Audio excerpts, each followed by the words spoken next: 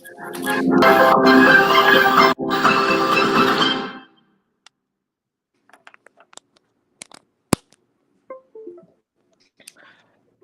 ar-Rahman ar-Rahim. Alhamdulillah Rabbil Alameen. Wassalatu wassalam ala Sayyidina Muhammad wa ala alihi wa sahbihi ajma'in. Assalamu alaikum, everyone. May peace be upon you. This is Edward Ahmed Mitchell, the Deputy Director of CAIR National, welcoming you to today's special program, live election coverage with CAIR. Happy election day to all of you. Thank you so much for joining us. Inshallah, this is the very beginning of what's going to be almost day-long program where we're going to be bringing you highlights from around the country, people voting, what's happening on the ground in swing states, what are the positive things that Muslim voters and Muslim activists are contributing to this election, what do we expect from the polls, from the vote, and from what will happen afterwards, no matter who wins, inshallah. We're going to be discussing all those things today. It'll be a great and fun program. And to start us off, we've got two very special guests. Number one, my co-host, Ayan Ajeen, the Communications Coordinator with CAIR National. Assalamu alaikum, Ayan. How are you? Assalamu alaikum, Edward. I'm good. How are you? Alhamdulillah, I'm good. And we have Gadir Abbas, who is the Litigation Director of CAIR National. Assalamu alaikum, Brother Gadir. How are you? Walaikum salam. Doing good. How about yourself? Alhamdulillah, I'm doing well. Alhamdulillah, good. So we want to start off with just asking about your voting experiences. Where are you? What state are you in? And how was voting? When did you vote? And how was voting for you? And if you haven't voted already, obviously, don't tell us that. That would be bad. Just skip the question. Ayan, you go first, inshallah.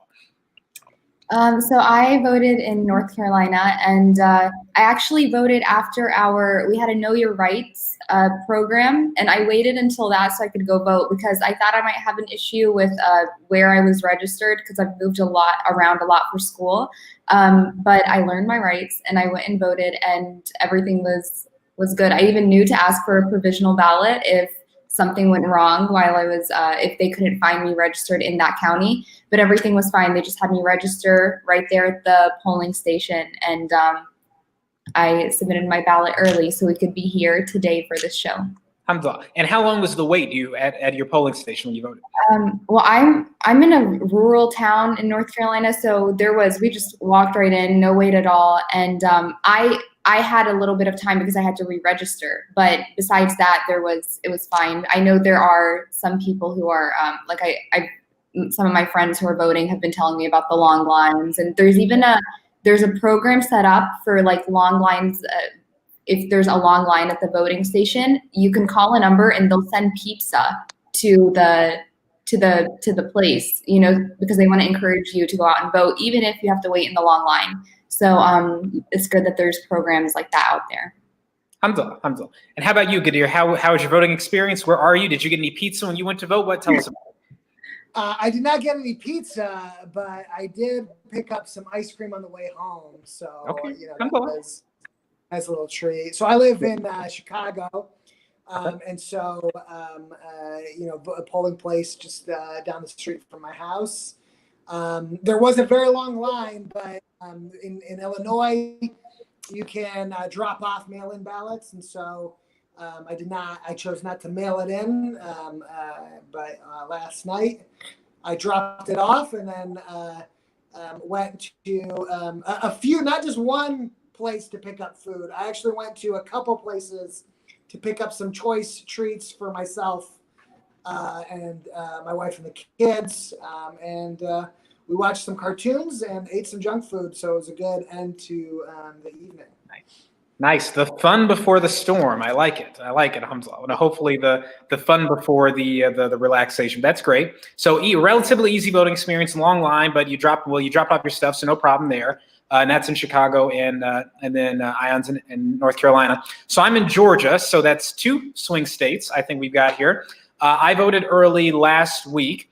It was actually relatively short and quick. When early voting first started, the lines are crazy long. Even early in the morning, I left my masjid, went to the voting place, and the line was across the building out the door. And so I waited until the right moment, and alhamdulillah, it was a relatively quick experience. Relatively effective, no issues. We were using new voting machines in Georgia, and there was some concern about how that would turn out, but they seemed to work okay. Obviously, in other parts of Georgia, especially near closer to Atlanta, we've seen much longer lines in the past and some disastrous election malfunctions. But so far, we haven't seen any indication of that happening in Georgia. Long lines, of course, but I've read that no line is longer than an hour in Fulton County right now. So that's good, alhamdulillah. So everything seems to be going okay in Georgia, and hopefully it's going well in Illinois and North Carolina as well, inshallah. So with that, Ayan, why don't you start us off with the interview and our first question? Well, our first question to Nadir is, we want to know, what is CAIR providing? Like, what services are we providing to make voting easier and to let people, like, to give them an outlet if they do run into an issue while voting? Sure. So CAIR has lawyers at the national office and all across the country who have spent the last several weeks coordinating, making sure that we're all on standby to help with any problems that arise wherever they may arise. And so to that end, I think we've circulated a voter complaint form, and people can, I think that's what we're going to go through in just a few minutes. But we've gotten a few this morning from Florida, from Michigan, regarding a handful of discrete incidents.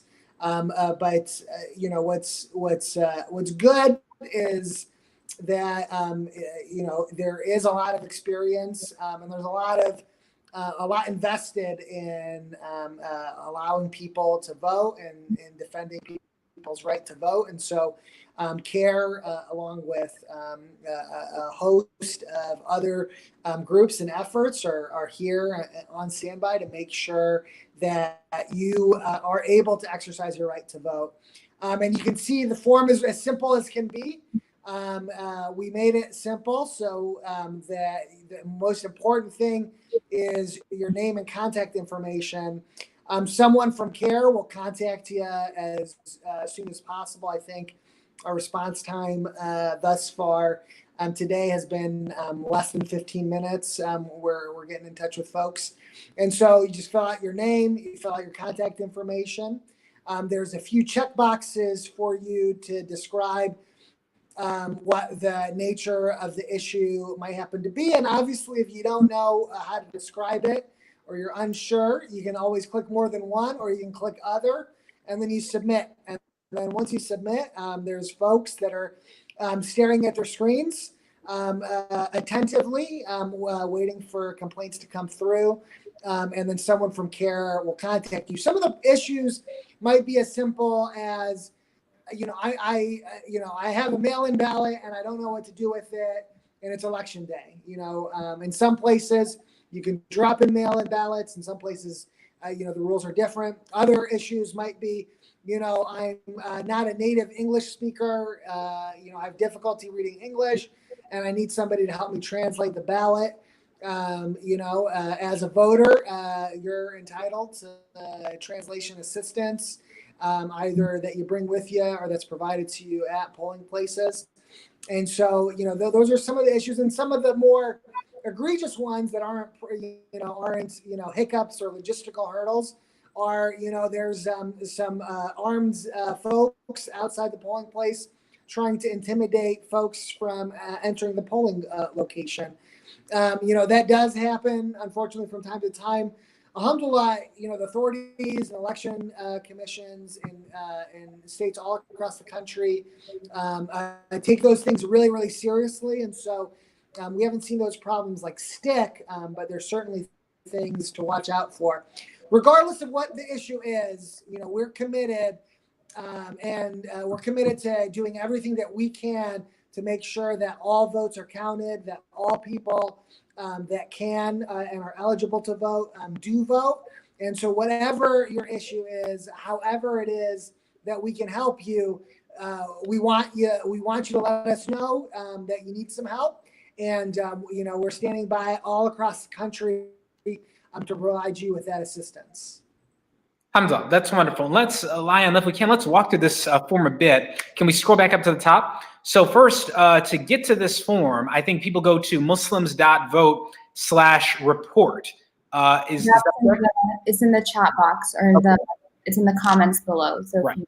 If you're watching online, just check the comments, and it's muslims.vote/report, and that'll take you to the voter form. And then I believe there's muslims.vote/board. There's also a phone number, the main phone number we can call. Ion, if you want to grab that, and then we can say it out loud for anyone who's just listening on AM 360 or elsewhere. But if you go to the complaint form, looking at this here, so as Gadir said, very simple: your name, your phone number, your email address, the state you live in, the zip code. Let's keep going down, scrolling down. And then the nice thing about this form is that you don't have to write out like a summary of what happened to you. We've got the different options of what we are most concerned about happening. You can select one or more of these options, and that'll very quickly give our legal team an idea of what your issue is and in what direction they need to prepare to point you or how to help you. So that could be, for example, I witnessed or experienced voter intimidation at a polling location. And that's, probably one of the big concerns we've had given recent events, recent political conflict. Gadir, can you tell us some examples of what voter intimidation might look like at the polling place? What are some things that we're a little concerned about? Yeah, so voter intimidation can be people yelling and screaming things, at folks who enter the polls. Usually, in most places, there's a zone around the entrance of the polling place where partisan electioneering is excluded, and that is intended to create a safe zone for folks to enter and exit the polling place without harassment, without being yelled at. And so it could be, folks in, wearing partisan gear, yelling at voters. There's been some examples of people that are armed, trying to either enter the polling location or hovering around the polling location. Even there's been instances where where police establish a substantial presence, near the entrance of a polling location, and that can have a chilling effect on voter willingness to enter that polling location. I mean, the bottom line, if something doesn't look right or smell right or strikes you as untoward, you should just reach out. That's nothing. My job today is to just pick up my phone and look at my email. That's my exclusive and sole responsibility today. Obviously, of course, being here with you all. But beyond that, that's it. And so if something looks not right to you at the polling location, just reach out, and we can talk you through. We look at this situation, and then take action, if it's appropriate to it. But generally speaking, it's a positive and a good thing about elections in the United States is that there is a long history of defending the sanctity of polling locations. And that's not always obviously adhered to, and there's certainly chicanery around the margins, but it is a legal entitlement. There's a lot of strong state laws and federal laws that protect people's right to vote. To vote, you need to be at your polling place. Yeah, absolutely. And to pick up on one thing you said, even if you're able to successfully vote, if nonetheless you witness something inappropriate, we still want you to call us and let us know, because even if there's nothing to be done, we can at least track these incidents and see if we can do something to make sure the next person who goes to that polling location doesn't experience whatever that problem is. I mean, another issue has been these car caravans of candidate supporters driving around in vehicles and disrupting traffic and blocking roads. Hopefully none of that will happen today, but that's another example of potential voter intimidation. I think, Ayan, wanted to ask you about how things are going today so far. Go ahead, Ayan. Yeah, so have we seen anything so far that is in line with this voter intimidation or, some of the issues that you already talked about? What's going on now? Have we seen that? It looks like. Did we lose Gadir? Yeah. He's very good at keeping a straight face. Okay, go ahead. I'm sorry. We lost you for a second. Go ahead. Okay. Okay. So, nothing, there are a few things that team is looking into and investigating, but thus far, they've been more the mill logistical hurdles to to voting.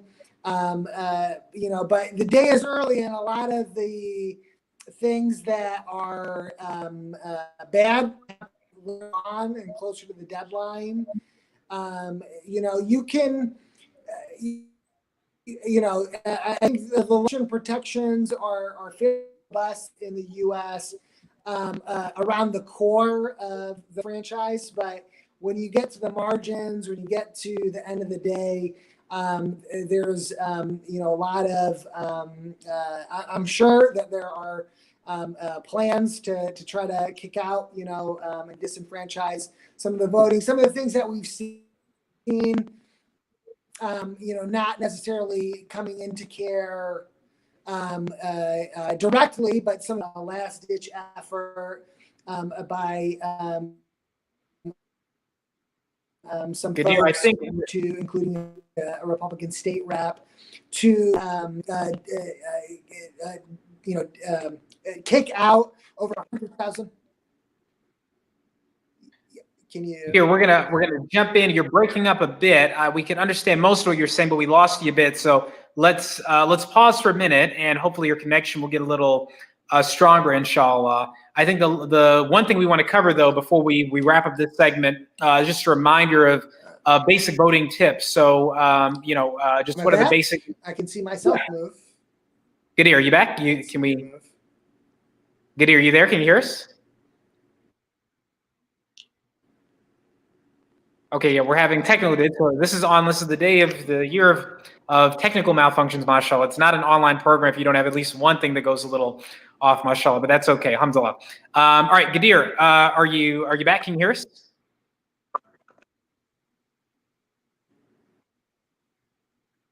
Okay, mashallah. All right, alhamdulillah. I think we got a lot from Gadir. Yeah, I think I'm back. Is that right?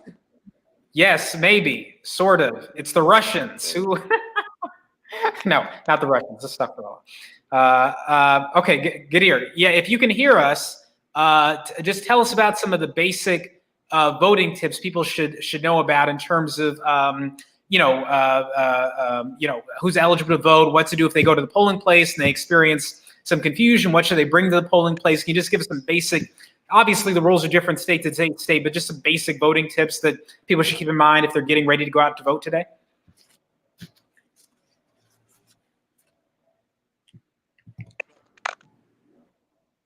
I think the most important tip, you know, for election day is, you know, if you're in line, you know, when the polling place closes, you're allowed to vote. So even if the line is 500 people deep and you have to wait 2 hours, so long as you're in line before the polling place closes, even if that line extends 2 miles outside the polling place, you're legally entitled to vote.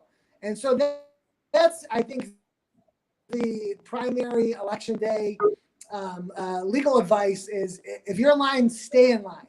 Stay in line. It might take a long time, but you will ultimately be allowed to vote. And if anybody tries to kick you out of line, you want to give us a call, contact your local election commission to make sure that your right to vote. Beyond that, you know, if there's any confusion, a lot of states have.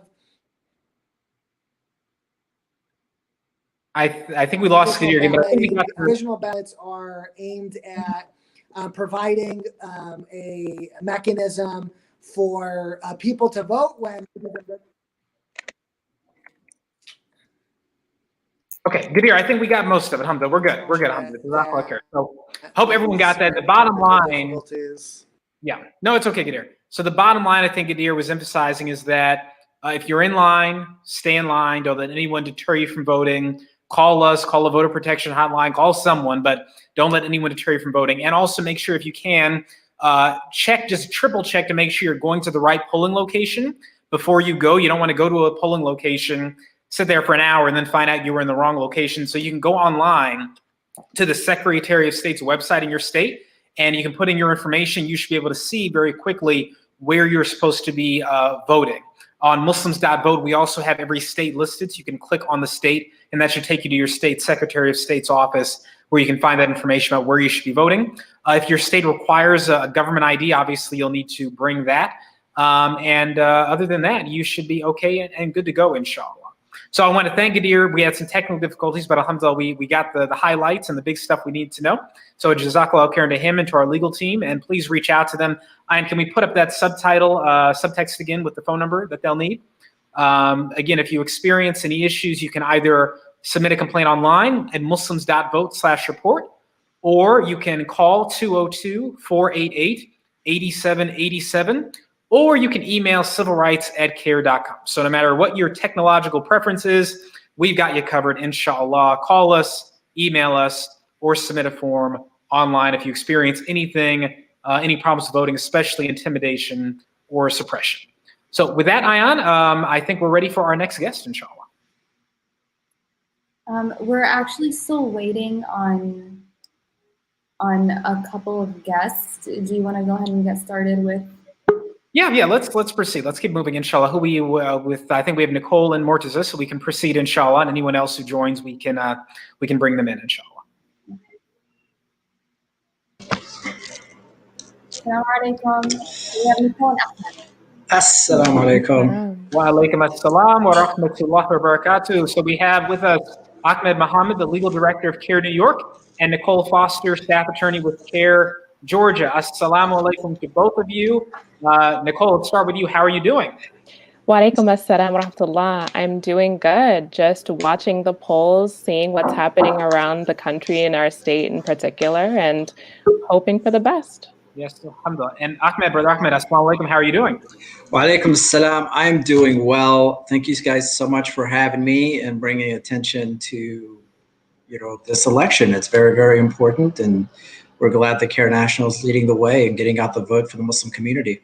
Alhamdulillah. And we also have with us Mortaza Khwaja, the legal and policy director of CAIR Georgia. Assalamu alaikum, my friend. How are you? Wa alaikum assalam, Edward. I'm doing well. Very excited for what we're anticipating to be a historic turnout and the greatest turnout in election history in the United States.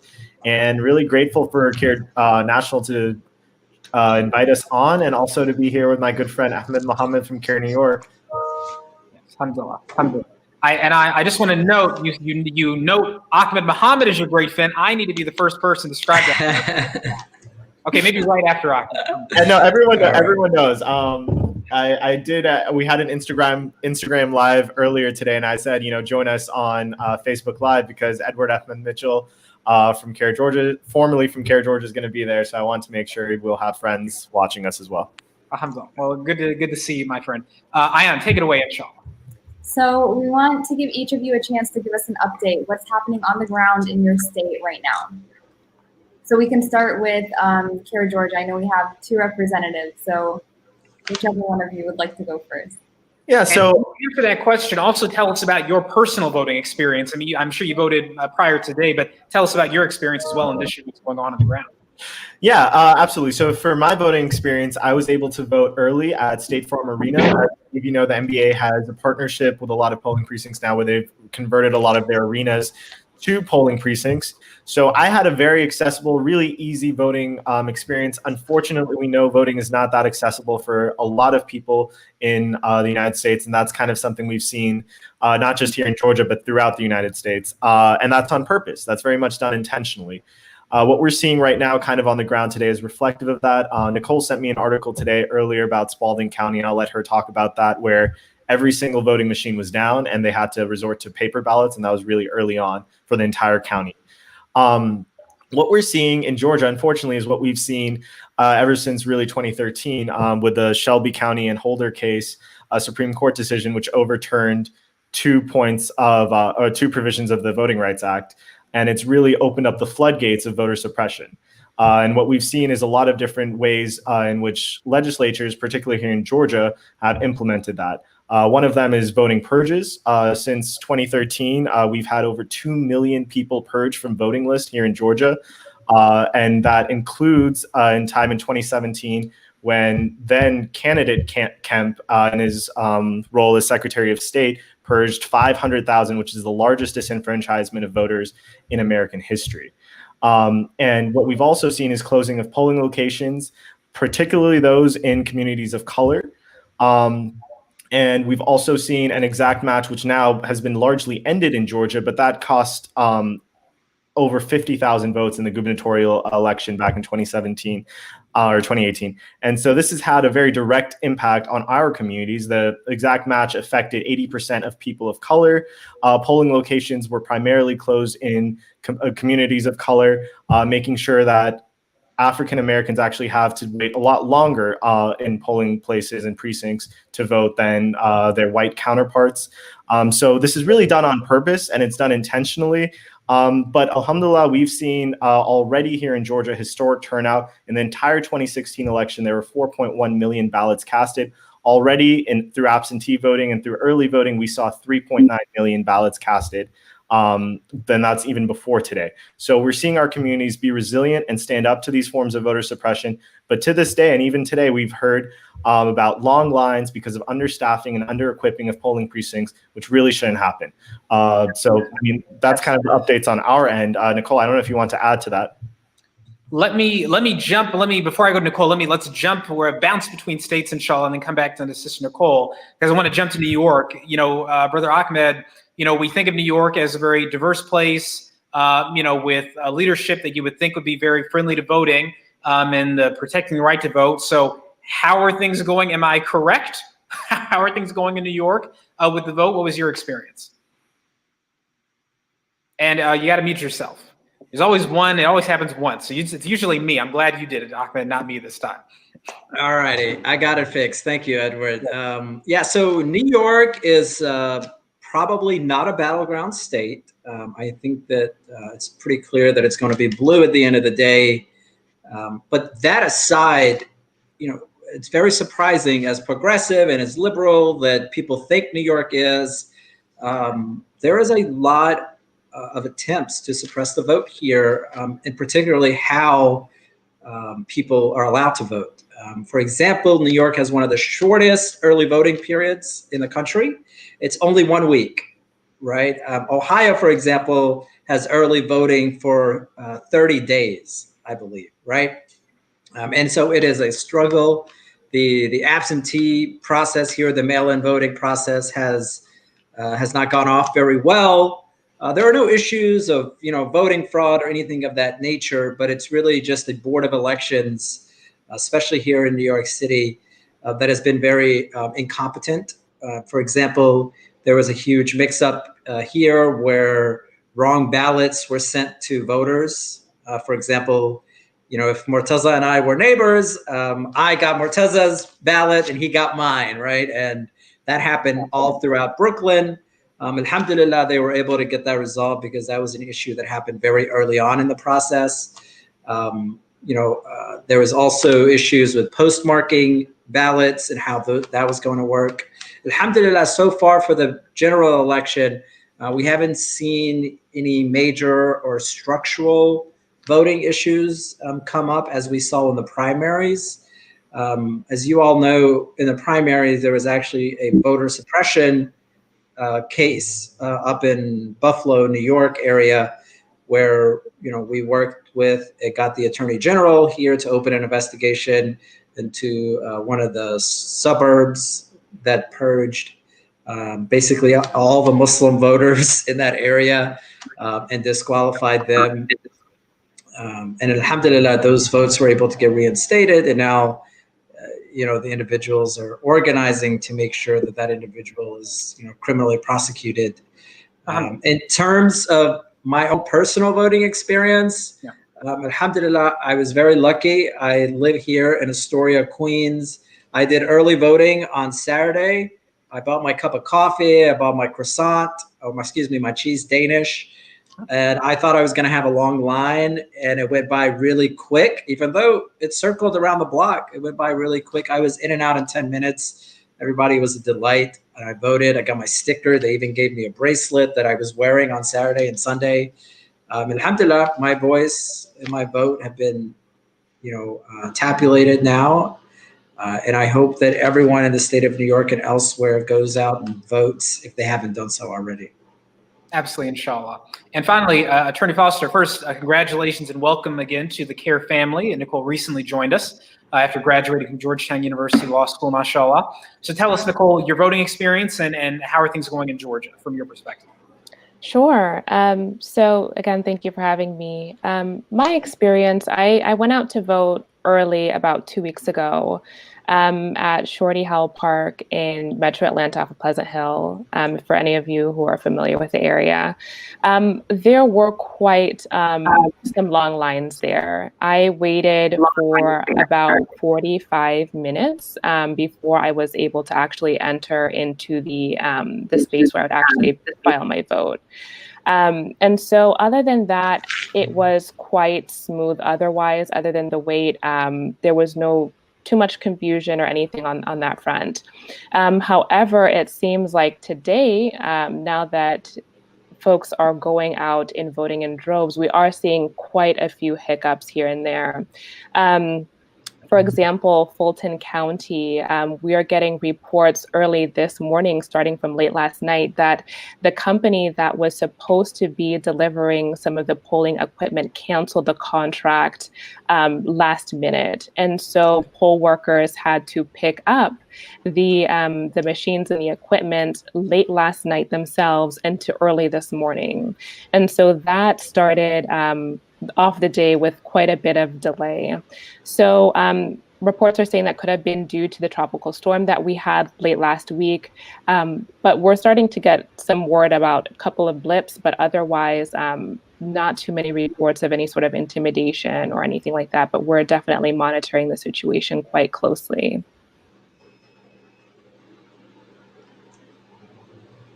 All right, so thank you so much, Nicole. And now I think Ayan, do we have our special guest ready to bring in? Not yet. So we can go to the next question and then hopefully we can. Inshallah. So we're going to be welcoming on shortly our National Executive Director, Brother Nihad Awadi. He just came back from a polling place where he's been helping out and encouraging Muslim voters. So we're going to get his experience as well and hear how things are going in Virginia. So Ayan, just whenever he comes in, just bring him on, inshallah. And so to the next question then, Mortaza, let me come back around to you. So Hamza, we've heard how things are going in Georgia. What are you worried about today? What are you watching out for? You told us a bit about the history of what's gone wrong in Georgia. So what are things that you're worried about? What are things you're watching out for today as CAIR Georgia? Things you want to make sure you're ready to help with if something happens? Yeah, I appreciate that question, Edward. I think the points of voter suppression tactics that we've seen, we've kind of been able to prepare for and we can anticipate. 866 Our Vote, Our No, CAIR has partnered with them as well. They're doing an incredible job with election protection. So a lot of the basic things like under-equipping, understaffing, even election machines going out, it creates hurdles and problems, but those are things that we can kind of anticipate and prepare for. So the worry is less so there. But more so in what unfortunate reports we've seen over the last couple of weeks is front page on the AJC that Georgia is the highest at risk for militia, far-right extremist violence and intimidation at the polls. Fortunately, we have not heard reports of that being the case so far. We have, as an office, gotten a couple of calls about incidents that might be related to the election, but we haven't seen this happen at polling precincts yet. But that's probably our biggest concern is in the wake of the rhetoric that we've seen come out, not just of the 2016 election cycle, but now even the most current one, we've seen this risk for militia violence and this risk for people being targeted, particularly our communities, Muslim communities, African American communities, and other communities of color. Ahmed, what about you? What are you worried about as you watch voting today? And I'll ask something positive. What are you hopeful for? Not in a partisan way, but just in terms of the election going well. What will be a success story for you? Is that a certain level of turnout that New York hits? What are you hopeful for? Yeah, I think for us, what we're hoping and what we've really worked towards is getting out the vote. Is that especially for the Muslim community, we are millions strong here in New York State. Huge, large population in New York City. We want to see our community vote at the ballot box, right? This is an opportunity for everybody to participate and to have their voices heard. So go out and vote. We're not going to ask you how you voted. We're not going to argue about that. We just want you to use your power that you have here. It's your constitutional right to vote. Go vote. That's going to be the positive that comes out of this, is that we're going to see record numbers of Muslims voting in New York State and a record turnout in New York State as well. What we're worried about, I don't think we're worried about today, right, which is people going out to vote. I think New York State has a pretty good handle on making sure that, you know, polls are staying open as long as individuals are in line when the deadline comes. And you know, we think the votes are going to get counted here in New York State. Now, what we have done is we're just taking precautions, right? We have joined, you know, coalitions to make sure that we are protecting the election results, making sure that the integrity of our democracy and that the voters' votes are counted and their voices are being heard by elected officials, you know, once election night ends, right? So, for example, we've joined the, you know, Count Every Vote coalition to make sure that, you know, if there's a dispute that comes up, whether one, you know, candidate decides to, you know, not respect the votes, for example, you know, we want to be prepared for that. And that's kind of what we've kind of prepared for as a precaution. Okay, makes sense. So more concerned about what happens after. Nicole, what about you? What are you hopeful for? And by the way, you're a relatively recent student, so I'd love to hear you speak also to the youth turnout and you know, what else you might be helpful for in the state of Georgia. I think I'm gonna definitely echo what Brother Ahmed said. I'm really hopeful that I'm seeing a lot of young folks, I'm seeing a lot of millennials get out there and vote and take an interest in what is happening, because we're seeing it so intimately affect our daily lives. I'm also hopeful to see that the community is coming together and supporting one another. In my own personal networks, folks are checking on one another. Hey, did you go vote? Hey, do you need a ride? Hey, do you need any support during this time? So that's something that I'm also very hopeful for, that no matter which way things, you know, end up, we're seeing that we're creating more and more opportunities to build community. And we're also seeing ways in which us as civil society can get out there and support our communities in the multifaceted ways that they need, especially with what's happening now during the pandemic. We're seeing our communities and how their needs have very much expanded, whether it's, you know, economic, whether it's healthcare wise. And so I'm just grateful for the opportunities that are in front of us and how we can best support them. Okay, alhamdulillah, alhamdulillah. So, I mean, look, this is shaping up potentially to be a historic election day. You know, early voting turnout numbers are very high, but it's still yet to be seen whether or not that's because of the pandemic and just people who are going to vote anyway turning out to vote, or whether you really do have this massive surge of people voting. It seems like it really might be an increase in people voting, but we'll see soon enough, inshallah. Ayan, do we have Yeah, I think it's a good time to take a little break, and we have Brother Nihad on, so we'll add him and tell us what he's doing at the polls right now. Okay, wonderful. We have Brother Nihad. There he is, mashallah. Assalamu alaikum, Brother Nihad. Wa alaikum assalam wa rahmatullah. How's everyone?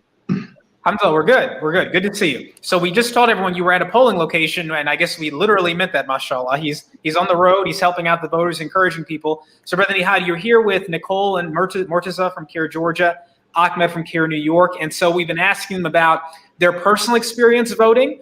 You know, what are they hopeful for? What are they concerned about? And we just love to hear, you know, your thoughts for the community on this important election day, and also anything you want to share about your personal experience. Well, first of all, thank you so much. Bismillah ar-Rahman ar-Rahim. In the name of God, the compassionate, the merciful. Thank you so much, all of you, for being there. And, you know, a big shout out for our community who's really braving the intimidations and threats and going out to vote. I know that many of them already have voted, and that's a good sign among the 100 million people that already cast their vote. Today, I am here in front of one of the polling stations in Virginia. It seems that the election process here is going smoothly. no issues. I'm happy that there are no, protesters outside, and people are just voting, and that happens also to be in my neighborhood. I went also to Washington D.C. today. I saw many stores boarded up, and subhanallah, it seems that many people are on edge and are anxious about what will happen. But despite all of this, those who are voting today and are standing in line, they should stay in line.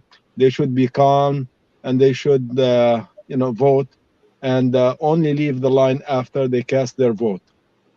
It is very important for them. Today is a historic day, not only for our community, but for the nation. In fact, the world is just watching how Americans are going to judge the past 4 years. Are they going to approve of all the policies and politics that happened at the hands of Donald Trump and the promises that Joe Biden is giving them? Today is your vote. Today is your voice. If you felt unable to do anything or even say anything in the past 4 years, today is your chance. And that's why every vote counts and valued. Uh, and if you feel that you are being intimidated or scared, I hope it doesn't happen very often in many places. But if it does, rest assured, because your vote matters, because people or some people are concerned about you going out to vote, and they try to silence you and marginalize you. So today no one can do that. Today you are the boss. Today you can hire a new president, or you can make someone a former president. Today, it is in your hand after Allah subhanahu wa ta'ala. So don't devalue your voice. Some people say, well, millions of people voted. Would my vote add anything? It does. It does so much, especially if you live in Michigan, if you live in Arizona, if you live in Pittsburgh, if you live in Wisconsin, or in Florida, any of these swing states, your vote is equivalent to 50 votes outside your state. That's how powerful your vote can be. And if your vote is a minority, like you're Muslim, you're African American, you're Latino, uh, your vote can be the swing vote. And I believe that the Muslim community's votes today can be the margin of victory. So I hope that all of you can vote, and also encourage your family members, your friends, check with them, text them, WhatsApp them, and say, have you voted? You don't have to discuss with them whom they voted for, but encourage them to go and vote. So obviously there are so many issues on the ballot. The 4 years that we all have seen what it meant for us is on the ballot. The next 4 years and what kind of future are we going to have is on the ballot. I'm in front of the school here, and I'm reminded of bullying that takes place and has taken place and continue to take place against Muslim students, during their being at schools, and that is very harmful. I know that many people have suffered over the past years, and if you want to put an end to this, if you want new policies, if you want new leadership, uh, that's your chance today to make that difference. And obviously, it is not only the presidential candidates who are on the ticket, but also the local members of Congress, and in some states, a few senators. But also, there are local propositions about health care, safety, the infrastructure. All of these things are in your hand, and you can decide what kind of community you have and what kind of leadership you will have to take care of your families and your neighborhoods. So I thank everyone who voted, and I urge everyone who's voting to stay in line and not to leave before you vote. And even if it's late, even if they close, stay in line. And those who are not planning to vote, please think again. Think again. You cannot complain if you don't vote. You cannot complain if you don't vote.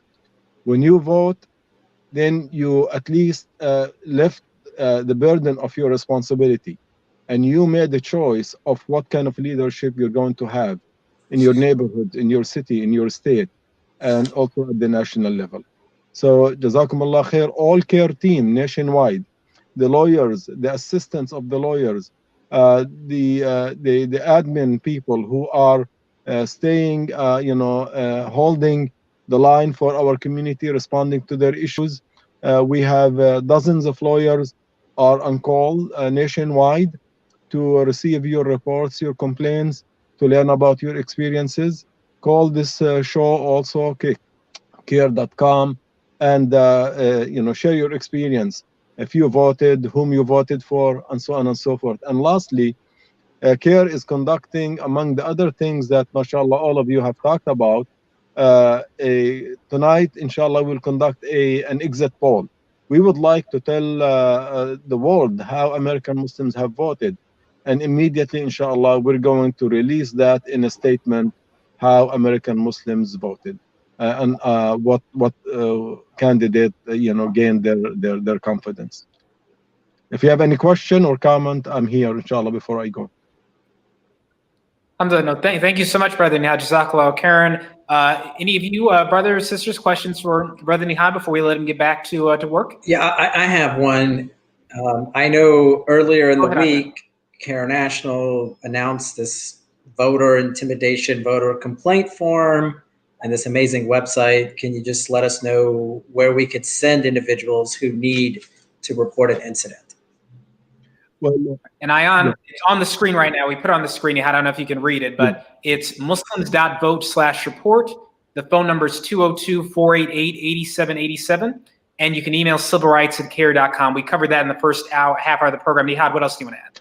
I think it's very important. CAIR is providing this quick means to communicate with CAIR lawyers nationwide. If you have any question about where to vote, where is your polling station, or if you are being given hard time because of your ID, or if someone is preventing you from voting or scaring you or intimidating you, all of these problems that may happen while you're voting, CAIR is there for you. And CAIR is not the only organization, but we have special, dedicated, mashallah, legal team nationwide ready to help. Don't hesitate. Don't just keep it inside you. You are proud of who you are as Muslim, as citizen. Today is your day. Don't let people scare you. If it happens, stick around, call the law enforcement, and let CAIR what happened. CAIR will provide you the legal and immediate help, inshallah, if you need. But know that we are here for you, and you should not worry about your right to vote. So this thing, I know that our brothers and sisters in the African American community have gone through this, through generations. Maybe some of us is new to us. This is new to us, but we learn from our brothers and sisters. But we are united. We, inshallah, have each other's backs, and we learn from these experiences and send a very clear and united message that our votes are important and no one can take them away from us. Absolutely, inshallah. Thank you so much, Brother Nihad. We appreciate it. And please feel free to reach out to us again during the day if you want to hop back on. We're happy to have you, inshallah. Inshallah. Thank you. Safe travel. So I think we have time for just one more round of questions to our chapter representatives before we let you all go. And Ion, if you have anything, go ahead. Otherwise, I'm thinking we could just let you all share whatever final thoughts you want to share with your local community, with the nationwide community. It could be encouragement. It could be a thought, anything you want to share, inshallah. But Ion, you go ahead. I'm just curious, I think Ahmed mentioned this a little about the Muslim voter turnout. So if you want to touch on that a little, and also, yes, your last message to the community. Okay. I'll go first. Ahmed, and then we'll go Nicole and then we'll reverse our order, inshallah. Great, inshallah. So I think here in New York State, we are seeing great turnout from the Muslim community. We have Muslim groups here that have been working tirelessly on registering voters, on pushing voters to go vote and vote early. CAIR New York, with the support of CAIR National, has done, get out the vote campaign here as well. We did, peer-to-peer texting, some automated calls, and we have been pushing, our community on social media and elsewhere to go out and vote. And we think that those pushes have been very successful. So we're expecting a huge turnout here in the state of New York. My message to everybody is very simple, is that this is an opportunity for all of us to have our voices heard. And we have to take that opportunity, right? I think it's part of our faith that when we see an injustice, when we see oppression, that we speak out against it, right? And that we try to do justice.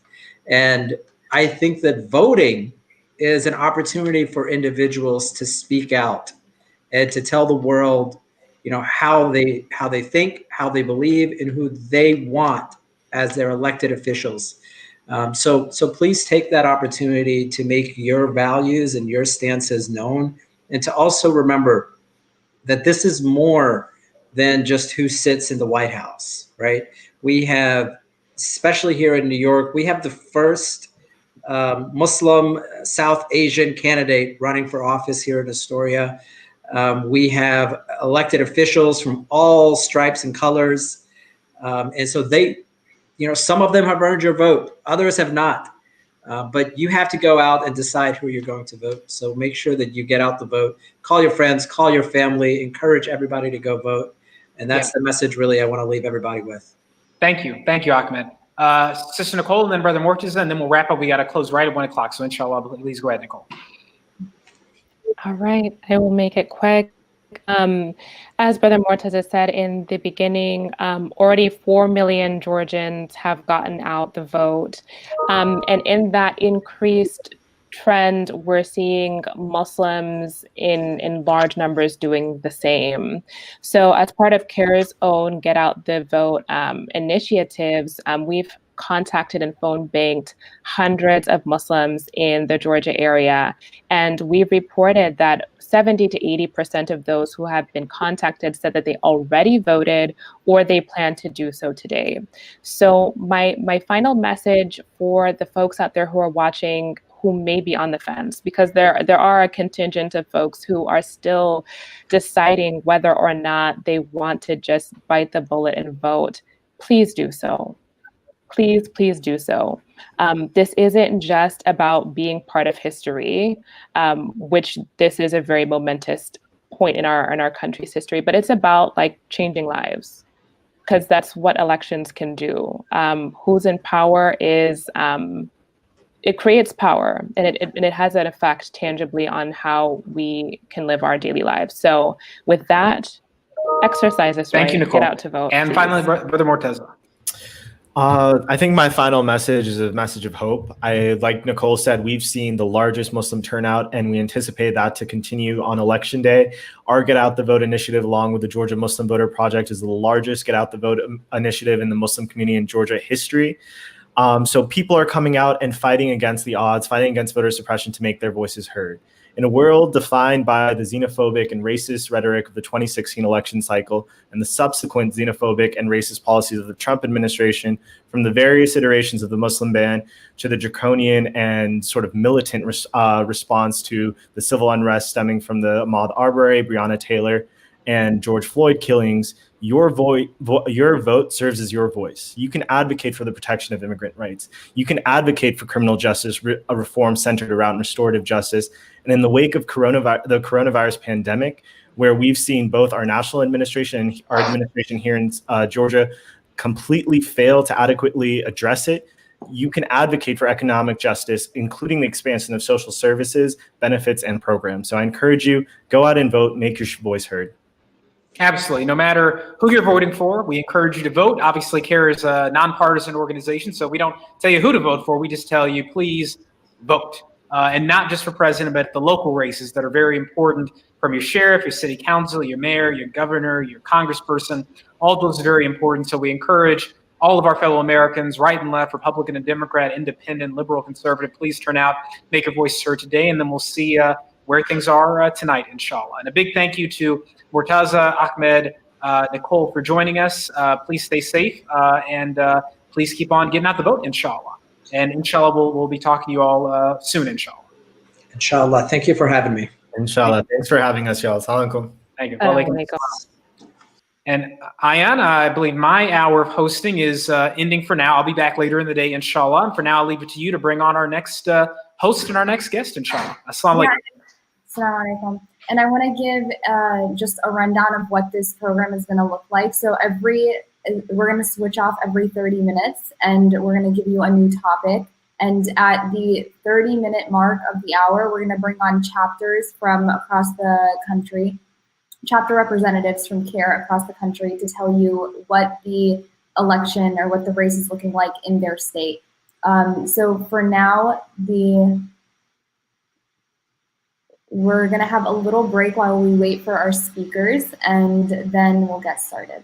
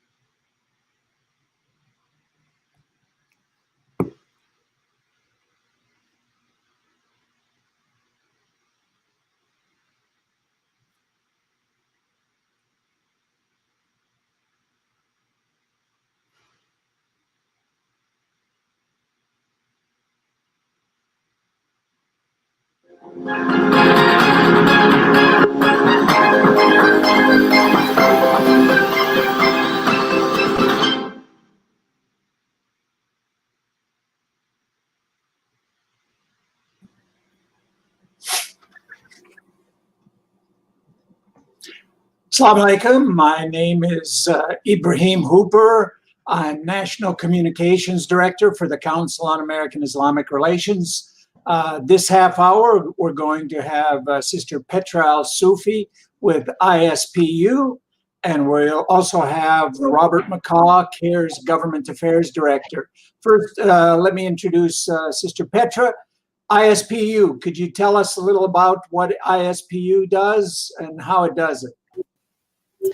Thank you so much for having us. The Institute for Social Policy and Understanding is a research organization. We're a non-profit, non-political, or nonpartisan organization that does research on American Muslims for the purpose of having well-informed dialogues and decision-making. And one thing that we do is we research American Muslims, all topics that impact American Muslims, and compare them to other faith communities. So you know how American Muslims are viewing a certain topic compared to American Jews, American Protestants, American Catholics, and so forth, and the general public, of course. Tell people how they can reach you on Twitter and Facebook and those kinds of things. How would you find out more about ISPU? Yes, you could follow us on social media. Of course, our website, everything we do is available free and accessible on our website, ispu.org, or you could follow us on Facebook, the ISPU. Our Twitter handles are all the ISPU. All right. And Robert, could you tell us a little about what you do as CAIR's Government Affairs Director?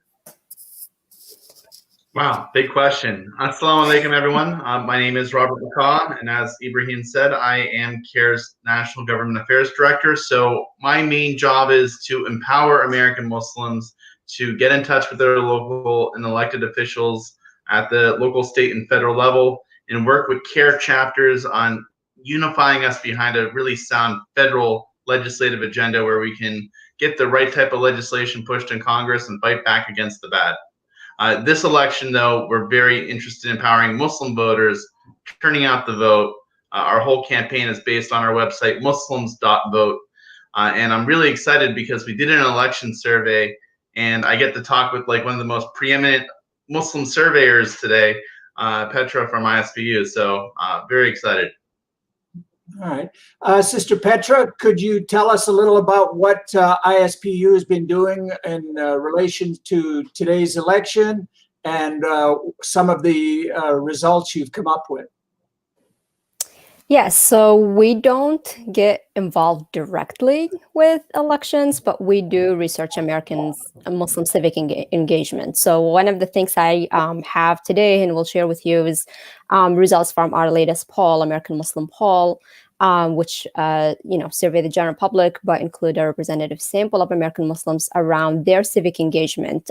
So over the last 5 years, we have been researching and measuring American Muslim, voter registration, other civic engagement beyond voter registration. So what other ways our American Muslims are participating in civic life, and how they view policy issues, and what topics or what issues matter to them and impact them, including Islamophobia, discrimination, both at the institutional and at the interpersonal level. So those are the things that we do. And of course, we make our results available, and we equipped national leaders and organizations, and they take that data and that research, and of course, create work around it. So I know one of the things that, for example, our report showed that over the last 4 years, there have been a huge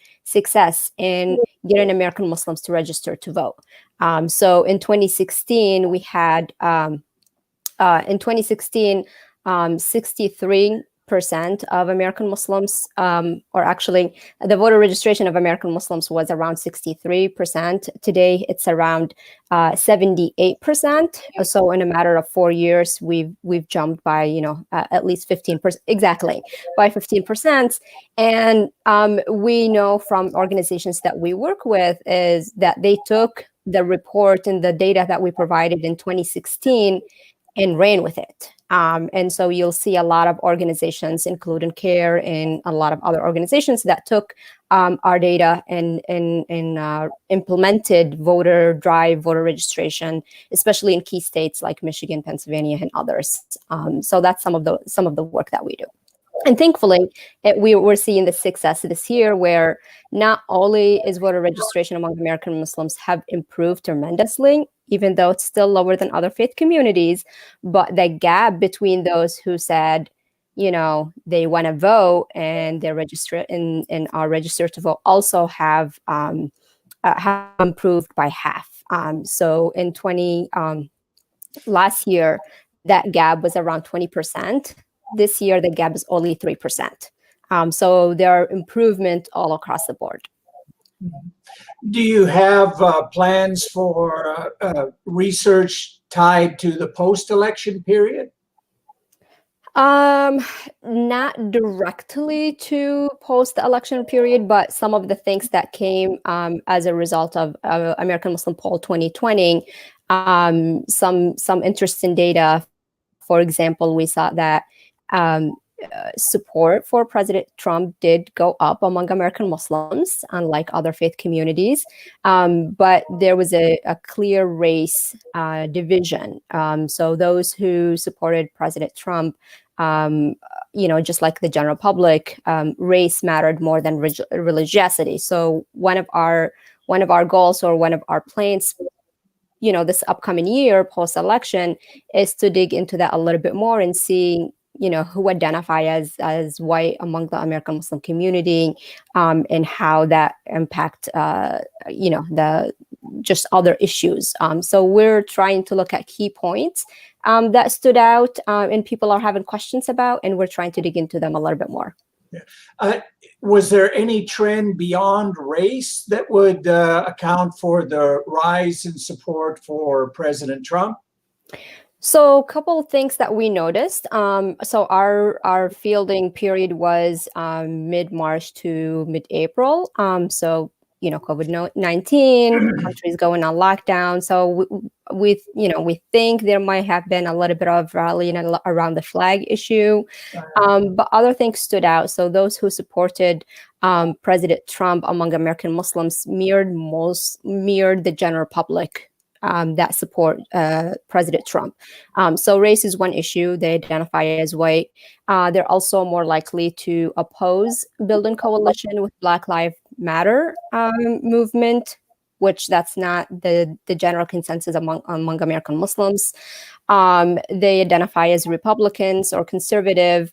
And one issue that stood out to us among Muslims who support President Trump and the general public who support President Trump is a little bit higher endorsement of anti-Muslim sentiment. So those are some of the things that stood out to us. All right, Robert, what have you been doing in terms of surveying the Muslim community prior to the election? Yeah, well, we did a pre-Iowa caucus survey and a Super Tuesday survey. The pre-Iowa caucus survey, we found out that the majority of Muslims at that point were supporting Bernie Sanders with about, I think it was some 65% or more, and some 20% were supporting Biden, which was, interesting among Muslim voters. There was a small percentage that was supporting Trump, but we weren't measuring them because it was just the Iowa caucus folks we were looking at for that Democratic primary. We did our Super Tuesday poll actually looked at like issues for Muslim voters. And so when we were asking, do you support a living wage like $15 an hour? Or do you support greater gun restrictions? Or do you support universal education or healthcare? We typically were finding about on average 60% or more Muslim voters identifying that they were definitely for it, and this carve out of always 15 to 20% against it. And what we found interesting was when we did our pre-election survey of the November election right after the October presidential debate, it was some 18% of Muslim voters supported Trump, some 72% supported Biden. And I really do believe that there's a crossover between those Muslims that would typically support these more progressive issues, which was about 60%, and the 70% that supported Biden. And at the same time, we keep on looking at affiliation with the Democratic Party, and the Muslim community in our polls is hovering around like 60% versus like the 15 or 20% that typically always say they're Republican. And I really don't want to discount Muslim Republican voters because they definitely hold a certain portion of the community. I don't think Republican candidates talk to them enough. I don't think they're like inclusive of them in their own campaign strategies on how they're going to approach or address the Muslim community. And the final last thing I point out that was really interesting in our poll, 42% of respondents said that they were more fiscally conservative than liberal, and the same number, 42%, said that they were socially progressive. And so I really do think that like Muslim voters as a whole, they shouldn't be taken for granted. Candidates should be listening to their concerns. I think that some Muslims that are voting Democrat now could be peeled off in the future as Republican voters if they were treated differently. Just a lot of interesting results there. I'm really interested because Petra was absolutely right. We used your survey data from 2016, and we were looking at how Muslims as a faith group compared to the average American in being registered and how they compare to other faith groups. And I'd love to hear, because you said we closed the gap. We didn't close it all the way, but we got close. So where do Muslims as voters stand against the average American? And then where do we stand amongst more organized faith communities? Go ahead, sister. Sorry, I had to unmute. Good question, Robert. So yes, so we did close the gap internally between American Muslims who intended to vote and actually end up registering to vote, what we call the Inshallah voters. There is still a gap of those who they're not going to vote, they're not going to register to vote. And I think there need to be a lot of work to convince them it's not a matter of registering. It's not just a matter of getting them registered to vote. To Robert's question about how do we compare to other faith communities, we do still lag behind other faith communities. The Muslim community, unfortunately, compared to the other groups that we measure, is still the lowest at 78%. The general public is around 87% are registered to vote from, obviously we're measuring those who are eligible to vote. When we look at white evangelicals, Catholics, and Jewish, they're around 90 to 92%. So we have some work to do, but the good thing is it is moving in the right direction. Could both of you address the interesting question? I think that Muslims make up a natural constituency for the Republican Party based on strong family values, being socially conservative, those kinds of issues.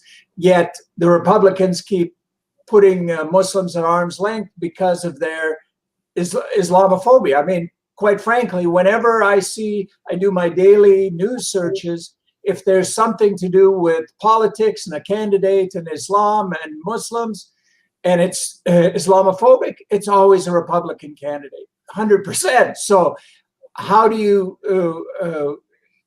Muslims deal with that kind of dichotomy, that being socially conservative in many ways, yet being pushed away by what should be the conservative party? I'll let Petra take this first, and then I'll jump in. Thanks.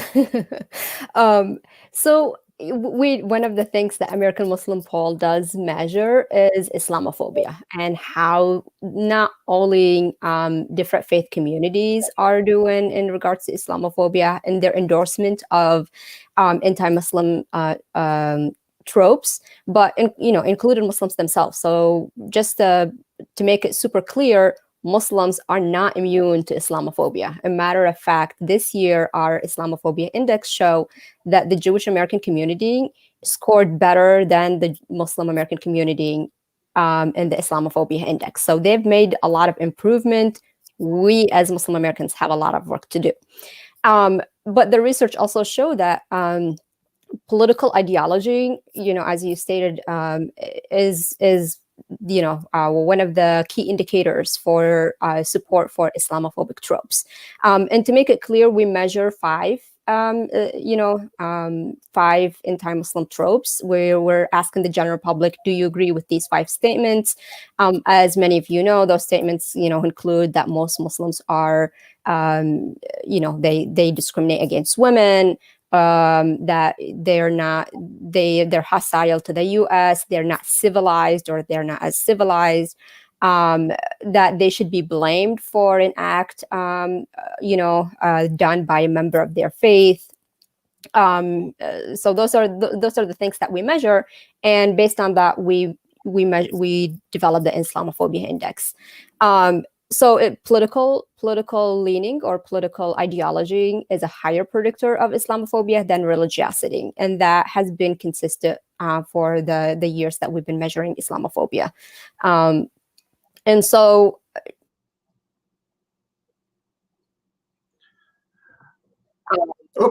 we froze there.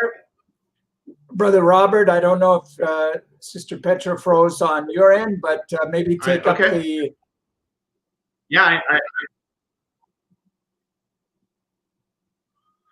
I can definitely just jump in while we wait for the unfreezing to happen. When CAIR looks at Muslim voters and we ask them on party affiliation, and then typically we poll them on other social issues, whether, what's the most issue of priority for you? Is it like Islamophobia, civil rights? Is it education? Is it healthcare, transportation? Whole list of policy issues. When you look at Muslims that identify as Republican or supporting Republican candidates, in 2016 when we did that, the majority of those Republican Muslims, their number one issues of concern were the economy, healthcare, because that was the big Trump, I'm going to repeal Obamacare debate.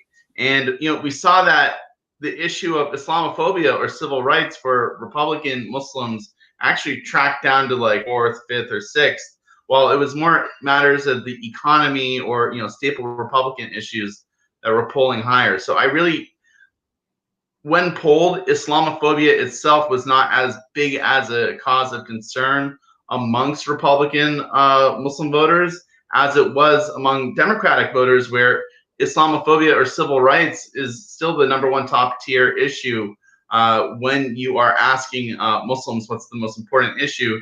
because the majority right now, 60% or so, support the Democratic Party or candidates, at least from that party.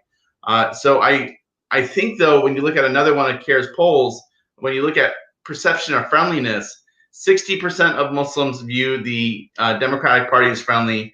That same 60%, you could say, also then view the Republican Party as being unfriendly towards Muslims.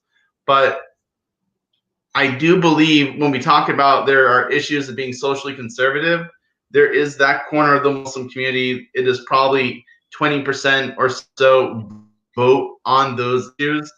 I do believe, though, if over time the Republican Party remains hostile to Muslims and more Muslims growing up in America, they view the Democratic Party as being more friendly, they're going to be adopting more progressive stances on these issues. And that's going to in turn affect how Muslims perceive these things. I mean, we have to remember as well that back on Bush v. Gore, a lot of the Muslim organizations encouraged voting for Bush, and that was quite controversial at the time. But it was, I think, mainly based. Well, you can explain it, but mainly based on the candidate's outreach. That Gore was not perceived as reaching out to Muslims, whereas Bush was.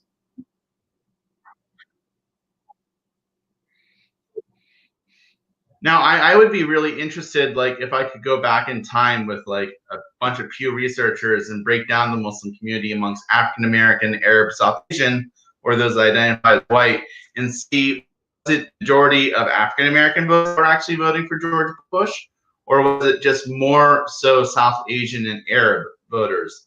And it's African American Muslim voters are kind of harder to poll because they don't have as easily identifiable names. And I know in future CAIR surveys, we're going to start weighing African American responses a little bit more heavier, so we can get and I remember better representation, our own polling data. I'd love to hear from Petra on that. Yeah, I remember at the time there was a lot from African American Muslim leaders who objected to the organized groups encouraging a vote for Bush. So it was even very controversial at the time. Sure. I just want to add one quick thing to the earlier point. From our research, again, over the last few years, the economy did stand as the #1 issue for those who were leaning conservative or who were leaning, to support the President Trump leaning Republican, whereas for everyone else, again, the economy still scored higher or was higher than other issues, but then you have civil rights and anti-bigotry as following, and of course, healthcare and education. So I think there's an overlap there on that issue. I think one thing that we just need to remember is, in my view, and then of course what the research is showing, is it does matter what direction the election goes, but there's still going to be a lot of work to be done no matter who's in the White House. And that's, the consistent result that's showing, just the amount of discrimination that American Muslims are facing, over time. And so we have a lot of new data on that. And I think that's where the focus will be starting tomorrow. Hopefully we'll have clear results, but starting tomorrow, the focus will be, okay, how do we undo what has been done for years? And whether it's the Republican or the Democratic Party, they both still need to do a lot of outreach and a lot of fixing towards some of the issues that have impacted the American Muslim community. And Robert, maybe you can tell us what's happening now, as terms of election exit polling and the post-election period, as far as research on what Muslims did and why they did it. Yeah, most definitely. So tonight, CAIR is going to be conducting a national exit poll. We're targeting, inshallah, we'll get at least 500 respondents. We're setting out a call in all time zones at 7 p.m. It's just 45 seconds. If you end up hearing a similar voice on the other line, and I'm automated. Just please respond. Let us know if you voted. Let us know which presidential candidate you voted for. We will be putting that information out either late tonight or very early in the morning tomorrow. It's a simple 2-question survey. Moving forward, I really do want to work with more data scientists to figure out how we can get even better polling of African American Muslims, because from the limited polling we have, I do sometimes see a divergent in the community. I would also like to look at different social dynamics of education and income and see how that's affecting voters. And the last thing I'd really like to dive into is, if I ever get some more money to research this, is perceptions of the political parties, because we did notice a near 18-point drop in perception or friendliness of Muslim voters of the Democratic Party from 2018 to 16. I mean 2018 to 20.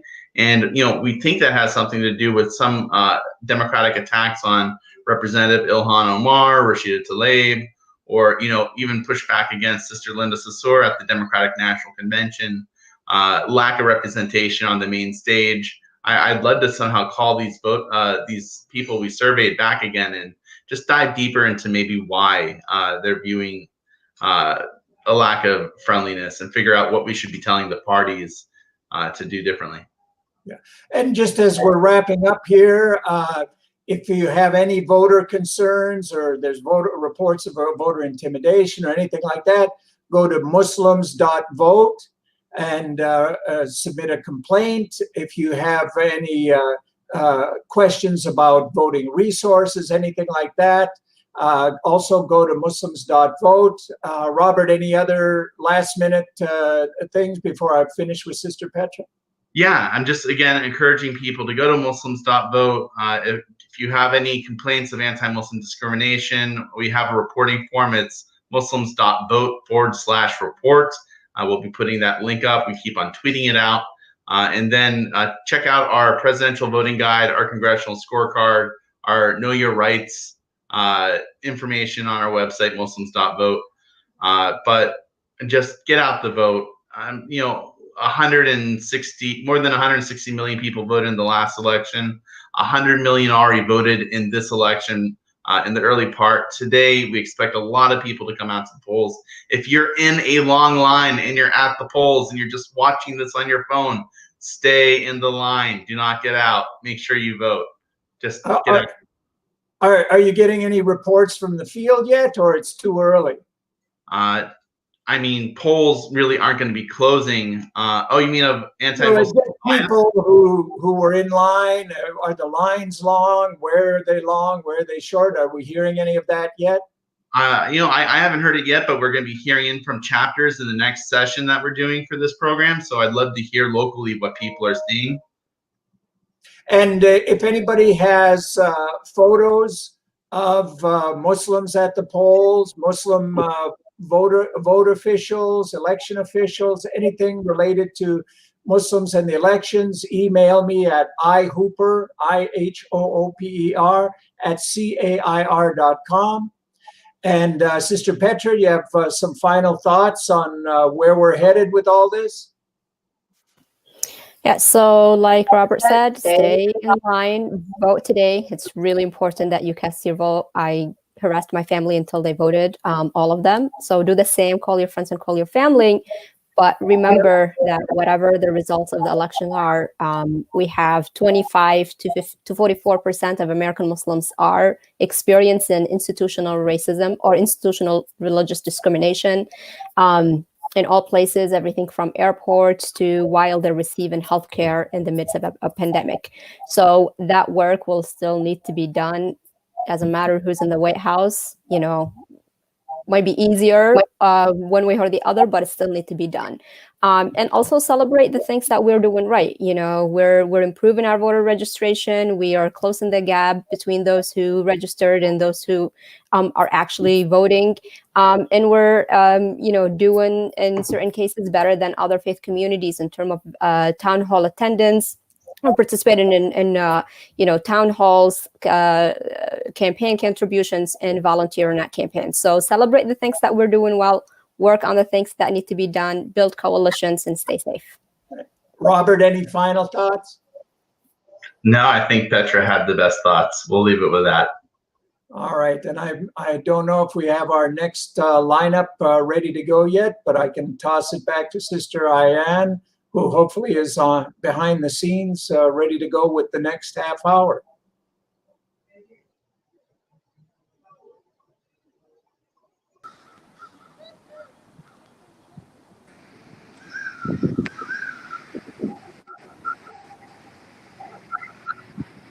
And this is the next half hour. I just went from guest to host. So, assalamu alaikum, everyone. How are you? Walaikum salam. All right, let's do a round of introductions. We have Huda here from CAIR, Minnesota. We have Zainab Chowdhury from our Maryland Outreach Office. And Christine, I just blinked. Which chapter again? I'm sorry? Which chapter are you with again? Pittsburgh, Pennsylvania. Here, Pittsburgh. Thank you. Sorry. That's okay. We have been working really hard at CAIR, and I think my last 3 brain cells gave out at that moment. So I just want to welcome everyone to this program. This part of the program for the next half hour, we are talking to CAIR chapter representatives who are either outside at the polls or, coordinating from behind the scenes and making sure the Muslim community is getting out the vote. We want to hear reports from Pittsburgh, Maryland, and Minnesota, what this looks like. I know Pennsylvania, Minnesota, these are really big swing states that, they can take the election either way. And, Maryland has a very sizable Muslim community, and that you have a Republican governor and almost all Democratic members of Congress. So one of these very purple states, and I'd love to hear what the vibe is there. First, let's just go straight to Christine, since she's outside. Tell us where you are and what you are doing. I am at the City of Clairton Municipality Building, and I work with election protection to make sure that everybody's is heard here. It's right outside of the city of Pittsburgh. Okay, so you are kind of acting like not a poll monitor, but monitoring the situation independently with another organization? Yeah, it's a bipartisan group. CAIR is, working with them to help make sure that everybody doesn't have any trouble at the polls, and if so, they know where to go and how to go ahead with those complaints. Okay, excellent. That's great work. We're going to come back to you in a minute, just asking what your chapter has been doing to get out the Muslim vote. But I'd like to hear from Zainab Chowdhury also. You're outside. Where are you today, and what are you doing? Hi, Robert. Assalamu alaikum. I'm here at Keatonsville High School, which is one of the polling locations on Election Day here in Baltimore County. This has been my 4th stop of the day. I've been going from location to location, just checking in with some of the poll monitors, just trying to gauge what the situation is like and assess whether there's been any issues. So far, for the most part, things seem to be going smoothly. The turnout has been pretty steady, but in Maryland, over half of registered voters, half of the state's 4.1 million electorate voted during early voting. So we anticipated that on election day, the turnout would be a little bit lower, but the turnout has still been pretty steady, which is really reassuring. And so far, there haven't been any major issues. There have been a couple questions people had about where they could go to find what their polling location is, or there was one voter who said that they were being told that they could not vote, and we advised them to cast a provisional ballot. But for the most part, things seem to be going pretty smoothly, which we're optimistic. Hopefully it'll stay that way. Inshallah. And Sister Hodo, please tell us what you're doing from behind the scenes like me, socially distanced, safe, and organizing. What's happening in Minnesota? Yeah, Assalamu alaikum, Brother Robert, and Assalamu alaikum, sisters. My name is Hodo. I'm with CAIR Minnesota. I'm their Civic Advocacy Fellow, or the Government Affairs chapter. And today, my main job is to coordinate where volunteers are helping us out, as well as monitor our hotline number that we have for any voter intimidation or anything that's happening in the city with, if they want to get in touch with CAIR Minnesota. I'm the person that they would like to reach out to today. as well as later in the day today, I'll be heading out to Greater Minnesota to see what's really going on in our community and make sure we're casting our vote as we're supposed to be. And inshallah, we have over 100 million votes that have been already turned in, and that tonight we're expecting a big lines. I will talk about more about it later, but we do have fans that are taking people, and I'll share with you, Robert, some more pictures, inshallah, of our Muslim community voting, and CAIR Minnesota being the center of it and giving free rides as well as agent deliveries. My God, that's a lot of work. I am really excited because just right here is a small representation of what CAIR's national network, the chapters, are doing. We are mobilizing the Muslim community. We are ensuring that they are getting out the vote. I would love to hear from you all in that same order, Christine, Zainab, Hodo. What did you do to get the Muslim vote active? What were the last minute like robocalls or text messaging or phone banking campaigns? How have you been handling this during the pandemic? What are you doing to get Muslims to turn out the vote today? Christine?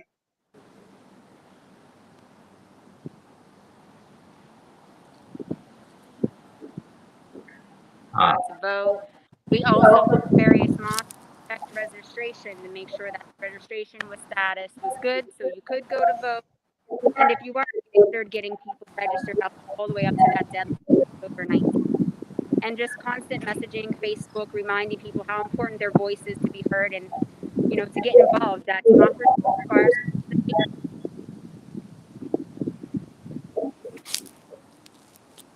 We are getting a little bit of interruption in hearing you, Christine. I think you're getting some hard wind. Yeah, interrupting your audio. Yeah, it's windy here in Pittsburgh. Sorry about that. I can't control that. You're outside on protecting the vote. Sister Zainab, what has the CAIR Maryland Outreach Office been doing to engage the Muslim community and get the vote out? Yeah, sure. No, Robert, as you know, with the COVID pandemic, things have changed a lot. So a lot of the ways that we normally would have used to mobilize the Muslim community to get out and vote were no longer possible, especially the in-person voter registration drives, in-person events. So we've had to be a little bit creative in addition to publishing a voter guide for Muslim voters specifically with, specific, content on issues that are relevant and of interest to the Muslim community. We've also been hosting a lot of online events like social media campaigns, webinars, partnering with coalition partners and different organizations who are also actively involved in mobilizing voters, making sure that people know where to go to access information. And if they don't know where to find something, they know who to ask so that they can find the answers to those questions. Making sure the voters have a plan, that they know that in Maryland now we do have same-day voter registration. So if you have not registered early, then you can come to the polling location and register in person. You don't have to worry about being turned away, and just making sure that people know what their rights are. So if they encounter a situation and they don't know how to respond, they know where to go for information, but they also are educated and empowered voters who know what their rights are. For example, polling locations in Maryland are expected to close at 8 o'clock today. So if you are in line at your polling location by 8 p.m., it doesn't matter how long that line is, you have the right to cast your ballot.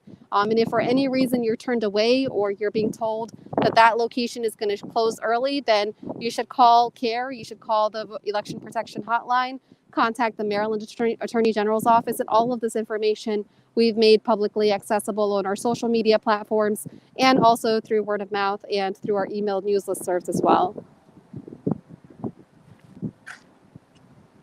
That is excellent work. I'm going to turn to Sister Hodo. A question for you. What have you been doing to get out the Muslim vote? And I know if people are facing discrimination, they're going to call in Minnesota. They'll be calling CAIR Minnesota. You also have a really cool attorney general, I heard. So talk a little bit more about voter discrimination and how that was resolved. But please take it away. Yeah, Jazakallah khair, Brother Robert. And those are all fantastic work. Our sisters are doing both in Pittsburgh and Maryland. And to add more, what they mentioned, our effort this year has been challenged as well with the pandemic and the social justice issues that's happening in the whole nation. And we were challenged on that many levels. But we've come up also with other creative ways. Just to give you a little hint of the past 3 days or just the past 3 Friday, Saturday, Sunday, this weekend, we did over 40,000 phone calls, dialers, and 50 or to 30,000 number texts. Just our volunteers coming in together, and that effort was, as honestly, is part of a coalition. But our Muslim youth now, how what's at stake for them as well. Their education is being challenged. They're not going to school like safely wise. So we also recently did sue a company in Tennessee for that was bringing in ex-militant to be a ball watchers in the Twin Cities and St. Paul. And thank God the attorney helped us out in here, Keith Ellison, as well as a judge here, federal court, ruled that they have no business being here in Minnesota and intimidating people who are voting. Therefore, they were not allowed to come here and be hired to work as a poll watchers and intimidating the people. So the work that we're doing is really it's from a legal perspective to a civic engagement in our community. Not only are we providing free rides to the community, also having agent delivers, because we do have the state secretary offers us at home. If you live in an assisted living, you do have that agent delivers to come to you and get your, and you can cast your ballot at home, and we're offering those services as well. What else we're doing is we have from the community and the polling locations. We have all of these community who are coming together, as well as our social media. We've been sharing about our hotline and the form that we did create as a that we'll be using it if there are any incidents that do happen. The support from coming from our there is our hotline. You can call 612-568-2893 for request either a free ride, an agent deliver, or if you do have issues or any intimidation that you notice, please call us and I'll be connecting you with the right appropriate people that you'll be needing to talk to it.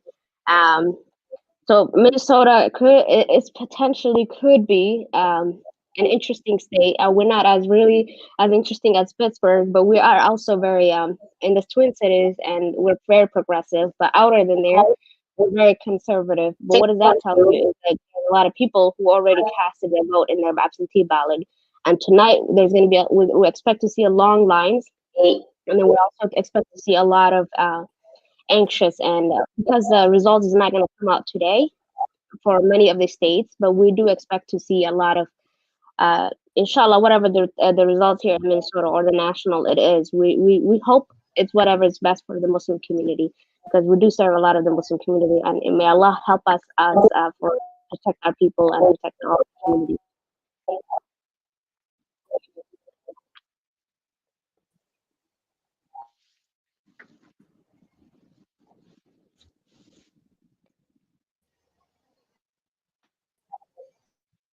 And I think, Robert, you're frozen, but I would add one more thing here, which is we have a lot of Muslim running still elected officials. So we still have Ilhan Omar. We do have a couple other representatives in the community. So the Muslim community has always and will always be one of the highest turnout in the state of Minnesota. And we hope and I'm counting on those as well this year to be part of that. And inshallah, I mean, we do have a lot of challenges ahead of us. We hope that our people are still going to show up and do the work and vote, because our lifetime, this is my lifetime election that I know everything is at the table and is at stake, and we need to do better.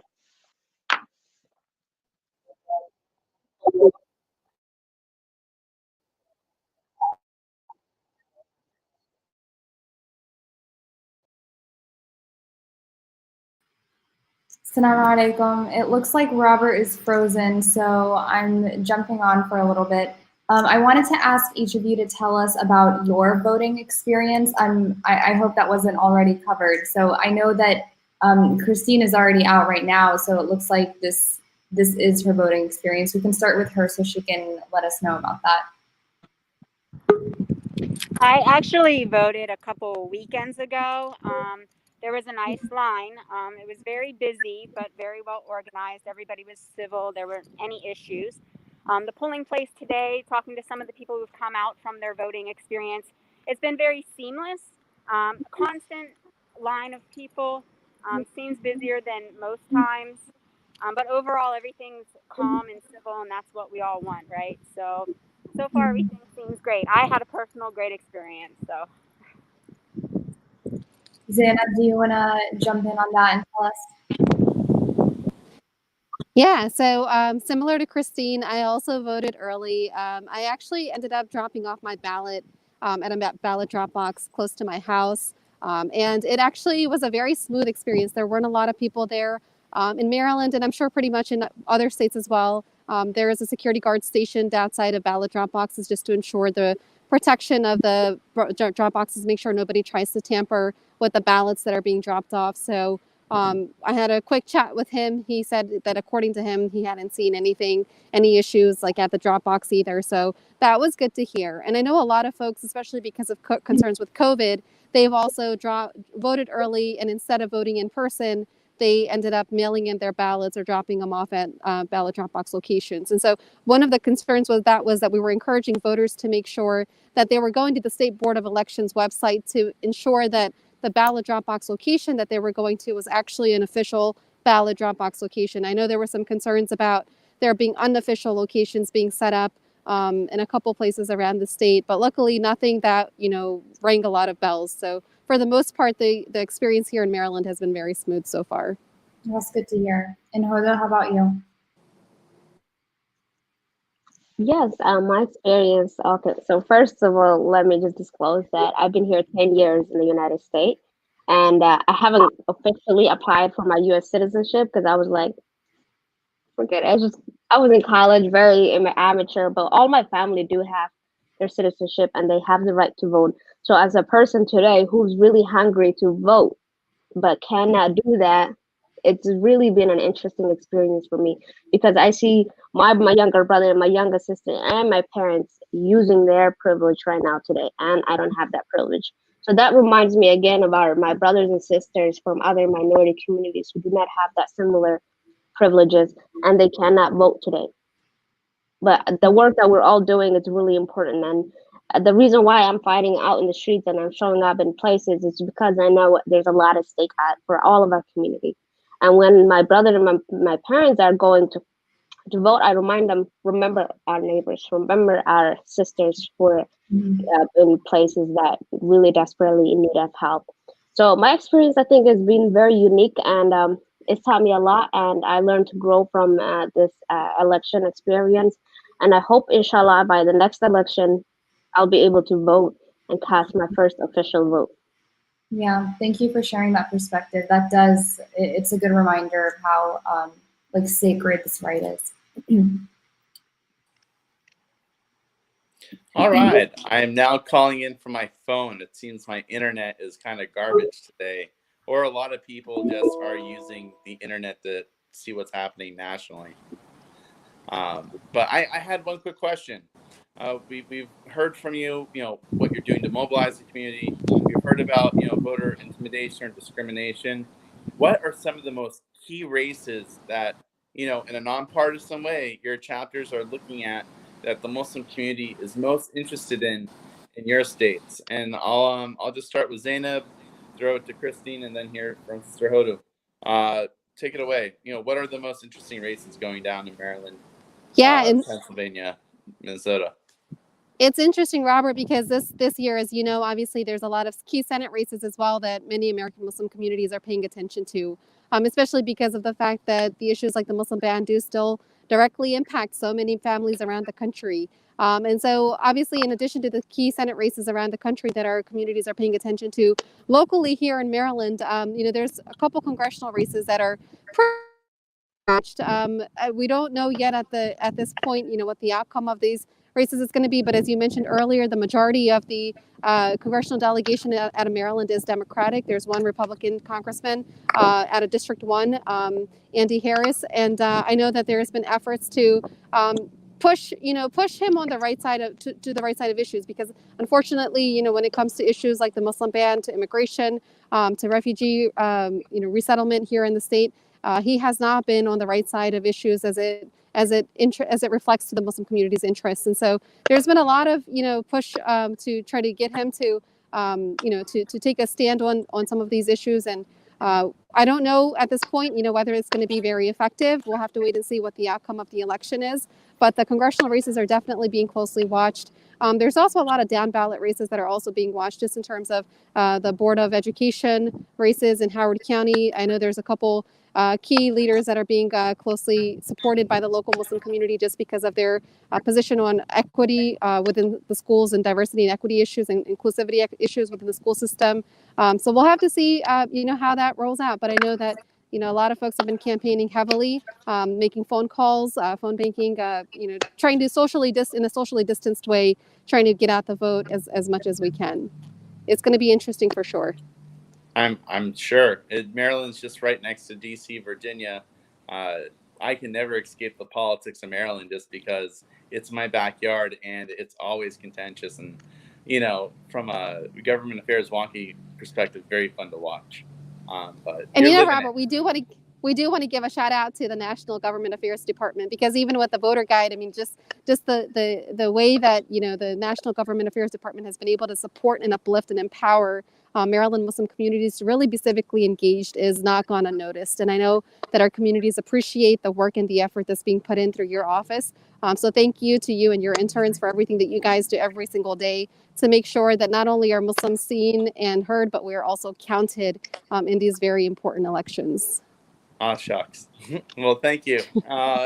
We had a cohort of 3 fall interns, a cohort of 3 summer interns, and they put countless hours into CAIR's presidential voter guide and congressional scorecard. If you think of it, there are over 500 members of Congress. We looked at 30 bills.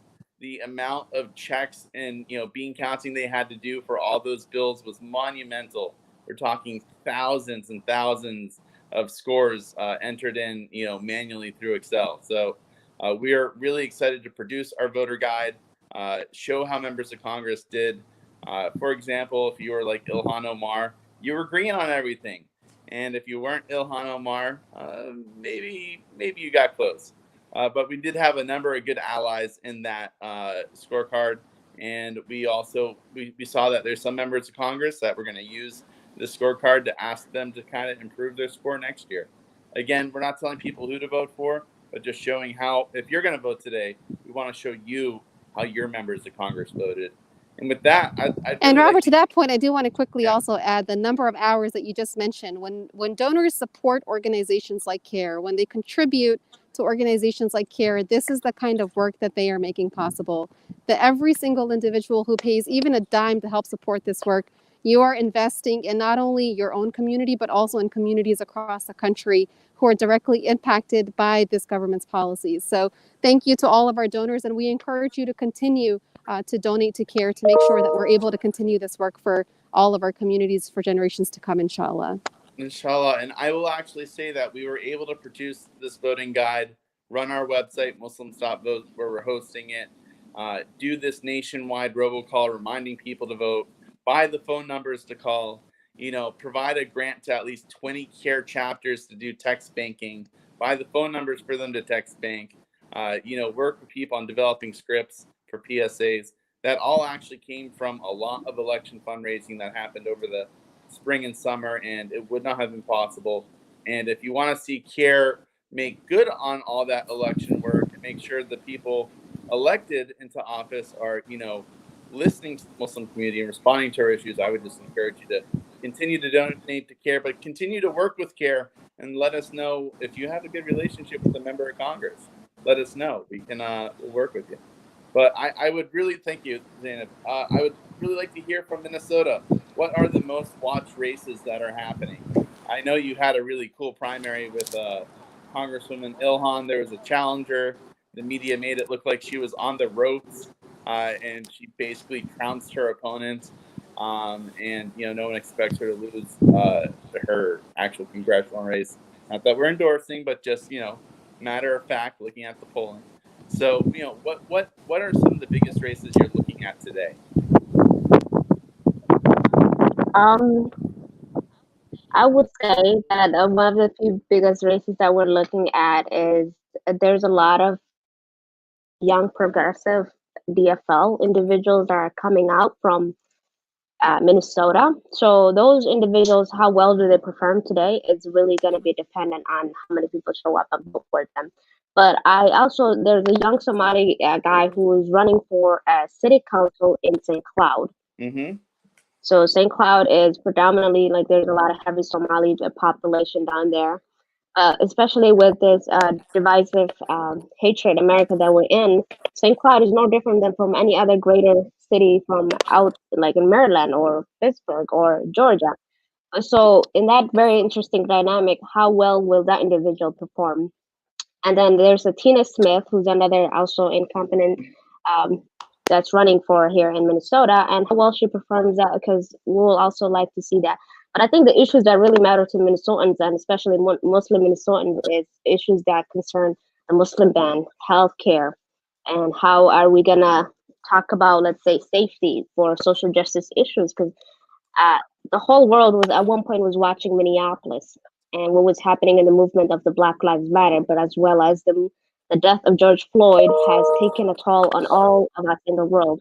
And as we can see that, how do we respond as a state? These are the issues that are at stake for all of us.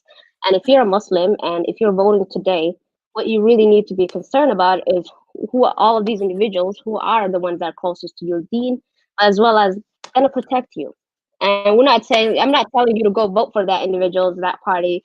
We do a nonpartisan work here at CAIR Minnesota. But it's still important to see the issues that you care about as a Muslim or as an individual who's voting today. Is those issues that are they at the table, and is something that will be concerned for you later on, and are they going to work on it? But there's a lot of few races that I'm going to be watching it tonight. We do not endorse anyone, of course. We are nonpartisan effort, but I like to hear a lot of these individuals speak up against the Muslim ban and all of those such as. And I think Ilhan's doing such a great, phenomenal job, just as an individual, as a congresswoman, on issues that she stands for. But we need to also rally and get our other allies to be spotlighted. Well, thank you. And I think with that, we're just about to round out this segment of hearing from CAIR chapters. We're going to hear from more CAIR chapters later. Before we transition to the next segment, though, any parting words, Sister Zainab, Sister Hoda?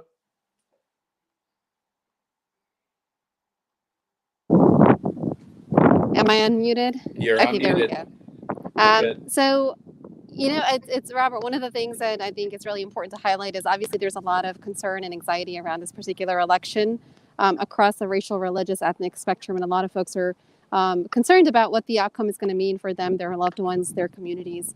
And I think that, while there is a lot of uncertainty, I think it's really important to highlight that the fact that we should remain calm, we should remain educated and informed about, what the situation is currently, especially within our own respective neighborhoods and our communities. But we should not allow fear to dictate our actions. I think it's really important that regardless of the outcome of the election, there is some level of, and some degree of uncertainty, but we will get past this together.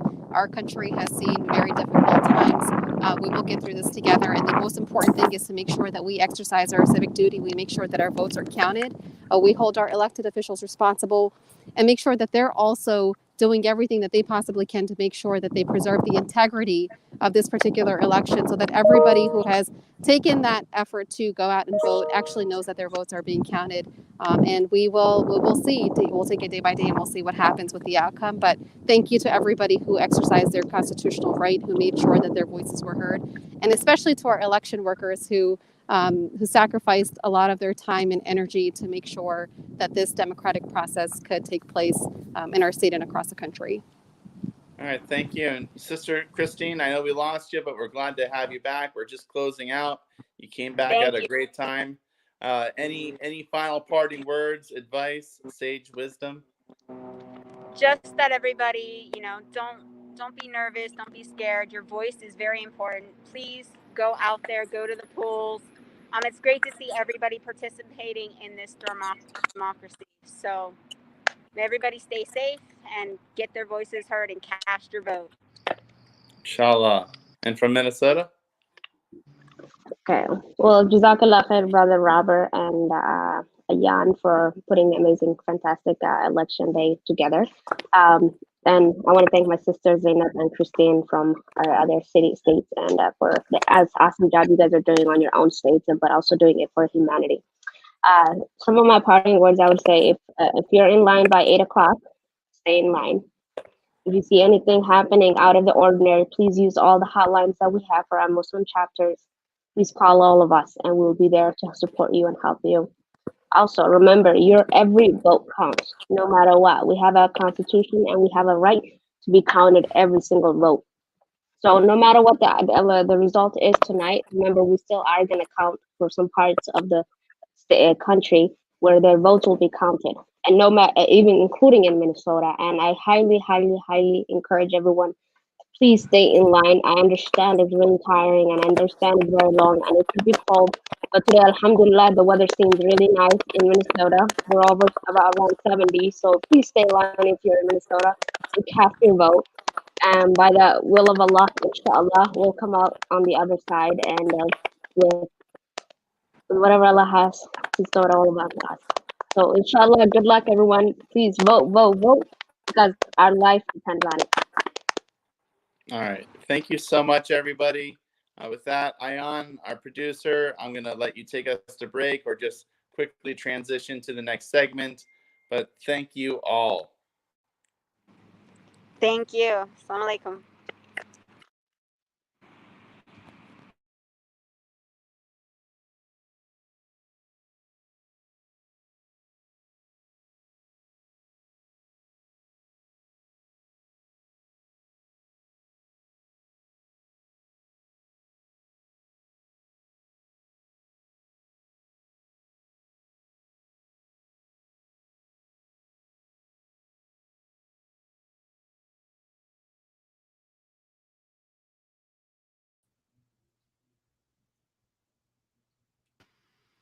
Assalamu alaikum.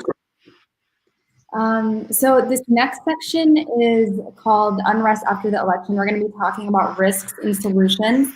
And with us we have Sister Afaf from the Executive Director of CAIR New York, and Brother Huzaifa. He is with the CAIR National Team. He's our Research and Advocacy Coordinator. So before we start, we're asking all of our guests to tell us about their experience voting. So if you guys want to start with that, Huzaifa, how about you? Tell us, how was your experience of voting? Yeah, absolutely. I mean, it was, I live in, California, liberal California, Bay Area. So it's been quite easy here. I voted yesterday just through a mail-in ballot, drop-off ballot. So it was quite easy. I know it's very difficult in other places. So overall, my experience was very positive, and I'm really hoping the best for other folks out there. Alhamdulillah. So assalamu alaikum everybody, and bismillah ar-Rahman ar-Rahim. Thank you for putting this program together. Happy to be a part of it. So Sister Ayan, my experience voting was actually really good too. It wasn't quite as easy as Brother Huzaifa. So I'm in New York, so it looks like we represent the two coasts on this program, alhamdulillah.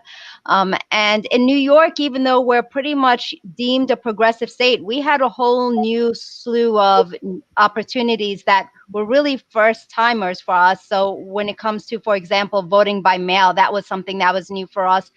Voting early was also something that was new for us. So what I did was this past weekend, I took advantage of voting early. Myself, my two daughters who are eligible to vote, my husband, my sister, we all went on as a group. We went out super early, so it was pretty much like after Fajr at that time, left the house at around 6:15 in the morning, went to our local voting early site thinking we were all good. The sun was barely up, only to find that many of our neighbors were also up before the sun, mashallah, and that the line had gone all the way down the block, around the bend. But, Wow. I mean, when my kids saw it, they're like, oh my God, we're going to be standing out here in the cold for this long. I was like, oh my God, look at this line. So many people are voting. That's awesome, right?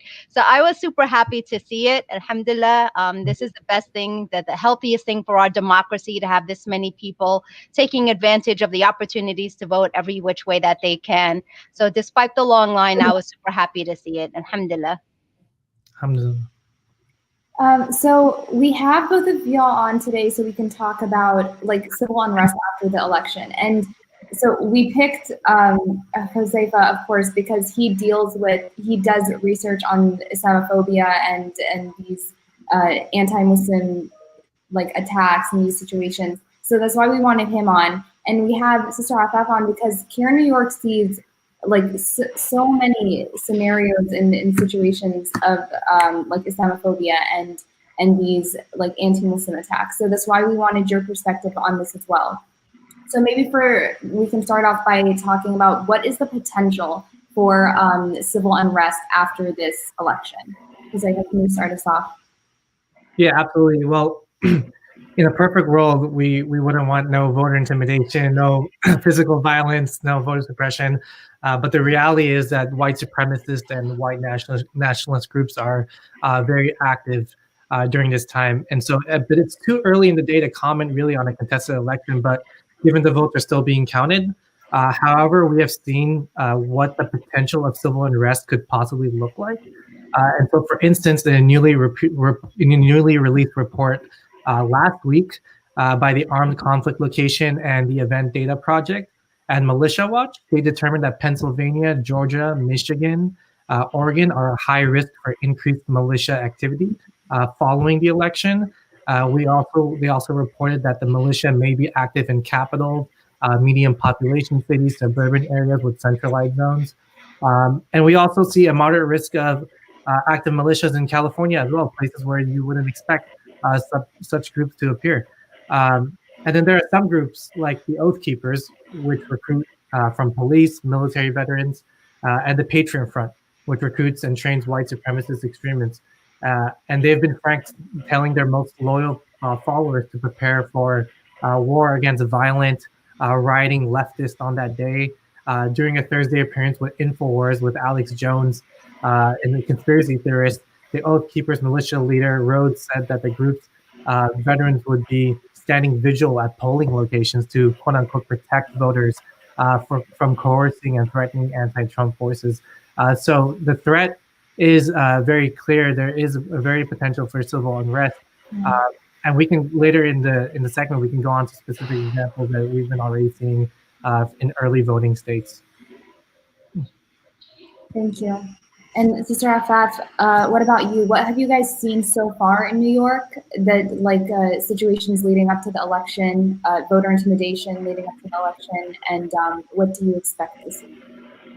So what we see, what I've heard a lot of chatter about really is organized mass mobilizations that might erupt in the streets. And what we've seen in the past, because, you know, Sister Ayan, I think we got to just take a step back for 1 second and put everything into context. There's a lot on people's plates right now, and the shoulders are pretty heavily burdened with everything that's going on with the pandemic, with everything that's going on with just racial injustice and everything that we've seen these past few months, really, and then leading up to the polarization politically of this nation, and the rhetoric that tends to incite really hatred and lack of tolerance for one another's viewpoints.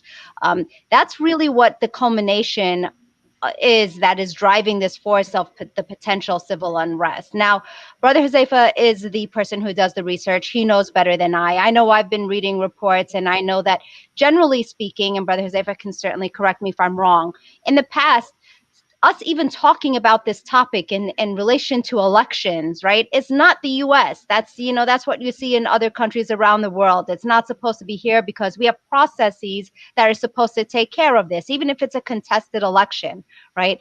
But I think everything altogether, the entire environment has been staged in such a way that there's just a higher likelihood of something erupting, right? And so what we've been seeing, sis, is that you have storefronts who are preparing for the possibility of that threat. So you have boarded up stores, for example, you know, putting up wood.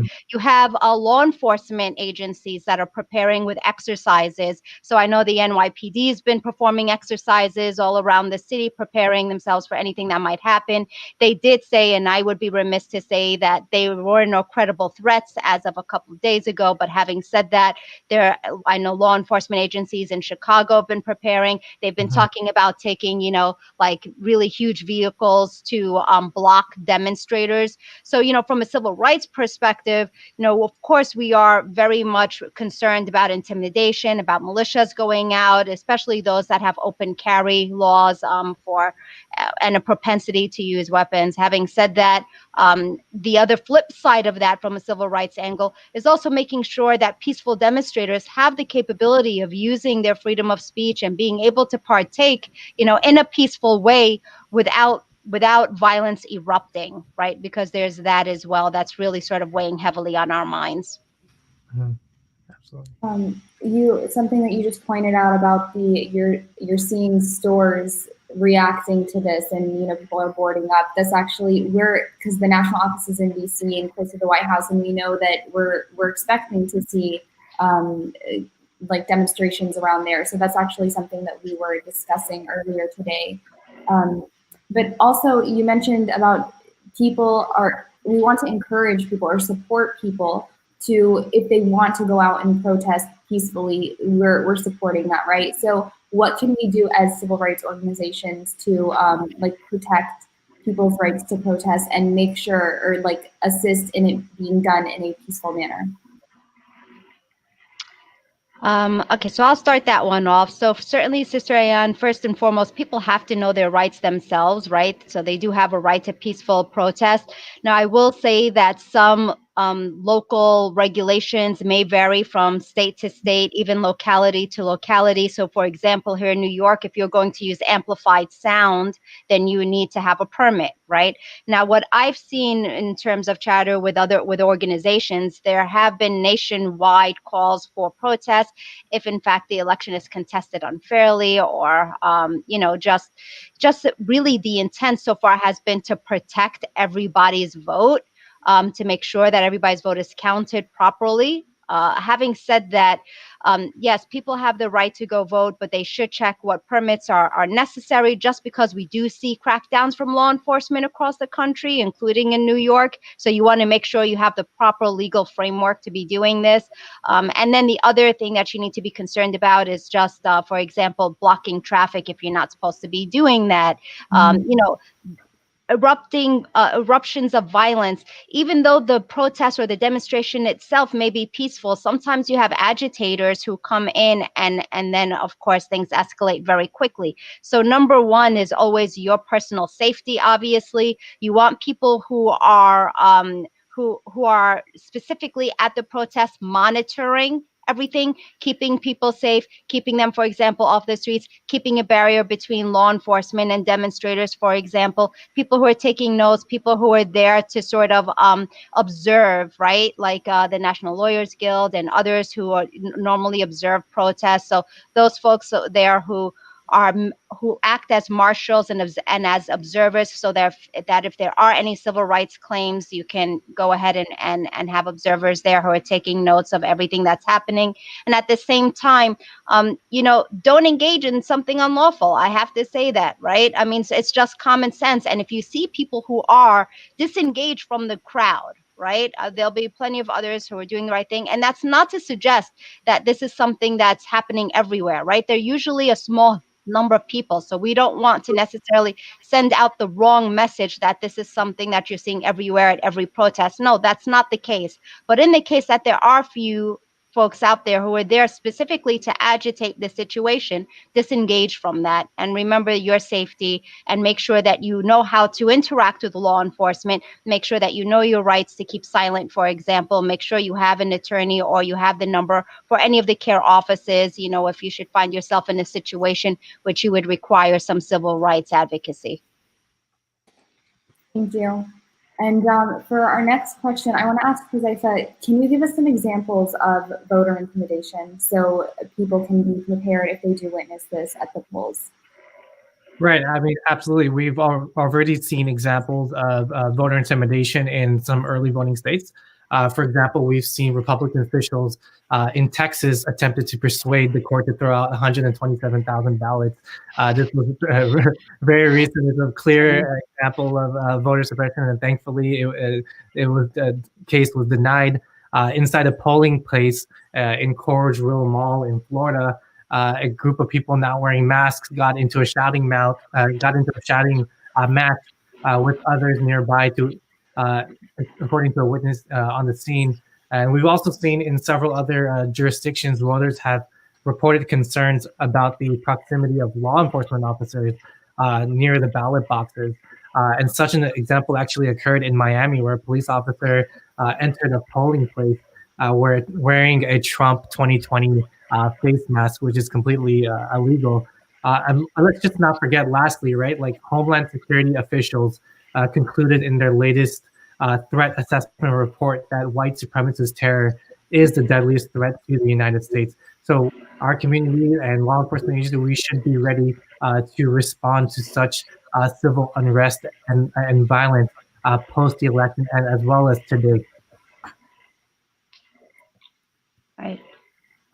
And Sister Ann, I mean, when we're talking about responses to things that we may witness, you know, everybody who is participating in anything out in the streets also needs to know how to act as a bystander, right? Responding in the proper way. It's very important to know how to de-escalate situations. And that's part of the preparedness that I've been seeing a lot of people who are organizing on the streets to make sure that they have folks who are trained in de-escalation processes, because we want to make sure, obviously, that everyone remains safe, that people understand that, you know, we may not necessarily agree on a viewpoint, but there's no, you know, there's a very big difference between a disagreement and a physical threat, right? And we are a democracy. We're not supposed to agree on everything. That's what a democracy is supposed to represent. There's a place for everybody to voice their opinion, which is what the ballot box is for. And you know, I mean, I get the frustration, of course. I understand, for example, that in this particular election, we may see something that's dragged out. Allahu alam, we don't know, right? Maybe we'll be able to see the results fairly quickly. But I think part of that frustration is emanating from two things. Number one, the fact that we may not know with certainty for a few days, maybe even a few weeks, right? And then there's the other part of it, which is actually, you know, one of our elected officials, you know, our current president right now, has been saying things about and saying things that are, of course, have been discredited, that there's going to be massive fraud, right? For things like what Brother Huzaifa did, mail his ballot in, right? And that's just, when you stoke that kind of ill confidence in our system, a system that is prepared, in fact, to deal with various situations, no matter how long the process takes, then that's what really stokes people's fear. And we just need to make sure that we can de-escalate some of that fear by not necessarily emphasizing, you know, the violence, but more emphasizing that, look, we're all Americans. We're going to get through this. There's a process in place. You know, things will work themselves out if we give this system a try. And that doesn't mean that you can't go out and protest. That's a part of what you're fighting for in this democracy. That's why you're casting your ballot and your vote, right? To protect those constitutional rights. But we only erode those rights if we participate in civil unrest. Our role, of course, as an organization, as Muslims, as activists, is to make sure people can utilize their rights, but at the same time to, you know, be practical and to understand that civil unrest may very well take place, and that we have to be prepared for it. Yeah, and going off of the bystander intervention, we actually just had a training this weekend, and I sat through that training, and I found it not just relevant for the election, which obviously it is something that we need to know because we may see that in places, but its information is very useful moving forward. You know, whether we are going to attend protests or just in any everyday life, if you see something, I think that's, I encourage people to go to our page and watch that bystander intervention training. And speaking of resources, Huzaifa, can you tell us more about resources for people if they do see this, if they're taking part in this, like the unrest or, you know, the risks and that we're going to see?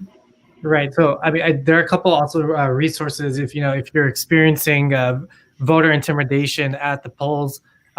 One is a CAIR resource. So if you experience or witness voter intimidation at the polls, you can submit a complaint via our voter complaint form at Muslims.vote. A second resource is to report intimidation using the election protection hotline, which is at 186-our-vote. You can also report incidents of intimidation to local and state officials, including your county clerk, elections commissioner, elections supervisor, or your state board elections. And look, we have 3.4 million Muslims in the United States, only about 1% of the country's total population, but their concentration in key swing states such as Michigan, Florida, Wisconsin, and Pennsylvania could make their vote especially impactful. So we really do encourage Muslims to stay in line, vote, and encourage other family members, others friends, family, to also stay in line and make sure we can make this election happen successfully. And you said that was 186 hour vote? Yeah, 1866 hour votes.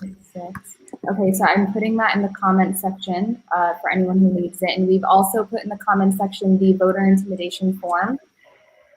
So here's that number. And right now I'm going to transition and I'm going to bring Brother Edward in so he can finish out this part of the program. And so I'll let him come in and ask you guys some more questions about this. Thank you, Sister Ann. Thank you. Thank you. Assalamu alaikum, Afaf. Hudayfa, how are you? Walaikum assalam, rahmatullah. How you doing, brother? Alhamdulillah, I'm doing well. Happy election day to both of you. I'm super excited, man. Yes, mashallah. It's almost over, hopefully, inshallah. Inshallah. So look, thank you for the work you're doing in New York, Afaf, and Hudayfa, thank you for the great work you've been doing with CAIR. The thing I want to close up by asking you about, starting with Hudayfa, is the role that social media has played and could play in contributing to unrest in our nation as a result of that. Can you talk about the activities that hate groups are engaged in using social media platforms and the concerns that exist about misinformation and how the social media outlets could be used to fan the flames of division in this country after the election, one way or another? Yeah, right. Absolutely. I mean, look, these right-wing groups, white supremacist groups, white nationalist groups, they heavily rely on social media platforms to use that to spread misinformation about individuals, about elections, about organizations, whatever it may be. So recently we saw a report that came out of the Muslim Advocates and the Southern Poverty Law Center about Facebook's complicity in anti-Muslim racism. And so they reported a number of right-wing groups that contributed to anti-Muslim racism on their platforms and didn't have any of the information removed. So it's really important because it's significant because it endangers the lives of many Muslims and of many immigrants, people of color. We have the whole QAnon thing going on with conspiracy theories. We have, and then we have a leader of our country who's also, retweeted and also taken positions that have been spread by QAnon. So it's really important that we tackle and report such incidents of misinformation because these groups will capitalize on that information to attack people of color, to attack Muslims, to attack immigrants. So it's very important and imperative that we monitor such situations. Right. And it's also important, Faf, would you agree that social media outlets take control of this stuff? You know, we had an incident last year where there was a Facebook group that was being used to spy on mosques and to lay out the security precautions of mosques. And we told Facebook about this and no quick action was taken. So anyway, Faf, what are your thoughts on this issue? Yeah, so there are two things. So I heard really a good report on this, Brother Edward, and there was something that was emphasized, and that is there are those whose intent is ill, right? They want to spread disinformation, right? But then I think we also have to remind ourselves and even our community members that sometimes we spread misinformation accidentally, unintentionally, right? So we get messages on WhatsApp, for example, and WhatsApp is supposed to be one of the biggest platforms. It's owned, I believe, by Facebook as well, right? And so, we get a message, it's a one-liner or a two-liner about something, or perhaps it's a video on something. And just because you receive it from someone with a familiar name doesn't make it true, right? We have to learn to trace things to the original source and to see where that original source lies. And if it's not a credible source, then we have a responsibility to question it or to stop its spread. because I think, we can all be guilty of that if we're not careful, and that's just as important. Absolutely. I've seen those messages on WhatsApp, to the Muslim community is shared with good intentions, right? Just trying to help and warn other people. But, you've got to be a little careful and not just forward every forward that you receive. We also have to be careful about misinformation being deliberately sent out in order to scare people out of voting, as you said, Afaf. So, for example, in Michigan, I believe today, there were calls being made in Flint, Michigan, telling people that there was a problem today with voting and that you can still vote tomorrow, which is obviously not true, but they're hoping that first-time voters or people who are not familiar with the process can get tricked into not voting. So everyone's got to be vigilant about that stuff. So we're almost out of time. Let me ask you both just to share final thoughts, words of encouragement, anything you want to share with your community, the community nationwide about this election and what we should be thinking as we move beyond this election, no matter what happens. Faf, you want to start us off? Sure. I mean, I think first and foremost is to make sure that our values are represented. But before you get to that question, you have to, and I'm speaking to myself first and foremost, Brother Edward, we have to assess what our values are, because, we need to make sure that our actions represent our values as Muslims, right? And that's important, including in our vote. So, make sure that you go out and vote, but also make sure that your vote counts towards what you believe are the values of your faith and who you are and what representing yourself properly. The second thing that I would have to say beyond that is, like we said before you came on, Brother Edward, there are a lot of demonstrations that are happening across, and people do have the right to go out, to voice their opinions, to demonstrate. Make sure that you're safe, obviously. Make sure that you disengage quickly from anything that erupts, and at the same time that you're part of mass mobilizations with organizations that you trust to be effective and well organized, and know what your rights are as a protester. And as we said, we do actually have a workshop that was posted on CAIR's, on website, I believe, and on YouTube channel. So you can definitely learn more about your rights as a protester if you choose to partake.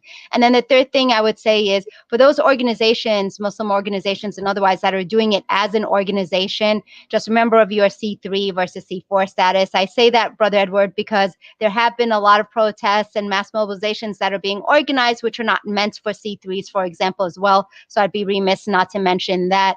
So, there's a lot of things, but ultimately what I tell my brothers and my sisters and all those Americans who are participating in this election is, remember, there is a process in place, right? One of the things that I love about the United States is that we have one protocol after another, which protect and validate the power of the people through the elections. And we need to, despite the call which wants to disillusion the people and say, there's this potential for mass fraud and the election will be whatnot, just trust in the process. Let every vote count. If you do see an issue, report it to CAIR, go to the complaint web form that we already have in place, report it to others who are monitoring this, and make sure that it's followed up upon. If you report it to an election site worker, take their name, for example, and make sure that you follow it up with a secondary report to your trusted organizations like CAIR, like local organizations for CAIR. And then after that, after you've done everything that you're supposed to as a voter and as a citizen, then have that tawakkul in Allah subhanahu wa ta'ala. That something good will come out no matter what. Absolutely. Jazakallah khairan. Hudayfa closes out. Final Absolutely. thoughts. Well, Sister Afaf really summarized it very well, but I'll just briefly mention the last point. I think our nation is in a time of we need healing. We're lacking healing, and this is what we need as a nation. So, my message, to everyone, and especially Muslims out there, we're the most diverse group of people in the United States, and so we're equipped with the tools to work with one another to heal our nation, regardless of the current situation. So, we need to draw inspiration from our faith and really uplift one another in times of political turmoil, and because we have really an unexpected future. And so, like Sister Fab said, if you have a complaint, use our voter complaint form on Muslims.vote. You can file a complaint with CAIR, which is the largest Muslim advocacy group in the nation. And our job is to fight for you. We are here for you to ensure your civil rights are protected and your civil liberties are protected. And so please go out there and vote. Stay in line. Again, if you make it by 8 o'clock, stay in line. And we wish you all the best. Thank you so much, Shubaifa and Afaf. Jazakallah khairan for joining us. And inshallah, we hope to talk to you again, and hopefully we'll know who the next Congress, the next president, and all that will be, inshallah. Until then, Inshallah. assalamu alaikum to you both. Thank you. Wa alaikum assalam wa rahmatullah.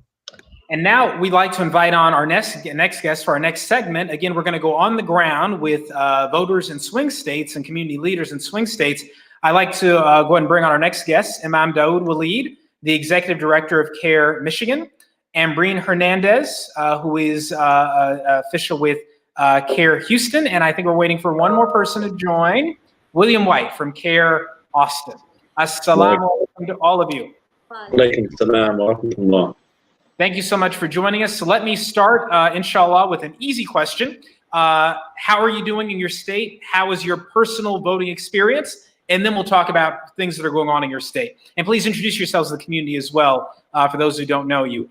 Brother Imam, you need no introduction, but please, inshallah, go first for us. Assalamu alaikum, brothers and sisters. This is your brother Daoud with you, coming from the Metro Detroit area in the state of Michigan, one of the swing states. And I am a long-time staffer with CAIR Michigan and also a member of the Michigan Muslim Imams Council.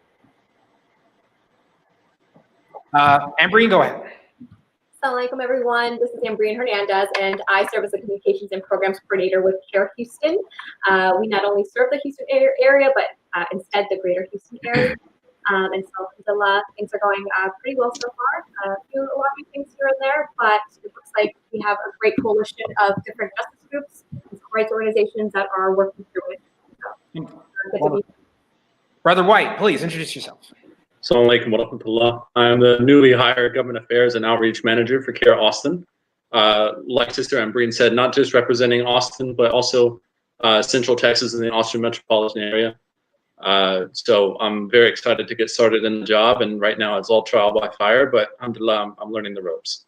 That is CAIR. If it wasn't trial by fire, it would not be CAIR, mashallah. We throw you into the deep end, and, with a few alligators, and inshallah, you learn and make your way out. So let's talk about what's going on in your state. Imam Daoud, tell us about, again, your personal voting experience, and also just how is the voting going in your state? Are you experiencing any issues? I think there were a few incidents in Michigan. Tell us what's going on with you and with your state. Yeah, so I voted almost a month ago through absentee ballot, alhamdulillah. My 19-year-old son, actually, this was his first election. He went and voted in person today, and he didn't have any problems, alhamdulillah. So that was good to be able to experience that with my son.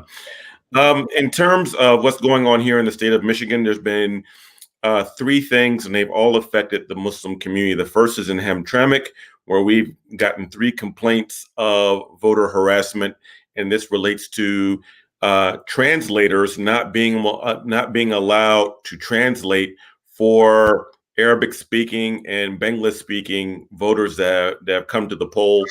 And there was one particular issue in which a poll worker themselves wanted to fill out a ballot for someone whose English wasn't their first language. Alhamdulillah, our staff attorney, Amy Dokore, was on the scene there because she went out there to monitor that particular poll because there's a history of that particular precinct.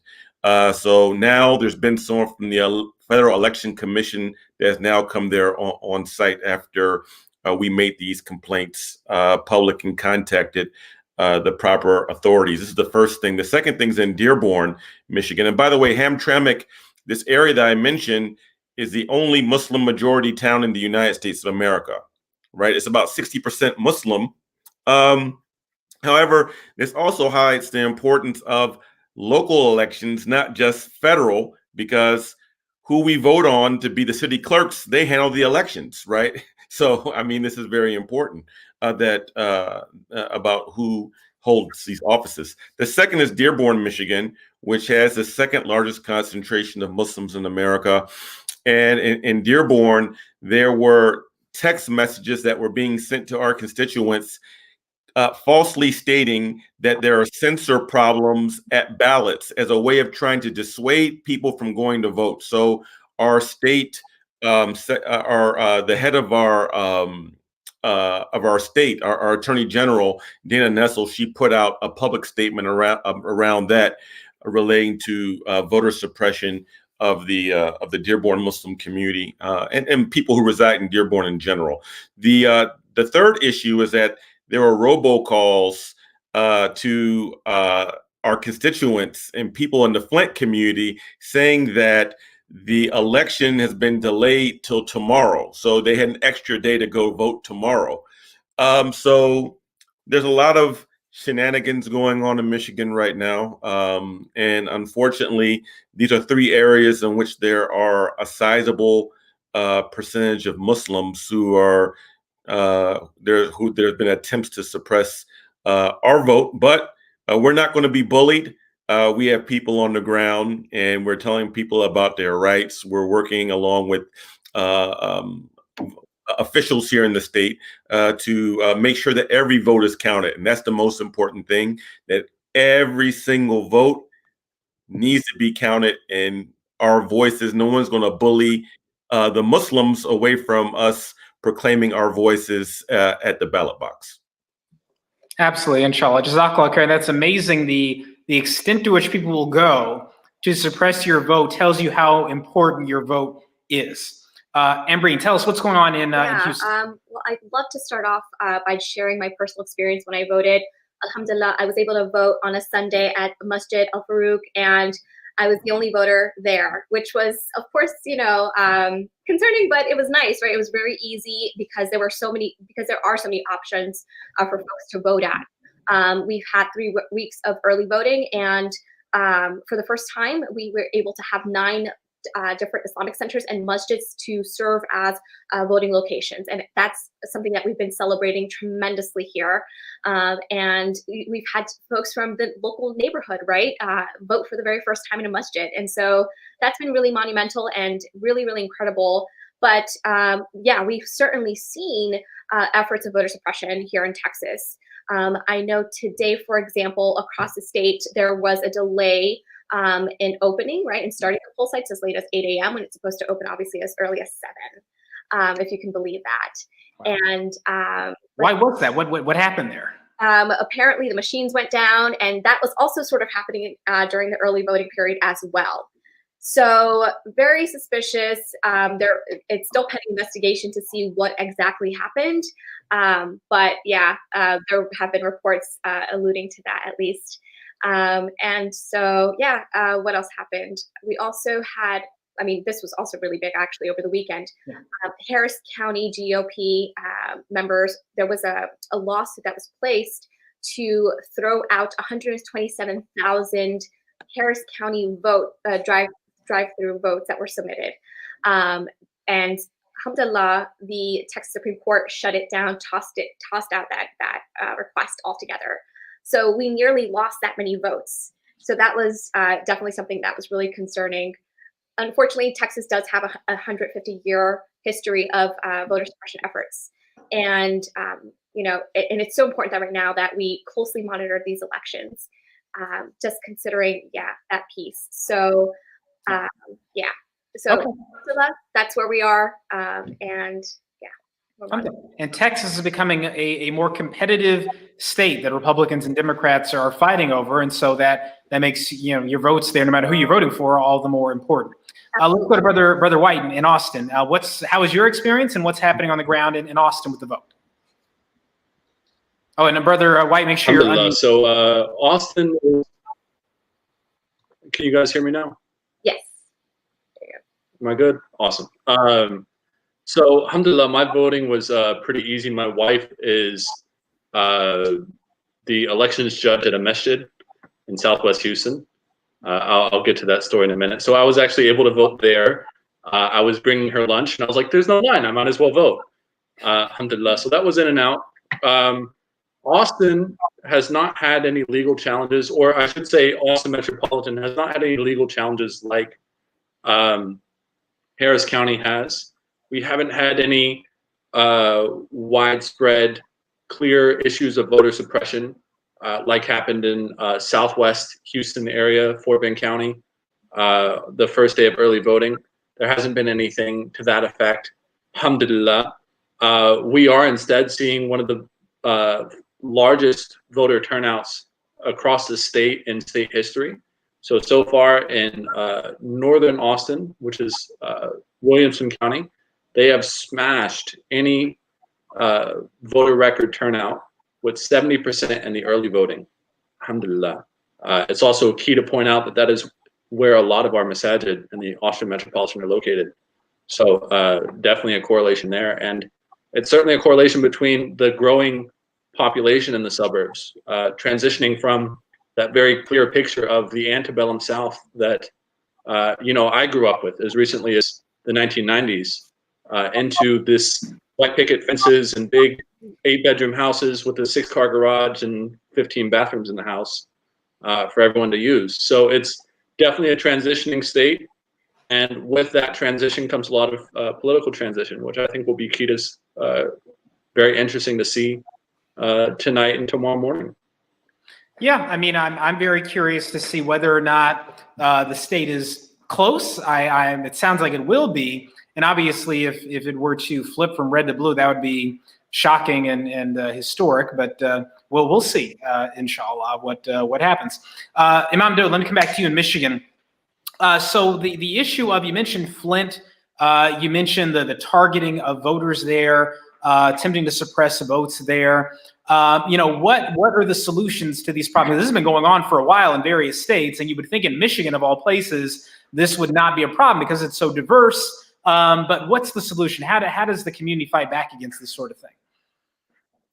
Well, one thing is that when we get phone calls like this, robocalls or texts, which people in the community did, is that they immediately reported them, right? So that's the first step, right? Is like not just to brush these things aside, but report it to the proper authorities as well as community organizations so that we can contact not only the Secretary of State's office, but in the case of these other calls, that also the proper law enforcement entities can investigate this. Because when we're talking about these issues, this is intentional diversion and fraud that people are trying to employ to skew the election. And it could be domestic, it could be coming from another country outside the United States of America, right? So I think that is something that is very key. I'd also like to mention one other thing, right, in terms of this issue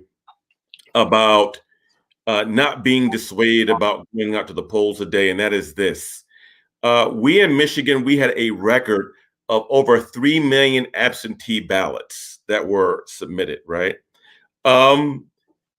Everyone who submitted an absentee ballot should follow up to see if their absentee ballot has been processed, because maybe it was not processed either through some sort of personal error or maybe some other circumstance, right, in which it wasn't processed properly. And that particular case, and you can go online to your city and check and see, there's a way you can check and see if your absentee ballot was counted. If it has not been counted, Michigan is an interesting state because, number one, not only can you go and spoil your ballot and vote today, you can go to the city clerk's office, the county clerk, and spoil your ballot. But also for people who've never voted before, Michigan is a same-day registration state, which means that if you have not voted and you're not registered, you can go to the city clerk's office, register, just bring your ID, and then you can go vote. And khalas, like it's done, right? So this is something else that I meant to mention earlier that I snuck in there, Brother Edward. No, that's very good report to know. And that's not the case in all states, but in quite a few states you can do that. Can I ask you about the spoiling ballots thing? So I noticed a few articles have come out saying that 77,000 ballots in Michigan so far have been spoiled. What does that word mean in this context? Does that mean the ballots have been fixed? Does that mean they've been ruined? Because I hear spoiled, that sounds like ruined to me. What does that mean in the Michigan context? Spoiled in the Michigan context means that the ballots were not filled out properly. So I'll give you an example. Let's say that someone on the Michigan ballot, for those people who are registered in a party or another, be it Democrat, Republican, Libertarian, there's an option to vote straight party, straight down the line. So someone, let's say they circled Democrat, but then on a particular state local race, they liked the person running from state senate from another party, let's say the Green Party, right? So they marked Democrat, but then they went off and they signed someone and voted for someone on the Green Party. That spoiled the entire vote, in which no one they voted for, including the ballot proposals on there, because we had some important ballot proposals, two in particular. Those don't count. Wow. Voting for the millage, like for the roads or for more funding for public education, like none of that counts. That's a spoiled ballot. So all of you who did that, like I went online and checked mine 2 weeks ago. So I know that mine was processed. Okay. So if it's processed, it wouldn't have been processed if there was something fatally wrong with it in Michigan. Is that the... If it wasn't processed, then that means it was spoiled and it doesn't count, right? So then that means that today you'd have to go and vote in person. Right. So that's 77,000 ballots that have been apparently that were something wrong with. And that's a lie. I mean, I think the last person to win Michigan, President Trump, won that state by 10,000 votes. So that's a huge number. So anyone who has that issue, everyone should check online and make sure your vote your absentee ballot was accepted, was processed. And if not, then you better go in person and vote today, inshallah. All right, Ambreen, let's talk about Texas. What are you expecting in terms of turnout in Texas, in Houston in particular? Does it look like it's going to be higher for the Muslim community, for the Texas community in general? What are you expecting in terms of turnout? And how have you been encouraging Muslims to turn out to vote? Yeah, that's a great question. It's been very interesting here in Houston in particular, because we've hit shattering records, as Brother William had mentioned here earlier, in numbers that we've never seen before, right? And surpassed the numbers in 2016. And so, alhamdulillah, that's been very, very special for us. And what I just read a few hours ago, actually, was that Fort Bend County also topped in surpassing the 70% votes historically, throughout the entire state of Texas. So, that's been very, very positive news. Let's see, what else? How are you encouraging Muslims to turn out to vote? Yeah. Yeah, absolutely. So we did have to pivot towards digital organizing. And so that was an effort that we had to do in partnership with various organizations. You know, we participated in, or at least helped organize a lot of online programming and just pushing out resources as much as possible and sharing it with our network. And that was, again, communicated in various ways just due to the pandemic, of course. Our work shifted tremendously. So going from, of course, in person at Juma, right, or tabling at different places and spaces, we completely have gone to telecommunications and online digital organizing. So, alhamdulillah, it looks like it's been met with a lot of success. And we've also, of course, started an online social media campaign featuring Houston Muslim voters, which was really interesting and exciting to do. And so we are seeing a lot of Muslim voters participating in this election, alhamdulillah. Alhamdulillah. William, same question. I mean, so you're relatively new to CAIR, and so you're doing your government outreach, and so, you know, mashallah, it's a very interesting time to be doing this work with the pandemic, changing the way we normally do outreach. So how have you been trying to get Muslims turned out to vote, you know, given all the strange circumstances we're living through? Absolutely. So, alhamdulillah, I've had the opportunity to visit. Can you guys hear me? Okay. Sorry about that. I'll stop muting myself from now on. No, it's okay. So, alhamdulillah, I had the opportunity to visit. Alhamdulillah, I had the opportunity to visit 2 masajid in the Austin area, some of the most frequented, one of the most historic, and just set up a table. Of course, you know, I had the face shield and face mask going. People couldn't really hear me because, you know, the mumble of the mask and all that. Alhamdulillah. Otherwise, like Ambreen said, it's been a lot of digital advertising. Now, I'm very fortunate where Ambreen is in Houston and has often met with political apathy of 37% voter turnout countywide and just not much happening for registration. I'm in Austin. We had 95% voter registration this year. Alhamdulillah. Like I mentioned, Williamson County has just blown it out of the water. I'm completely stunned by Williamson County. It's one of those definitely changing portions of northern Austin metropolitan area where there's a ton of a ton of Muslims. And by Muslims, of course, I mean the Muslim out of South Asian community, of which we're often put into a demographic of. And of course, looking at masajid in the area, it's growing, frequent numbers at Jummah, even throughout the pandemic. So in that respect, I've mostly just been working on digital advertising and trying to get it out, but I also don't have to do much because I tell people go vote and they're just like, what, you mean like wake up and pray fajr? Like, yeah, obviously. So alhamdulillah, I'm very blessed in that way. Yeah. It sounds like people are motivated. We'll see when the counting's done. Inshallah, tonight, CAIR is going to be conducting an exit poll of Muslim American voters to try to find out, get a read on what the turnout was. When we did our pre-election poll, we get a very high rate of people saying, yeah, of course we're going to vote, 90%. But then when we do the post-election poll, it's more in the range of 70% usually. So we'll see how seriously people took the vote this year, inshallah. Imam Dawood, I'm going to come back and talk about Michigan. I think Ayan has a video she can play just to address this issue of spoiled ballots, because this is so important. We want to make sure that anyone who's got this issue in Michigan solves this problem. Ayan, do you want to pull that video up? Okay. It's a little blurry. Let's see. Shocker, another post about voting. Have you checked to make sure that your local clerk's office actually received your absentee ballot? Visit this website and fill out the following information. If you don't see a date under ballot received by Tuesday morning, plan on going to your polling place to submit your vote. Poll workers will call your city clerk's office, confirm that your absentee ballot was not received by them, spoil that old ballot, which will then give you the opportunity to vote tomorrow on election day and make sure that your vote is counted. Shocker. Alhamdulillah. All right, so again, just a reminder to anyone who's got this issue, check to make sure your vote was received and processed in Michigan, and for that matter, any other state where you can do this. And if not, then obviously you want to make sure you go vote before the polls close. All right, we're almost out of time. Imam Dawood, let me go to you.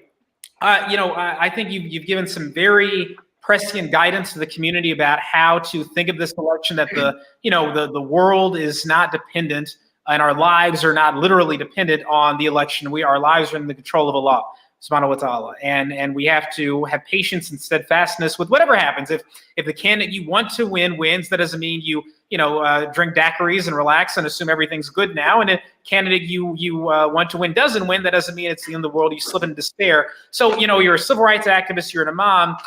Can you conceptualize this election for us? What guidance, what spiritual guidance, or for that matter, political guidance do you want to give us about, how we should be reacting tonight, no matter what happens, how this community should react spiritually and politically going forward? Well, actually, you kind of summed up what I was going to say, Brother Edward, but I just remind you all of an ayat of Quran where Allah Azza wa Jal says that you may hate a thing that is good for you, and you may love a thing that is bad for you. Allah knows, and you know not, right? So if the person that you want to win wins, that means that we still have to work hard and have to hold that person accountable and stop that person from doing wrong, right? Or harm, not just to our community or to our country, but we have a human concern about all humankind, irrespective of nationality, ethnicity, or religion, gender as well. That's number one. The second thing is that if the person that we voted for loses, right, when we find out, and we're probably not going to get the final elections tonight. I know in Michigan, they just started counting this morning. We had over 3 million ballots. There's no way those things are going to be all counted before midnight. So be patient. But let's say the election results come out this time next week and the person that we voted for doesn't win.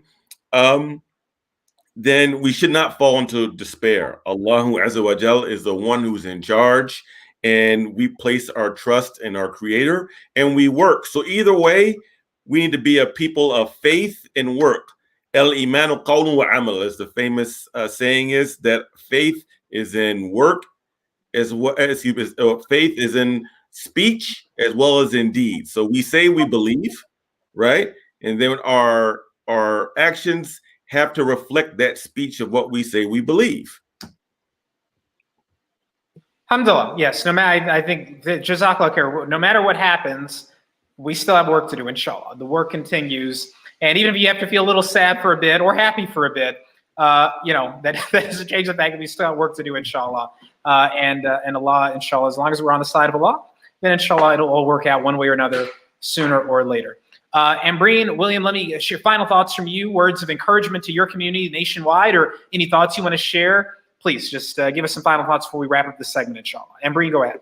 Inshallah. Thank you so much.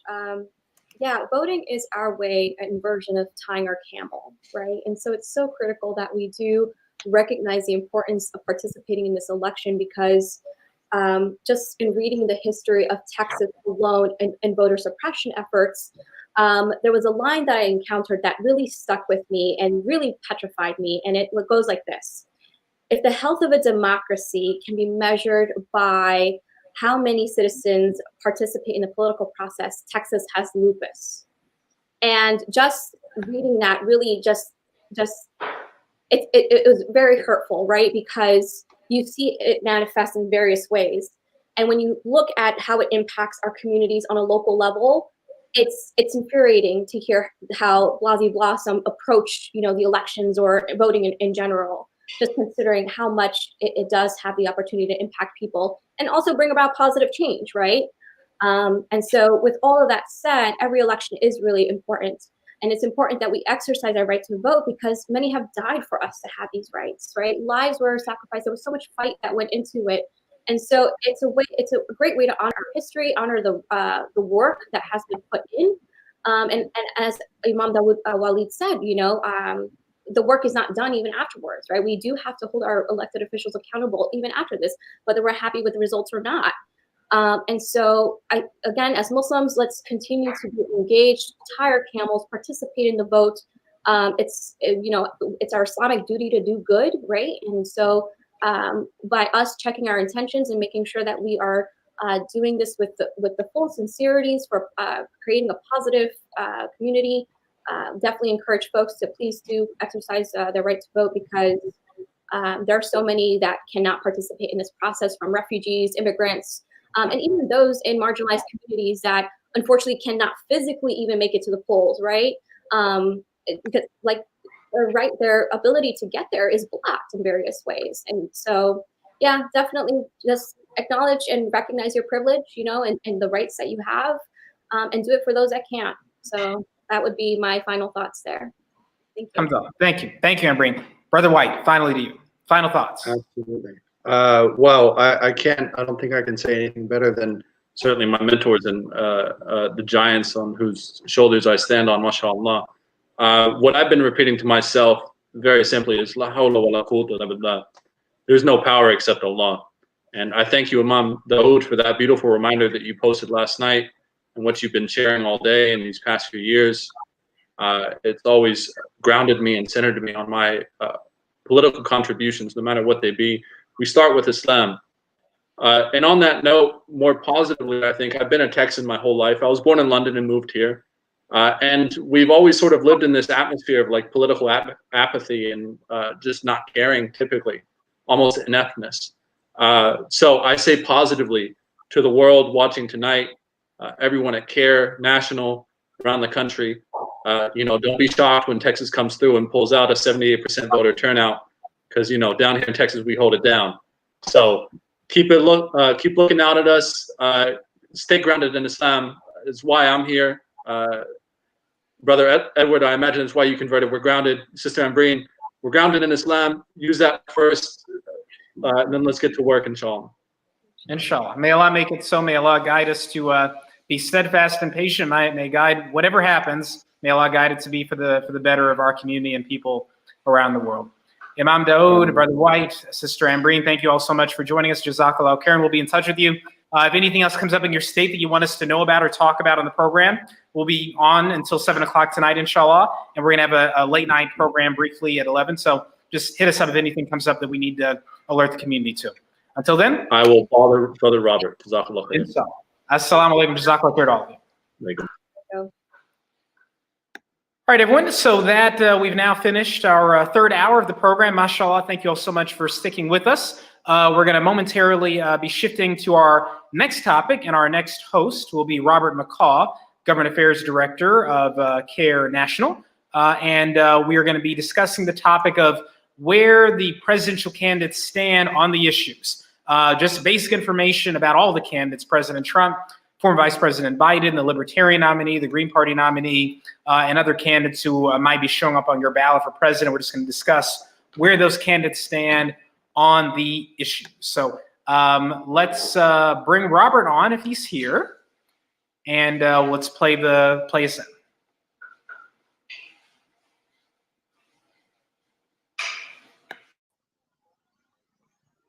Yay, I've joined. Assalamu alaikum, brother. Wa alaikum assalam wa rahmatullahi wa barakatuh, Robert. How are you? Alhamdulillah, I'm doing really well. I really am excited about the segment. I know it's kind of a rundown of our voter guide, kind of talking through it. Yes. I really do hope everyone gets a chance to look at it. So we have a presidential voting guide and a congressional scorecard. It's hosted on our election campaign website, muslims.vote. It's one of the first items that appear on the front page of the website. So we are pushing this really hard onto the Muslim community to make sure that everyone is empowered with information, so they feel like when they head to the polls, they have the information. They feel like they knew who they were voting for, because a lot of times people don't vote if they don't feel like they know who they're voting for. And with that, this congressional voting guide portion, we have every member of Congress compared to 30 different congressional bills. That's over 16,000 rows intersecting with columns where we're marking out where members of Congress voted on important bills related to the Muslim community, the George Floyd police reform bill, where it comes to immigrant rights, where it comes to voting rights. These are all really important issues to CAIR, and we think they're important to the Muslim community. So we're scoring how members of Congress, performed. If you're going to vote for a member of Congress, you should really know how they voted. Absolutely, absolutely. So look, we're going to try to pull this up, see if the technology cooperates. Do you have it on your end? I do have it on my end, and I'm about to share it. Hold on. Okay, let's see if it'll work, inshallah. If it doesn't work on your end, I'll try on my end. I think this works. Can you see what I'm looking at? I can just see you. I think let me see here. So StreamYard is sharing a window. I love technology. Okay, hold on. Let's see. Let me try on my end. All right. Okay. We'll get there. Can you see my screen? Well, I'm going to stop sharing from mine. Okay. I cannot. You can't. I can see it. Okay.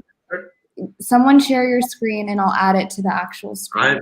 Thank you. Producers are very helpful. MashaAllah. My screen is being shared right now, Ayan. Mine is too. Who do you favor more in this? No, MashaAllah. I can cancel out. It's Robert's. The Robert's screen. Yeah, we'll use yours, Robert. Let me share it again. Okay, very good. And I just closed the document. Technology, everybody. Technology. Hold on one second. Pulling it up. About to share it. We're going to do this one more time. Okay. I am about to share it. Come on. Our viewers, have patience with us, inshallah. So we're going to pull up the voter guide. And again, this is going to cover the details about where the candidates stand on various issues. There we go, mashallah. Okay, we've got it up. And so Robert's going to walk us through this. So Robert, scroll down. Let's see the text. That's very visible. So you'll have to zoom in perhaps a bit as you go through. Okay. So first, let's just review. Obviously, we know about Vice President Biden and President Trump. Can you just review for us who all the major candidates are that may be showing up on the ballot for president? Well, all right. So we did go over the two major presidential party candidates, which are President Trump and Vice President Joe Biden. Now, not in every state do every one of these other party candidates show up, but we do have bios for the Libertarian Party nominee, Joe Jorgensen, the Green Party nominee, Howie Hawkins, and the Party for Socialism and Liberation, Gloria Estela La Riva. And so we thought it was really important, while the two major political party candidates, Trump and Biden, are, the main focus and feature that you hear on mainstream news, that there are a number of Muslims in the community that do support the Green Party or do support libertarian parties. and they want to see those candidates reflected in their resources. And CAIR wants people to know what are the other options out there. So we provided a list of all presidential candidates, major ones that would show up on a ballot. Does that mean they will all show up in your state? No, but they might. Let's scroll through. So we've got, let's just give you a look at the guide. So we've got President Trump first, I believe. Donald John Trump. And then we've got Donald Yahya Trump. Then we've got, let's go next to Joseph Biden. Oh, I guess it would be Joseph Biden. Okay. Oh, I like this game. Yeah, I'm just, it's just occurring to me. Okay. And then we've got, I don't know if I can do anything with Howie Hawkins. I'm not sure I can make anything out of who's next, Joe or Howie? Okay, Joe Jorgensen. I can't make anything out of that one. I don't know, but that's the Libertarian Party nominee. And then we've got Howie Hawkins, Green Party nominee. I like his beard. I'll say that. Okay, there you go. Yes, he's got the beard going. And then we've got Gloria La Riva, and that's the Party for Socialism and Liberation. Yes. All right. And anyone else? Or those are the major ones that might be showing? Those are the main presidential candidates that will end up on a ballot. Of course, in some states there are other third-party candidates that have run really good grassroots campaigns and they get their name on there. And a lot of the time, what you'll notice is people who run for office, these third-party candidates, they do not expect to become president. But what they do expect is to use their parties as platforms where their issues are heard. And what we find out is quite often you'll hear policies or priorities in the Green Party that end up being part of the progressive movement, and those will end up as becoming later on party platform issues for the Democratic Party. And likewise, you may have Libertarian Party issues that are cultivated by the Libertarian Party, and then you will have, like Senator Paul adopt some of these talking points and policies, and they end up as Republican Party platform issues. So it's really important to follow these, smaller third parties, because what they're talking about today can sometimes be absorbed into the two larger political parties of the Republican and Democratic parties. So it's important to actually understand who these people are and what they're saying. Absolutely. Even if you're not voting for them, at least understand what they stand for. And I think you made a great point.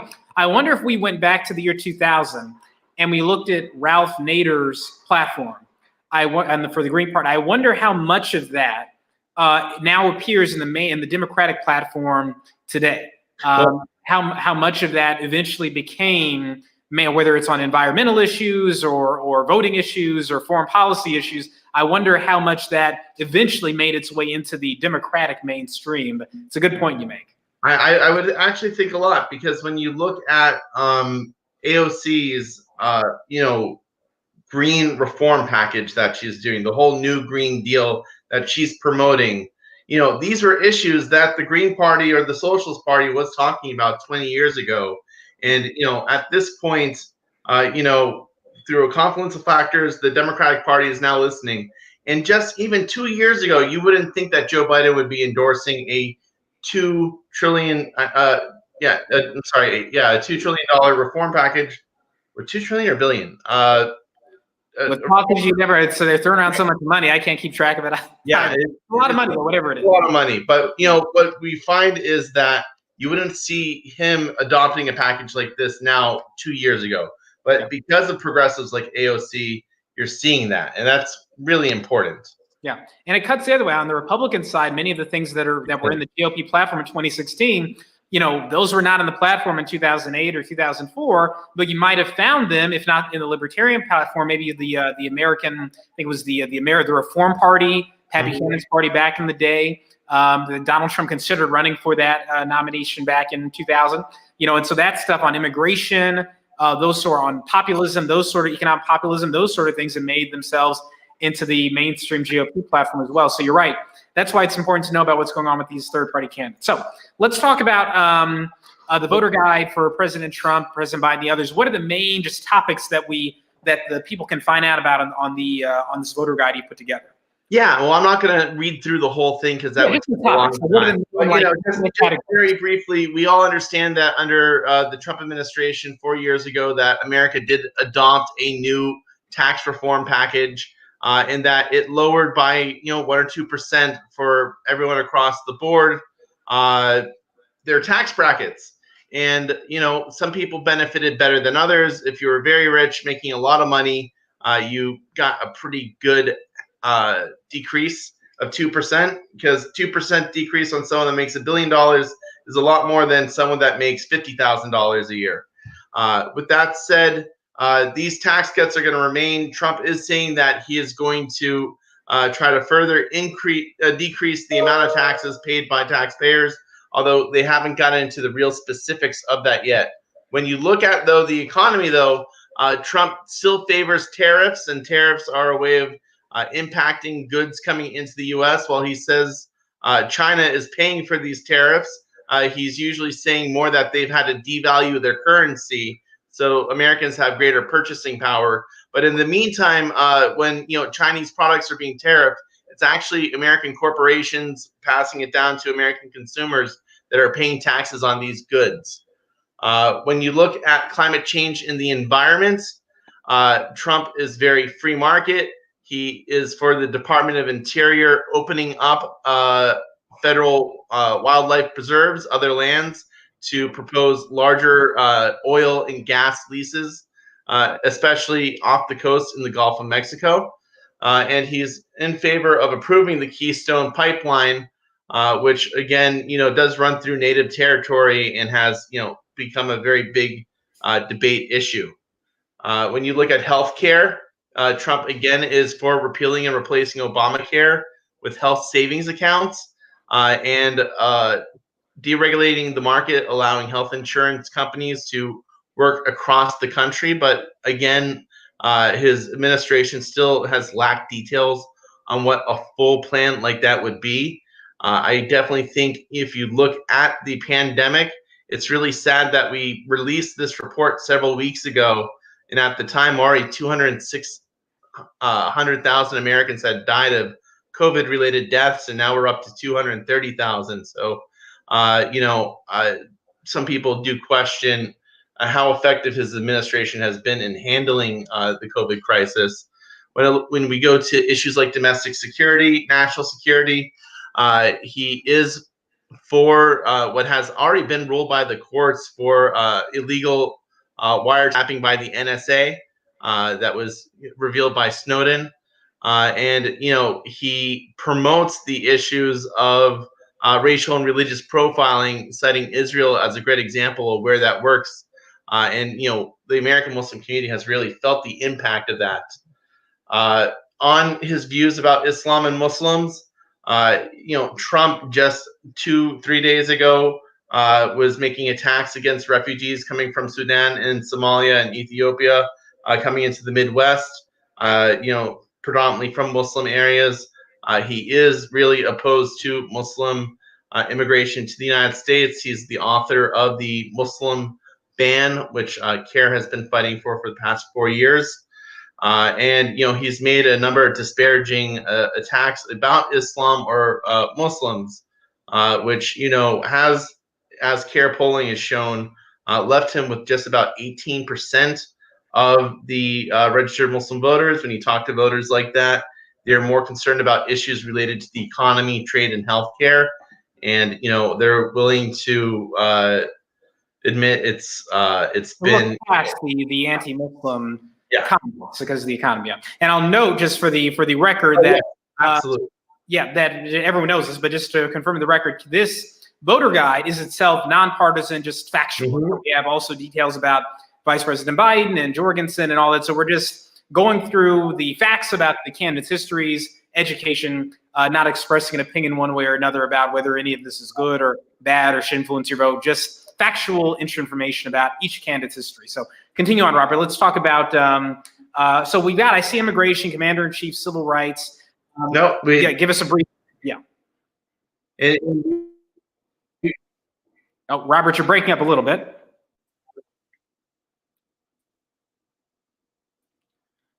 So we may have lost Robert, some technology issues. Hold on, the screen is moving though.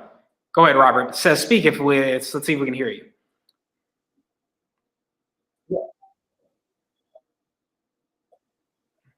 Robert, Robert, try turning off your camera for a minute and see if that fixes your internet connection.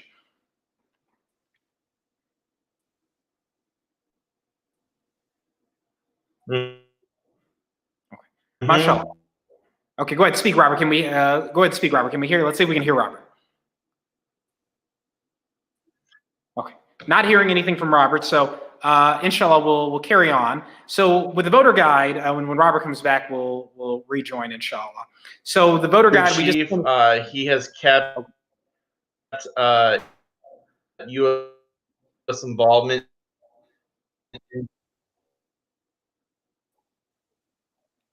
How am I? We're still having some technical difficulties, Robert. Mashallah, it's okay. That's online programming. It happens, mashallah. So look, Robert will be back with us in a few minutes after he fixes the technological issue. I'm going to share my screen and walk you through the voter guide while we wait for Robert to return, inshallah. And again, the voter guide covers the major presidential candidates. And so we're going to talk about each of them. I think Robert just covered the main points of President Trump and his positions on various major issues, including things related to the Muslim community. And now we'll jump down to, I believe, Vice President Biden, and then we'll go to Ms. Jorgensen and then Mr. Hawkins, inshallah. Let's see here. And Edward, can you hear me? Yes. Yeah, I think my son might be online playing some multiplayer game, which has just crashed my internet. I am over the phone right now. Okay, tell your son it's election day. Tell him I guess he's not old enough to go vote, so he's like, "What do you want me to do? I'll sit and wait for the results like everyone else." Yeah, I think he's trying to win too, just at something else. So, okay. I can share my. Yeah, do you want me to share my screen while you use the phone? Yeah, why don't you share your screen while I use the phone? Okay. I'll try to run through the candidates a little quicker just because of time. Okay. But again, we talk about what it means to be a commander-in-chief with Trump, and how he's increased defense spending, ended the Iran nuclear deal, assassinated a high-ranking Iranian government official there, and he has been trying to do peace accords with North Korea, and also working towards denuclearization. And supported actions like regime change in Venezuela. When you look at issues of immigration, I think that is one of the most popularly known issues about the presidency. It will just say he's very hardline against accepting new refugees along the U.S. border. He's hired over 10,000 new ICE agents and over 5,000 new Border Patrol agents, and deported over 250,000 of undocumented immigrants annually in the U.S. I would note that the Obama-Biden administration deported about 200,000 people a year as well. So both administrations were actually quite tough on undocumented immigrants. And through executive order, he actually separated children from their families, which is the whole children in cages issue. And over 500 children, while that practice is somewhat diminished, over 500 children still remain separated from their parents who are unable to connect with. For civil rights, which is CAIR's bread and butter, we've tracked Trump keeping open the military prison at Guantanamo Bay, which Obama had tried to close but failed to do so. After being elected, he had the Department of Justice drop its position on a Texas voter ID law. And thankfully, district court still ruled against that ID law. And he tried and attempted and was fairly successful in ending the census early, which is something CAIR was opposed to. And he's been in support of law enforcement and against the movement of Black Lives Matter when you look at his law enforcement reforms. So he doesn't see that there's an issue of police-led violence in the shooting of unarmed African Americans. He does not view the cause of Black Lives Matter to be something serious. He's standing with the police, which, you know, it's his administration's option to do so. And, you know, being with the Republican Party, he's decreased the budget for the Department of Education because he believes schools are more of a state initiative and a private initiative. I can kind of jump into Biden if you'd like. We'll jump down to Biden. So we're going to go over review the top lines of Vice President Biden. You know, in short, Biden's tax plan, if you make $400,000 or less, your taxes won't change, but he is going to increase taxes by 3 or 4% for the higher tax earners, which again would compensate for taxes going down for people that make less. And he is in support of a minimum wage of $15 an hour. The federal minimum wage is actually quite low. I think it's somewhere in 6 something. So it would be good. Is it 7 now? Yeah, I think it's 725 or something right now. It's a little better, but not much better than when I was washing dishes in college. So, mashallah. You know, and I was right earlier. He wants to invest $2 trillion in a climate change plan, so the U.S. could target zero emissions by 2050 and focus on building a clean energy economy. With healthcare, Biden supports, as you would imagine, the Obamacare, or also known as Affordable Care Act. He wants to call it Biden Care because he's going to create a public option like Medicare that can compete. That would hopefully provide coverage to 97% of Americans. Related to issues of domestic security, we tracked that while under the Obama administration, he was part of implementing the Countering Violent Extremism program that really did single out and target Muslims. He generally pledges to confront discriminatory policies that single out Muslim Americans. I'm very interested to see how far he is willing to go to take apart a national security program like CVE, though. But, you know, that's why there's organizations like CAIR in either case to, you know, advocate on these issues. On the issues of Islam and Muslims, on day one, he is going to overturn the Muslim ban. He's going to ensure, quote unquote, that our government's engagement with Muslims is not viewed through a security lens. So we'll see about that based on the Obama administration's record. And what that means. I mean, that's, you know, it's somewhat broad language. So when it comes to a lot of issues related to, you know, national security programs or impacts on Muslims, the language from the Biden campaign has been very general, supportive, but very general, because what CAIR has found is regardless of Republican or Democratic administration, when it comes to issues of national security and supporting law enforcement, you know, those agencies have a very tight grip on their operating status and what they want to do. So it would be interesting. You know, when it comes to Commander-in-Chief, Biden is for ending U.S. support for the Saudi war in Yemen, and, you know, would still continue to keep up the fight against groups like Al-Qaeda and ISIS. And, you know, he has a general pledge of ending wars in Afghanistan and the Middle East, which is, you know, something we remain to see. A change in tack from the Trump administration. He does view Russia's presence as an attack on Western democracies. And he would, instead of doing a tariffs program against China, you know, support. I'm sorry. He would basically support more economic engagement, but while still respecting the rights of democratic protesters in Hong Kong. With regards to the $3 billion in unconditional aid to Israel, both Trump and Biden support that, despite the shouts of louder protests that were at the recent Democratic National Convention when they were talking about these issues. Again, for immigration on day one, Biden would overturn the Muslim ban. That's what he says he'll do. That's what he says he'll do. I would like to see a clean repeal, and I would like to see if that was the outcome. I would also like to see the next president, really regardless, work with Congress to pass the No Ban Act and actually change the legal structure so that it's harder for something like this to happen again in the future. So that's, no matter who's in office, that's something that CAIR is going to continue to promote. And Robert, I would say we've got 5 minutes left for this segment, so maybe we should jump ahead or jump through quickly through Silver so we can get to Joe and Howie. And yeah, there we go. I mean, it always is the third party candidates are getting shortchanged with time, so we're sorry about that.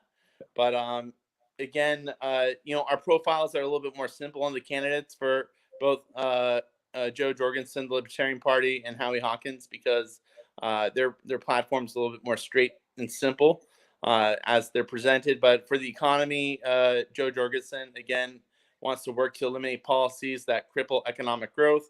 And what that means is federal programs, federal agency spending. Again, Libertarian Party is very free markets. With issues related to the environment or climate change, they would prioritize nuclear power and allow off-the-grid solar power. For healthcare, again, it's a private market solution for real price competition between private insurers, less public options like a Medicaid option. And for domestic national security, Jurgensen was a little thin on it, but she would end civil asset forfeiture prior to conviction, which is something, CAIR would support, and, of any candidate, and pardon all those convicted of non-violent crimes in the war on drugs, which, I know. No opinion. We're just sharing the facts. So. Yep. Sorry. Thank you. She hasn't really made her views on Islam or Muslims known, and as a libertarian, would really cease all foreign engagement in military affairs, and go more to a philosophy of a defensive army, kind of akin to Switzerland. For immigration, she'd work to repeal the arbitrary quotas on the number of people who can legally enter the United States, work, visit, or reside. For civil rights, again, with a view on smaller governments, it would be up to local governments to uphold civil rights. And really, it's not an issue of federal intervention. Libertarian candidates usually oppose mandatory hate crime sentencing acts. And, of course, keeping in with libertarian policies, she would eliminate the Department of Education. Okay. And now going to Howie Hawkins of the Green Party. Yeah, Howie Hawkins is, looking to implement a locally planned and federally funded job guarantee program to ensure that anyone unemployed could have access to a job. And they would enforce a $20 minimum wage that would nationalize. They would support and gas utilities. Yep. Essentially the entire public energy system. Yeah, basically, as a socialist party would, not socialist, as a Green Party they would more nationalize big industry and put it under public trust. For climate change, Hawkins' support of the eco-socialist favor Green New Deal and would want to bring 100% reductions to greenhouse gases by 2030, while Biden was shooting for 2050. Yeah. Sorry to keep you on. We're almost out of time. Let's go to healthcare next, inshallah. Yeah, healthcare, just a national single-payer program similar to Medicare for all. So nationalized healthcare, domestic security. He calls for a total ban on warrantless and mass surveillance, and would order federal investigations of local police that engage in misconduct, and work towards transitioning community control of the police. Views on Muslims, Hawkins has denounced the Supreme Court's 2018 decision to uphold the Muslim ban, and he finds it abhorrent that the Muslim community is held responsible for the attacks of a small group of criminal terrorists. And again, related to issues like commander-in-chief, he would bring home American troops stationed overseas and decrease the U.S. military budget by 75%. And use that money to then pay for healthcare.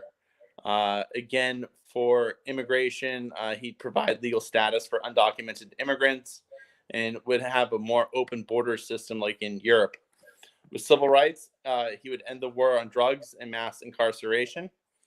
And for education, he would provide free lifelong tuition for public education from childcare, pre-K through K through 12 and college. Whew.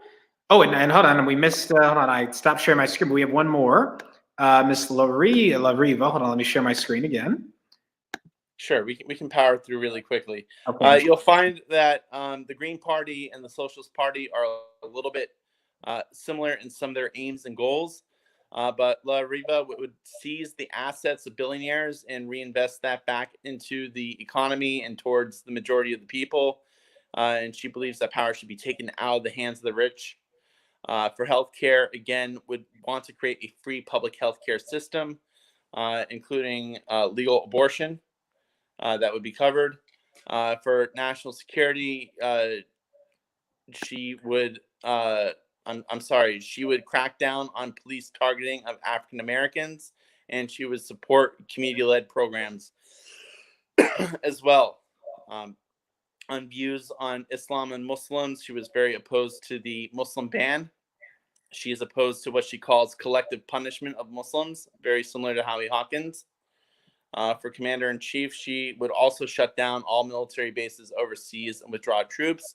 Important to point out, she would cease U.S. military aid to Israel, which she believes the Palestinians deserve the right to return to their land. And she'd also end the U.S. blockade to Cuba, among other issues. And then for immigration, La Riva would abolish all anti-immigration laws and shut down ICE, as you know, is a popular progressive call, and camps along the border to reunite immigrant families. She also has a plan for giving citizenship for all. And for civil rights, you know, she believes in equality for women, and would actively seek to close the wage gap between gender, and wants to focus on racism, police brutality, mass incarceration of African Americans. For education, she would plan to make education free, like the Green Party, and cancel all student debt, which I would appreciate because that's Robert speaking his person, saying it out on behalf of CAIR. I'm just saying, if anyone wants to cancel my student debt, you know, I'll have a conversation with you in my personal capacity. In his personal. I think what's really important to show here is, and it's just takes too long to go through, we showcased 30 bills in Congress that have either been voted on or have been put out there for members of Congress to sponsor.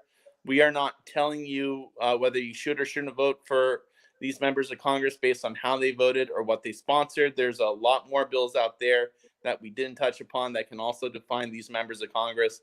But we wanted to show you, the supporter of CAIR, those who know about CAIR and our civil rights work, what we were concerned with and how members of Congress voted on those concerns or sponsored bills on those concerns. So please, you know, don't just look at the presidential profile. Look up your state, look up your member of Congress, see how they performed, you know, make your own informed and educated decisions. But it's a great resource. We put a lot of intern hours into researching this, a lot of work from CAIR staff, you know, editing, going over it. It's a great pleasure to produce. And it's on Muslims.vote, so everyone can check it out in detail. And Hamza. So thank you, Robert, so much. We're going to drop off. We've got to get to the next segment. Jazakallah khair. I know you're going to be on, I think, later in the update. So we look forward to that, inshallah. And until then, assalamu alaikum. Well, thank you. Wa alaikum assalam.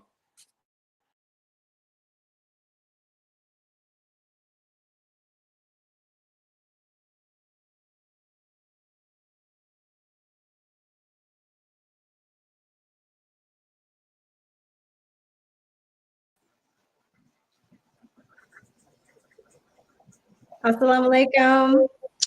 Assalamu alaikum, everyone. Danette, you're muted. Sorry, I had to tell my kids, don't talk right now. We're twins, Nazia. Oh wow. Oh my gosh. How's it going, Lonnie? It's good. It's a crazy day today. Yeah. I'm actually like huddled down in my basement. I'm like in the bunker, you know. Good place to be. Yeah. Oh, are we live? I just realized that we're live.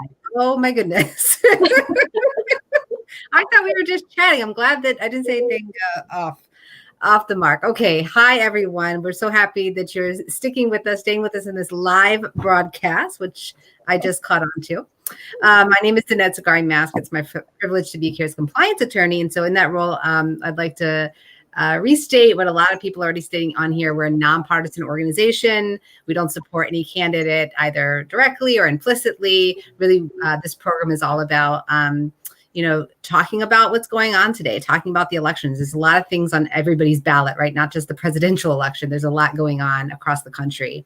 And we want to be with you. We want to give you access to leaders, civil rights leaders and government affairs directors and attorneys throughout the country to give you a view on what's going on across the nation. And so we're fortunate to have two experts with us right now, one from the cold state of Massachusetts, Nazia Ashraful, and one, I don't know if it's warm in your area, but Lani Habrook, CAIR, Oklahoma. And they're both government affairs directors, so perfect to come on and talk to us today. I would like to give you both a moment, though, to talk about your backgrounds a bit, let our audience know sort of your relationship to CAIR and what you're really focused on right now. And I see, Nazia, you're on the right side of my screen, so I'm going to go ahead and call on you first, if that's okay. Yeah, definitely. Yeah. Salam and hello, everybody. My name is Nazia, and I'm the Government Affairs Director with CAIR Massachusetts. And so you just want to talk a bit about like our background and what we've been up to? Yeah, so let everybody know, Nazia, how you got into government affairs and really what got you excited about working for CAIR. Yeah, definitely. So I actually started working for CAIR 4 years ago in 2016. Well, that's when I got, I guess, introduced to CAIR. So before my time at CAIR, I was doing my master's in public health, and I was doing a lot of work in the intersection between reproductive health and politics. And I really fell in love with that space. And so when the first time I kind of really saw the impact of local policy and local people. Before then, government had always just been this like federal bubble over our heads. But being able to do local policy work was the first time I got to see the real impact of it. And so that's just kind of how I fell in love with the space and fell in love with the work. Alhamdulillah, just by the grace of everything, all the stars kind of collided. And right when I graduated for my master's program, there's an opening at CAIR with this in this department, and joined on, and I've been doing the great work since. CAIR is really lucky to have you, Nazia. You and I were roommates. I'll let everyone else know at the pilgrimage to Manzanar, and so I did get to hear about her stories and how she got there. We both went a year ago. We took the pilgrimage to Manzanar in California, which is where Japanese Americans were interned during World War II. It was really educational and deeply impactful, and I'm really glad that I got to take that journey with you, Nazia. Yeah. And Lonnie, how's it going? What got you roped into serving the community and doing the hard work at CAIR? Yeah, well, my background actually ran for office in 2014 for State House. And that kind of put me more in the political space. I started working at an advocacy organization, a children's advocacy organization called the Institute for Child Advocacy. And I worked there for about 3 years. And then my grant ended. And so I saw that CAIR was looking for a government affairs person. And it was funny because I saw it 3 times before I applied, because I said, I'm not Muslim. Can I effectively advocate for this community? But with my work with children's advocacy, there was a very big focus on minority discrepancies and outcomes with just race equity issues. And I had a lot of passion about that and working with minorities and making sure that everybody had a voice. And so I was like, you know what, I'm just going to apply. We'll see what happens, because it's kind of my dream job. And I applied, I met Adam and Veronica, and we just clicked, and I've been here since February 2018. So coming up on my 3rd year. Me too. All right, cool. I went by your website today. Loved it. I think the photo that you all have there, www.cairoklahoma.com, for anybody who's watching. It's beautiful. I think the photo, it looks like it was taken from maybe your state capitol day. Yes, the one up above with everybody. Yes, our Muslim days at the Capitol have gotten so popular, and we also bring a lot of kids from the Islamic schools, and so it's really good to, I feel, for kids to see their elected leaders and to know that they belong there. And I'll have you know that today we are hopefully electing our first Muslim woman to State House. So it's so exciting. Yeah. Very exciting. Again, I got to reiterate, we're nonpartisan. So totally, we gotta be, careful not to explicitly or implicitly. It is always nice across the country when we see people coming out to participate. And you talked about yourself, Lonnie, running for office, so you know how hard it is to do that, how much commitment it takes, how much bravery it takes. I mean, everybody who's out there doing it right now they take a lot of risks. They take a lot of time out of their personal lives. It's a huge sacrifice, to really to try to convince the American people that they're the right person for the job. It's like the ultimate job interview.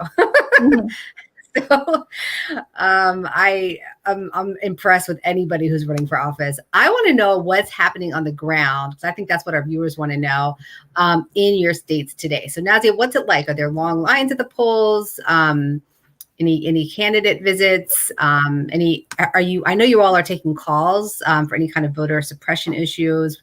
I've been hearing of CAIR chapters around the country. They're using those CAIR lines to reach out and report things that might be going on. What's it like in Massachusetts? Yeah, so thankfully, knock on wood, we haven't had any, major incidents called in. Seems to be that I haven't seen any long lines in my area, which is like kind of close to downtown Boston, but a little outside.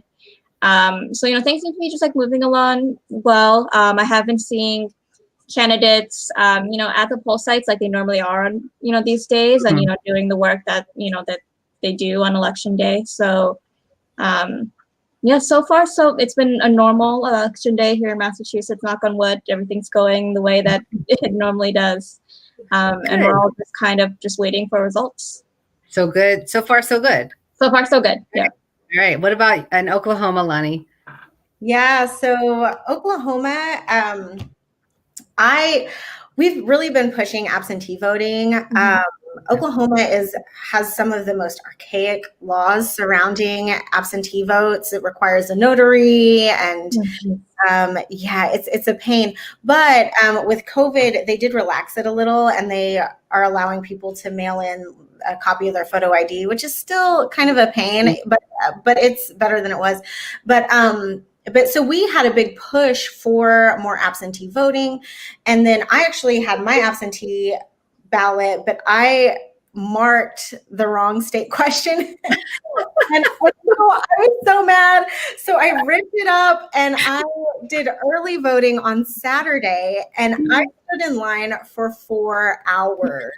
Oh my gosh, that's like the worst clerical mistake you've ever made, right? Oh my gosh, I was so mad. But it was honestly really fun. It was a really great experience because everybody was so excited to be there. And I just got to talk to the people that were standing in line with me, and we had great conversation for, the full time, and exchanged phone numbers and social media and all of that. And now we're going to be friends forever.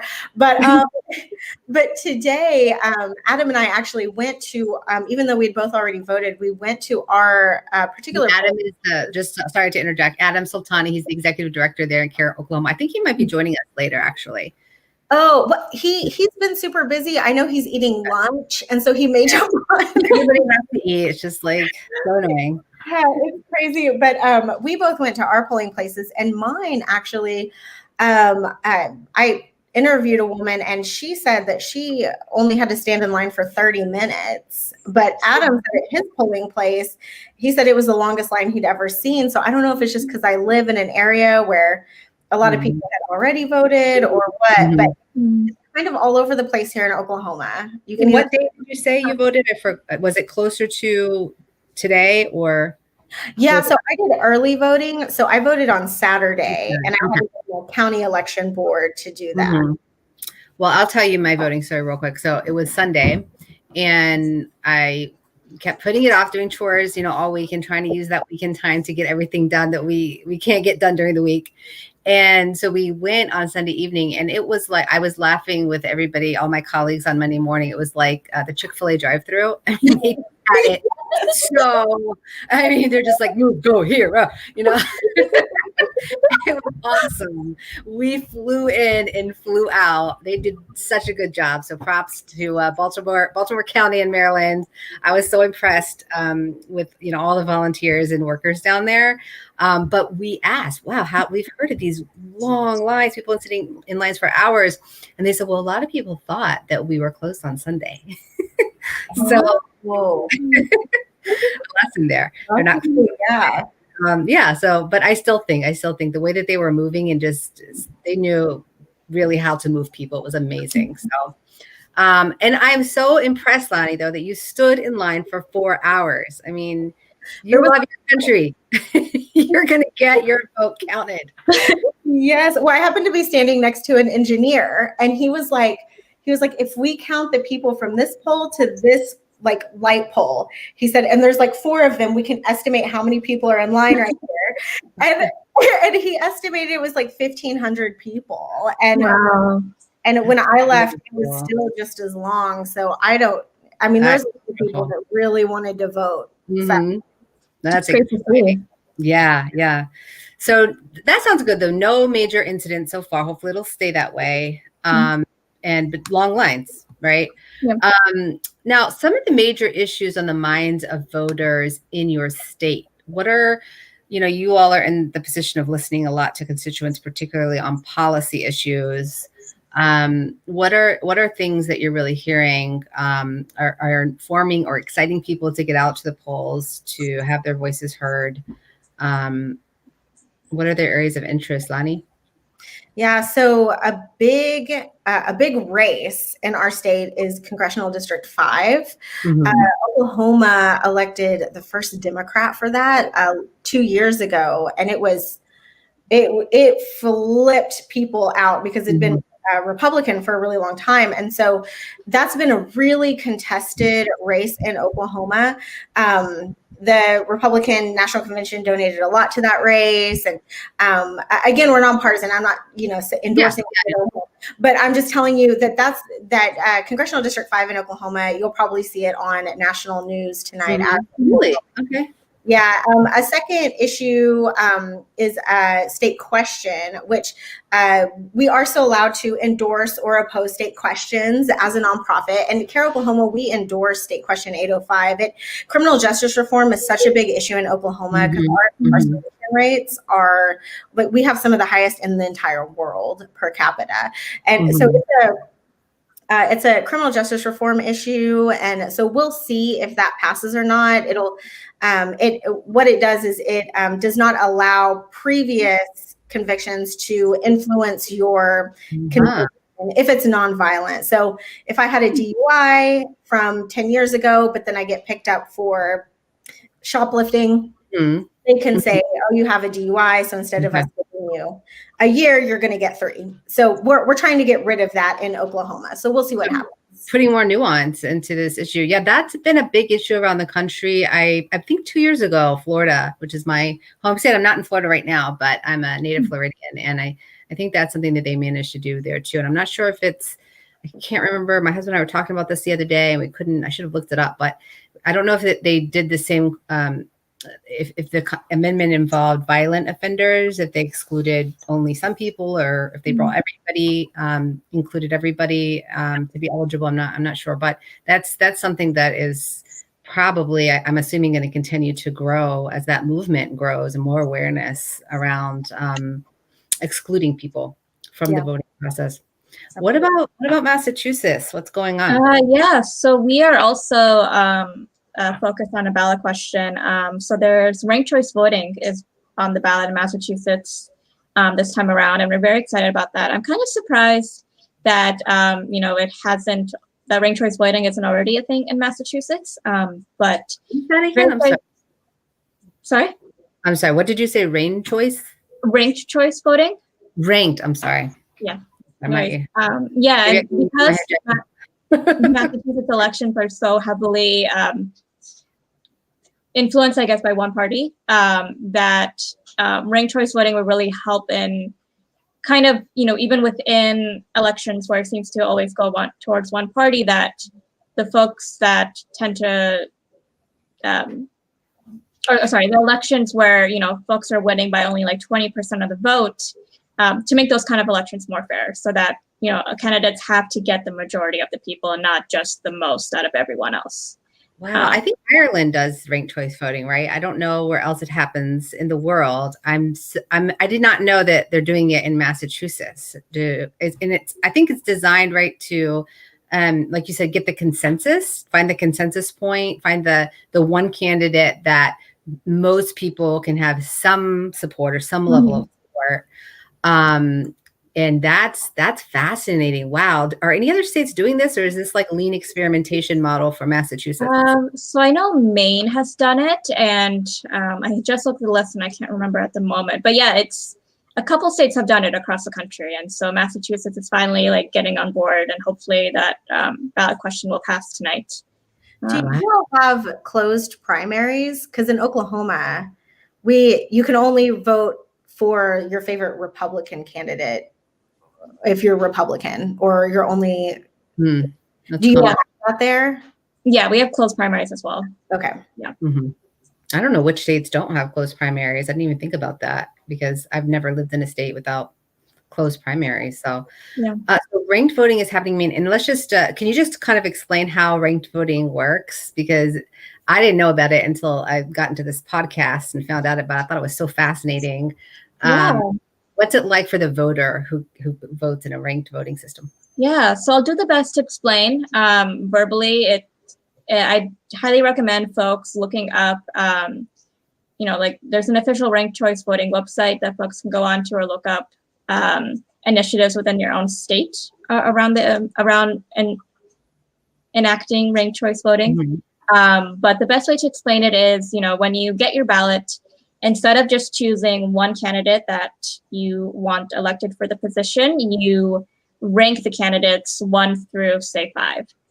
And then, they tally all the votes. And then if no one gets a majority, meaning 50% plus 1 of the votes, then they look at, they take away the votes from the candidate who got the least number of votes and add it to the next candidate. And then this process kind of continues until there's a candidate who has the majority, 50 plus 1. So just weeding people out. And so does that happen over a period of days, I would imagine, or is it just they count it up and calculate all that and parse them out over a matter of hours?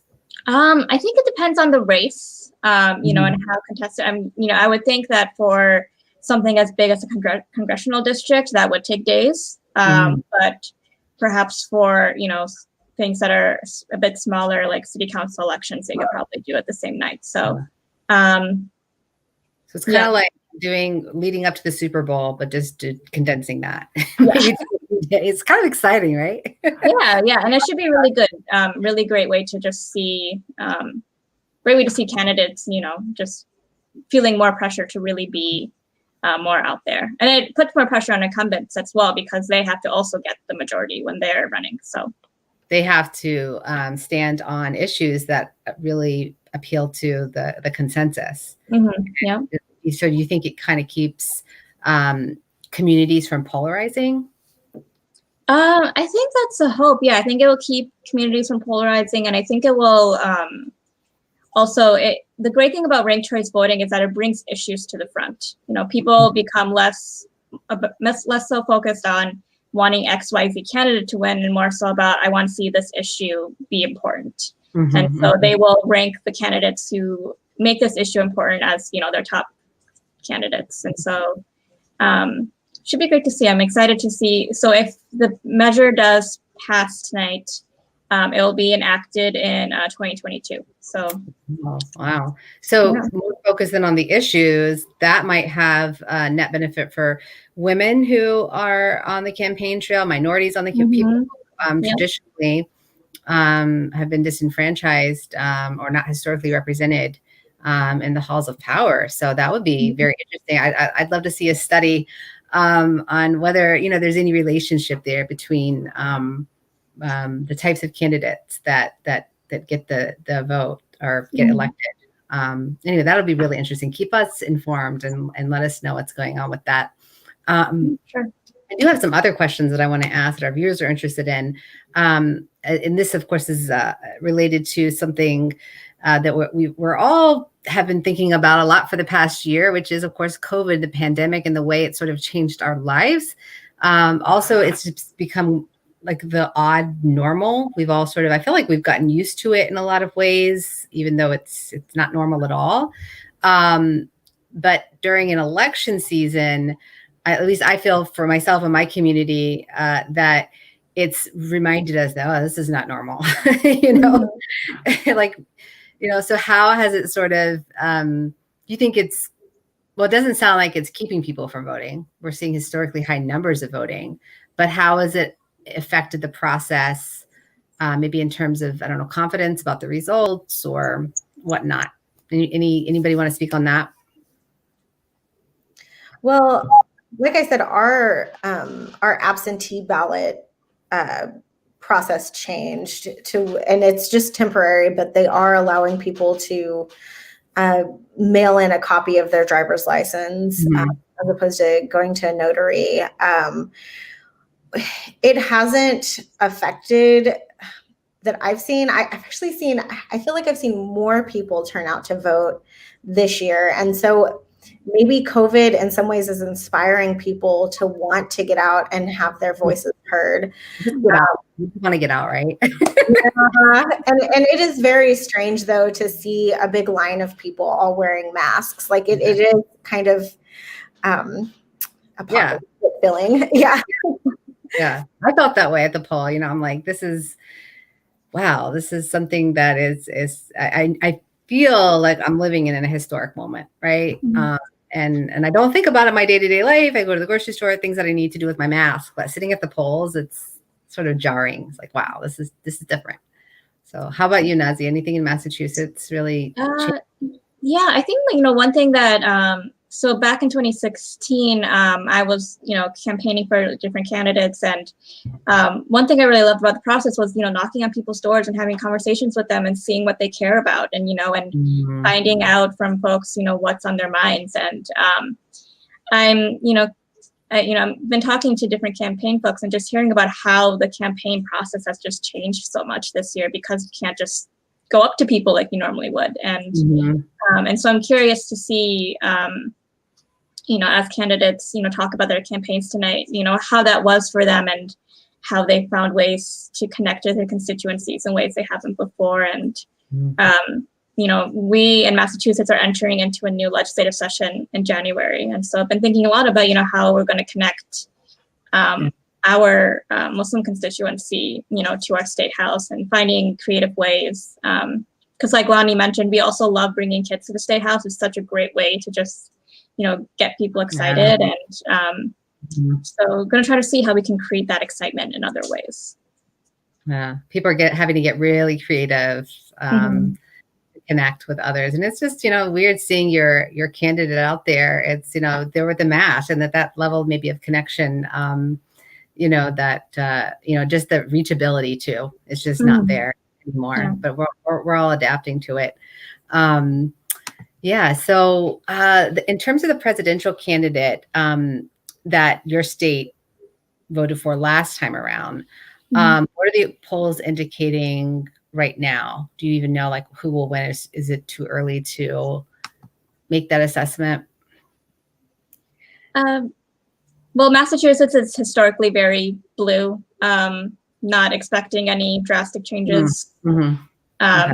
So yeah, nothing very exciting. Very red. I didn't go there expecting my presidential vote to really matter much either way. But this election is not just about the president. You know, it's about the questions and, you know, stuff. So we'll see what happens in Oklahoma. Yeah. It's, you know, when you live in a purple state, I've done that before, Florida. I think purple, Florida Still Purple. I remember around election season getting inundated with the ads. Like you couldn't turn right or left without somebody in your face, you know?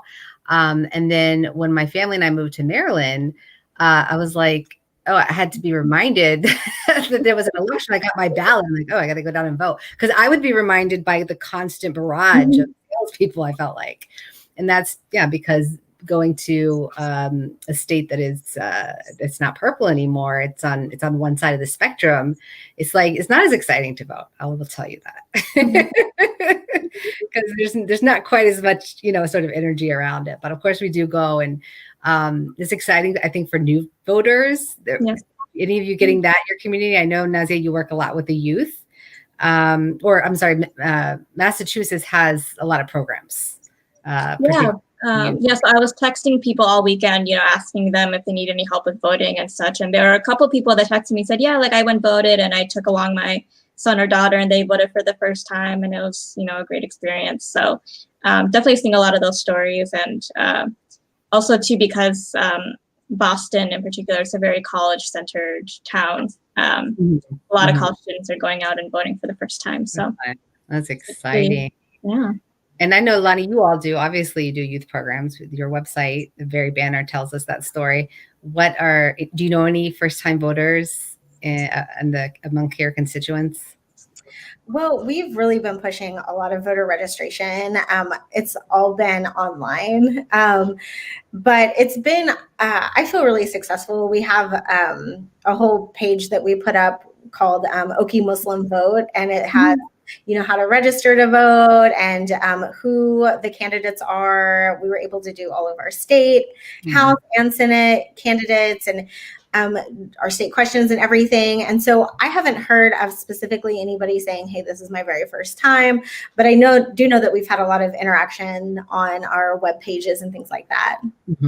It's exciting. So I have a son, my oldest got to vote for the first time in this election. And so we go down there, and I don't know, I didn't mean to embarrass him, but I said to the lady next to me, because she was asking him a question, and he was kind of pausing for a minute. She was asking him, do you want electric voting or paper? And he's like, wait, he does not understand, like, there's a choice here. And I'm like, it's his first time. And she's like, first-time voter. I'll start clapping. It's like, you know, when you go to the restaurant and they sing you the happy birthday song, and he just looks up at me like, so are you going to take the after selfie with the family or not? Is that what your face is telling me right now? He was so upset with me. I'm probably gonna be upset now that I'm retelling this story, you know. So we go out, and I'm like, I'd like to take the whole family photo after voting, and I'm like, can you still take the photo? I know I embarrassed you, but I really want the photo too. So he played along, and it was really, really exciting. I mean, he was just in the car, like right after we drove away, and was calling some people saying, hey, I voted, you know. I remember my first time voting. I don't know if you all do, but it's just, if you know, once you do it, it feels empowering. You know, you've made your voice heard. Like, it matters what you say. So I think he kind of had that sense about him. So it made him forgive me, I guess, for embarrassing him. So tell us about these get out the vote stories. You're probably both exhausted because you work in government affairs, and you probably, I'm guessing you're going to sleep for a week after the ballots are counted. You know, what has been some of the work leading up, to trying to get people to get out the vote, but not being able to set up the tables and also just physically register people, right? You used to get out there and help people. What has that been like? Yeah, you know, it's definitely felt a little less personal because, you know, things are just so, you know, digital, and it's a lot more mass communications than it used to be as well. Not as many as the one-on-one conversations, but you know, like I mentioned this weekend, I was doing, you know, the peer-to-peer texting, and that really helped in getting some sense of that connection back, you know, helping people who have questions about voting. We also have like a voter guide website, and so, you know, we've been able to direct folks to that, and you know, just like finding ways to still make sure that folks know that we're here and we're available, and you want to make sure their vote is counted. So just finding ways. Figuring it out. What about you, Lonnie? Yeah, ours has been pretty much the same. Like I said, we created a page on our website and tried to get people to commit to vote. And just really, most of our work has just been educating people. These are the issues. These are the values of the candidates. Vote your conscience. That's really been our whole goal. Well, the work that everyone has been doing around the country in your capacities has been working because it's really raised awareness and gotten people out in these historically long lines, even during a pandemic. So great job. I do hope you get some rest. I'm rooting for you and just encouraging anybody who's watching from Massachusetts, Oklahoma. These offices are here. If you're running into any issues today, or if you hear of anything, feel free to give them a call. There's experts, waiting to take those calls. So thank you so much. I'll hope to see you soon. Thank you so much. Thank you. And I think we get to bring on Robert. I think he's coming back with us. And Jewish Voice for Peace. Hey, Robert, how are you doing? Hey, doing well. I have been it's been fun watching everyone be so excited throughout the CAIR family about this election and hear what they've been accomplishing. Yeah, I really enjoyed your fountain of knowledge. Amazed by how much, I shouldn't be, right? You're the government affairs director, but times like this demonstrate you really do know your stuff. You're like an encyclopedia of politics. So I like saying encyclopedia because you write it down and forget it, and you open up the page when you need it. Well, I'm going to let you go ahead and introduce your next guest, Robert, and I'm staying in tune and learning more. Okay, yeah, please join us if you want, or please watch. Okay. So our next guest is Jewish Voice for Peace Action Executive Director Stephanie Fox. Hi, how are you? Hi, Robert. It's great to see you. It's good seeing you. And, I just want to say you're the affiliated 501c4 for Jewish Voice for Peace, correct? That's correct, yep. And so this is like CAIR's a 501c3, so we can't be as partisan as you are. But Great. Anything said on this program are your words, not ours. And this is a really fun conversation. And so I'm really excited to have you on because Jewish Voice for Peace is a huge ally of CAIR, and we work with a lot of the same offices. And most of the time we have like the same agenda going on. So It's really good to have an ally here. Could you, just for those that don't know, could you tell our audience what Jewish Voice for Peace is, what Jewish Voice for Peace Action is, and how they can get a piece of the action? Great. That should be our little tagline. Yes, we are a national grassroots organization. Jewish Voice for Peace Action is a new 1 year in organization, C4, building a multiracial base of Jews and allies committed to transforming U.S. foreign policy and fighting for a world of justice and equality and dignity for all people everywhere, and especially focused on ensuring that that's true for all people of Israel, Palestine, and a U.S. foreign policy that reflects that. So JVP Action is a year old, but Jewish Voice for Peace has been around for many decades, and we obviously build on the deep grassroots base and work and community and sort of political home that exists in Jewish Voice for Peace. That roots us and is the source of our power as an organization seeking to make political change. So we're close partners with CAIR and always excited to have these combos because, like you said, whether it's on the Hill or in our local communities, the work that we get to do together, backing one another, and fighting for a world of equality it's an honor to get to do that alongside you guys. Well, we're really glad to have you. Now, originally, the title of today's segment was, what could the election in 2020 mean for domestic affairs? But I have you here, so if we bleed a little bit into the foreign policy stuff, please, I'm just as captivated as our audience and interested. But I want to first just kind of talk about it. We do have some real domestic intersections with our work. Now, for the viewer at home, CAIR is all about protecting the First Amendment rights of Muslims, allies to the community, especially Jewish Voice for Peace. And what we find is that there is a movement against speaking out freely, organizing freely in the cause of Palestine and supporting Palestinian human rights. And so, in what is it, 30 states across the country or more, they've adopted anti-boycott, divestment, and sanctions bills. Mhm. And, you know, we've also seen condemnation of BDS in Congress this year passed in the House. And we also have had proposed legislation in the Senate and House that would actually criminalize BDS. Now, BDS itself is the boycott, divestment, and sanction campaign that targets the Israeli economy and, you know, the cultural aspects of exchange, hopefully to compel the state to come to the table and respect the rights of just Palestinians there. So it's a boycott that a number of Americans are participating in. And I know that we have actually fought against this legislation because CAIR's take on BDS bills of concern is that you are limiting the First Amendment rights of groups that are participating in BDS, and not just BDS, but when you actually read the fine language of the bills, it's just not BDS campaign. It's just general language about Palestinian human rights. And so it's not even just targeting a small campaign, but a whole movement. And I think that's more where, you know, CAIR and Jewish Voice for Peace get caught up, because we end up being proponents for Palestinian human rights. And so CAIR has, you know, we've jumped on several lawsuits. Yeah. You know, some more successful than others. We're challenged at all sorts of levels, but we're going to keep on suing the system until we win. In the meantime, I'd love to hear, what do you think about Trump or Biden? Is there really actually a difference between the two when it comes to domestic policy or concern on BDS? Great question.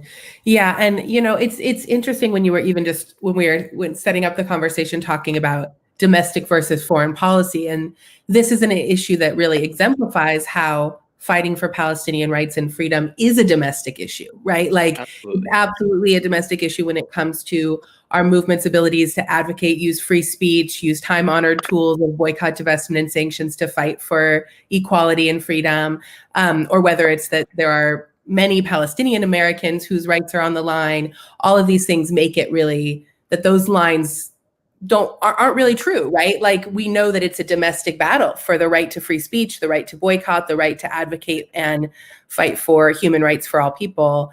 And I think that, you know, on all issues and including this one, you know, the president is not a leader of movements, is not, no matter who's in that office, right? That's a target for our movements. And so for us, we see a top line mandate of getting an authoritarian fascist white supremacist out of office. But that's not to say that Joe Biden is good on our issues. Our organizations are going to have to fight to defend the right to boycott and the right to continue to build our massive, growing, burgeoning, bursting movements. We're going to have to use the power of our movements to push and to fight for policy that reflects the values that Americans really actually hold on these issues. So as it regards to BDS, you know, we really see that the big fight ahead is going to be over the definition of anti-Semitism. Both Trump and Biden falsely have tried to delegitimize BDS by conflating it with anti-Semitism, which obviously as a Jewish organization, we find deeply offensive, immoral, and obviously in the way of our movements for justice also, you know, and so all of our movements for justice. And so, you know, those attacks on the right to boycott mean that for a long time, the idea of attacking BDS was kind of a bipartisan, cross the aisle and repress movements for justice, buddy, right? And so it's actually what we're seeing now is that we have mass movement in the progressive world being really clear that that's not acceptable. And we even have progressive champions in Congress who are increasingly moving away from the idea that it's a safe bet to attack the movement for Palestinian rights. Joe Biden isn't there yet, but if he becomes president, as we actually hope he will, it's our job to ensure that he gets there. And we know that we have the grassroots power to make that possible.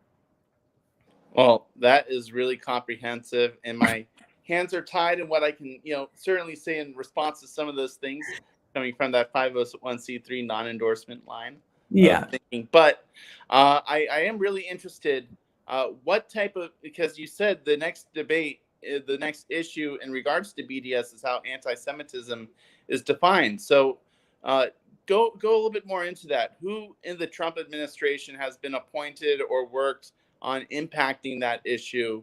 And, what are, progressive groups or progressive allies in Congress saying about that? Absolutely. Well, you've seen the Trump administration time and again not only be simultaneously enabling white supremacists and anti-Semites, white nationalists, stoking the very anti-Semitic myths that have driven the most violent attacks on Jewish communities that we've seen in the last 2 years, that we've seen in my lifetime and in many lifetimes, right? So really reprehensible anti-Semitism emanating out from Trump and Trumpism, and at the same time, a very cynical ploy to conflate criticism of Israel with anti-Semitism and to then use that as a weapon against Palestinians and the movement for Palestinian rights. And so you've seen that in his executive order on anti-Semitism, which was really focused on actually anti-Semitically kind of defining Jews as allegiant to the state of Israel, but even beyond that of relying on a very problematic definition called the IHRA definition, the International Holocaust Remembrance Alliance's definition of anti-Semitism, which is being legislated and used and deployed all around the world in very deeply problematic ways that are designed to suppress free speech, are designed to conflate the issue of critique of the Israeli government or defense of Palestinian human rights as having anything to do with the fight against anti-Semitism. And we see this even still with the appointment of his special envoy to monitor and combat anti-Semitism, Ilan Carr, who absolutely exemplifies the push to bring this definition to bear and to use it as a cudgel against our movement for justice. And so we really see, I see it as the boycott, divestment, and sanctions movement has been, as you mentioned, legislated against, fought against tooth and nail, because it's when movements for justice are making headway, it is threatening to those who want to maintain the status quo. And so every tool is going to be used to try to suppress the people's power, right? And so we see that at play. And although there's been successful attempts to attack the movement, it also has hit up against this wall of being obviously attempt to curtail freedom of speech. And so my premise is that I do believe the really focused attack on bringing this problematic definition of anti-Semitism out into the world is to kind of be able to fight further, right? To say, well, it's not freedom of speech. If any criticism of Israel is hate speech, then we can shut down all criticism of Israel. And so we see that as deeply problematic and something that hurts the fight against anti-Semitism, hurts the movement for freedom and equality for all people in Palestine and Israel. Definitely. And I just like to remind our viewers that anti-Semitism is really the canary in the coal mine when you're measuring hatred in any Western community, because it's there, it's present, it's a real danger. Today, our CAIR Michigan chapter called for a federal hate crime probe because a number of Jewish cemetery tombstones were vandalized with pro-Trump graffiti. And so there is an intersection between, anti-Semitism and the hate that is happening in the world. And that's why it's also really important that we don't muddy what the definition is, because when you do that, it distracts from really preventing real anti-Semitism, which is just, it's a sin on all of us. Exactly. I mean, it's so offensive and appalling to see some of the major purveyors and pushers of anti-Semitism, like Trump and his entire administration and base, right, to see that those very individuals then somehow pretending that they're a friend to Jews because of their anti-Palestinian policies is just so reprehensible and gets in the way of our absolutely urgently needed fight against anti-Semitism and all forms of racism.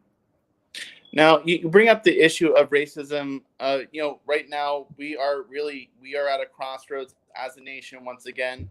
People always like to think of the civil rights movement as something that happened in the 50s, 60s, 70s, but it never ended. The media's attention on it ended, but the good work on civil rights continues.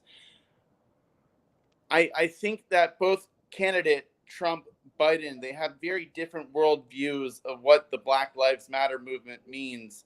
And I see that the Black Lives Matter movement has actually embraced some of these traditional issues that both our organizations are working on when it comes to these domestic policies of, supporting the right to boycott, supporting those who are oppressed overseas, pushing back against police-led violence of minorities. We see parallel issues between Israel and Palestine and the U.S. and its own minority communities. Where do you see the Biden administration and its wants to address the concerns of Black Lives Matter? Where do you see the Trump administration? Well, or I should say a future Biden administration. May it be so. Yeah. If that happens. Yeah. So, we have seen how Trump has responded to Black-led uprising and protest with full violence of our government and by encouraging rogue militias of white nationalists to attack protesters. And, he's enabled white nationalists. He's the choice of everyone from the Proud Boys to the police unions, and has actively worked to amplify and deepen the racist systems present in the country from its founding. And so, there's no question that his presidency and the hate that he's stoked and the systematic violence that he's enacted must be stopped, and is murdering Black people in the street and absolutely, top line the priority at this moment. I will say, though, if we are successful in defeating Trump, I believe that the hero of this story and this moment is our movements. It's not a particular man in that office, right? It's being led by brilliant Black organizers all over this country who are backed by a vast multiracial coalition. That, the uprising and protests we've seen in the last 6 months are nothing less than like a fundamental reckoning with the legacy of slavery and centuries of anti-Black violence at the foundation of this country. And so, Biden's been in power for a long time, and we have seen that he has not been a leader in movements for Black liberation. He is, however, a much better target for that organizing than the person currently in that seat. And the coalition that is actively working to defeat Trump will absolutely and must absolutely stay focused on demanding that Biden administration fall in line with those of us who are demanding a fundamental, dismantling and reimagining of how we think about safety in this country, how we think about building systems that support the freedom and health and security of all people, especially Black and brown communities. So it's an uphill battle with Biden in the White House. We're clear, but it's one that we're ready for, and that the movements that are working so hard to oust Trump are also aligned around, in my opinion, nation, or absolutely must be. I think you raised a really important point that no matter who is elected, these problems are still going to be there, and it won't change over the night with one election, and that we have to continue to organize. I came to CAIR 10 years ago, and I was working back then. Was told one of our top 3 priorities was promoting the End Racial and Religious Profiling Act, and that act, even when there was a succession of democratically held House, Congress, Senate, and presidency, we just still weren't able to get past the police unions to get that bill done. We now have seen portions of it passed either through Senator Cory Booker's legislation or through the George Floyd Policing Act legislation.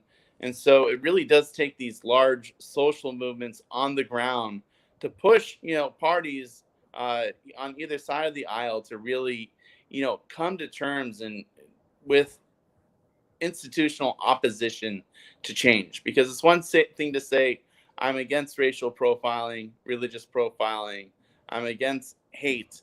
It's another thing to exact institutional change.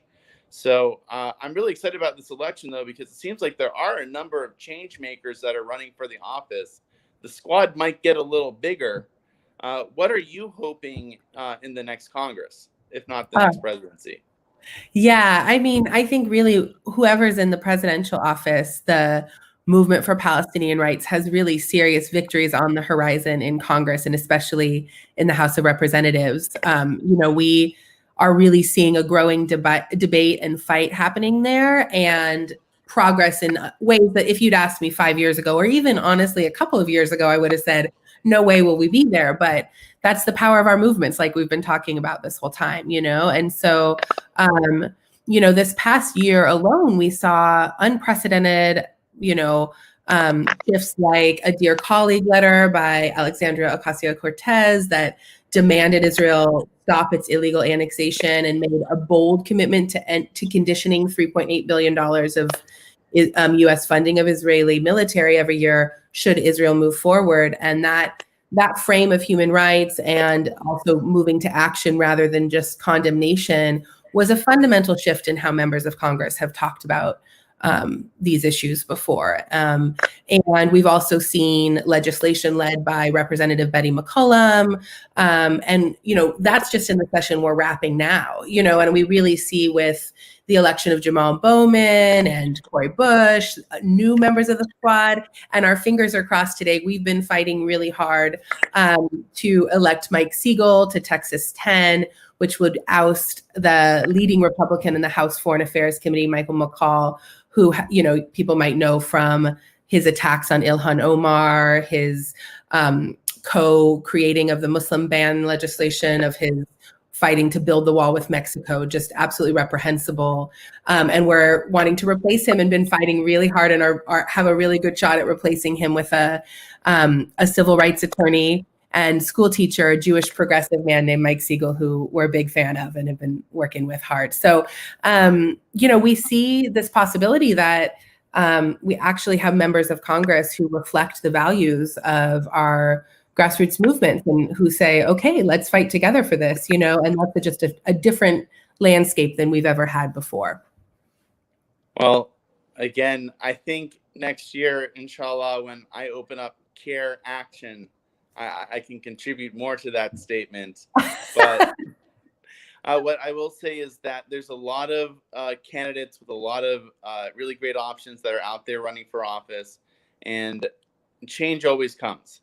And so we had an earlier discussion about a rush kind of 30-minute conversation about presidential candidates, policies, and positions. And we tried doing Trump and Biden and Joe Jorgensen and Howie Hawkins and La Riviera. And, it was super condensed. But what I'll say is a lot of the things we saw with the Green Party or even the Libertarian Party or the Socialist parties, we see translated over 20 years into the mainstream talking points of the Republican Party or Democratic Party. And that, these not widely supported battles today weren't even supported like 5 years ago, and that they're gaining steam. Yeah. And I think, there's a lot of growing pains on both sides where we talk about these issues in the Democratic Party or in Republicans talking about this.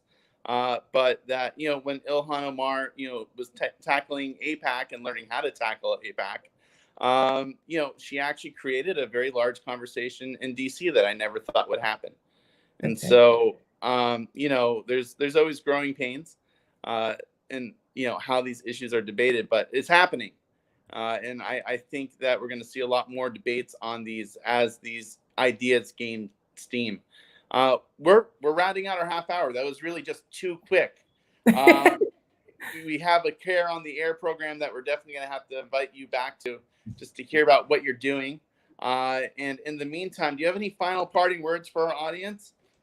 Just thanks for having me. It's always such a delight to be in the work with you all, to be in these questions together. And, we have, like we were just saying, Morris Mitchell from the Working Families Party wrote yesterday that this Biden is a doorway, not a destination, right? And so whatever comes at the end of today or whenever we know what's next, I look forward to walking through that doorway with you all and continuing in the fight for justice for all people.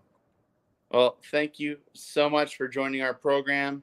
I'd just like to say our organizations, our causes, our activism, they outlast presidencies. That's why they're called movements. So I look forward to hearing from you again and working with you on the Hill soon enough once that vaccine comes out. All right. Thank you so much for joining us. We'll be in touch. Thanks for having me. Thanks. Nice to see you. All right. Bye. Bye.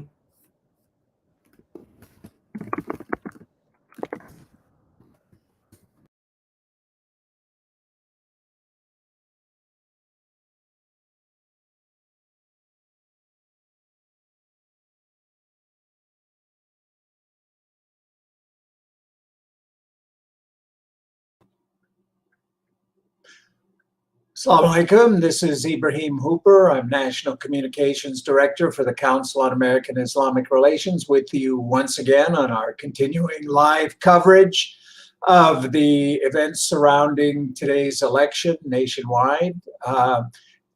In this segment, we'll be bringing in some CAIR representatives from around the country to just kind of get an idea of what's happening out there. So far, it seems to be fairly quiet from just listening to the news, but let's hear from some individuals on the ground. With us today, we have Farhan Memon with our CAIR Connecticut office, also Usjid Hamid with CAIR Ohio, and Nicholas Brundage, also with our CAIR, CAIR Connecticut office. So let's just start off with going around our panel here, starting with Brother Farhan. What do you see happening on the ground in your area? Assalamu alaikum, Ibrahim. Thanks for having me on this afternoon. So I live in Southern Connecticut, which is really a suburb of New York. And throughout the day, we've had really enthusiastic response from Muslims going out to the polls. They're really enthused about voting for the candidate of their choice. The polls have been fairly regular and quiet. People really haven't reported having any problems voting. I actually went out to see for myself here in Norwalk, where I am, what's going on. At one polling location, I saw about 100 people lined up. At another polling location, I saw nobody.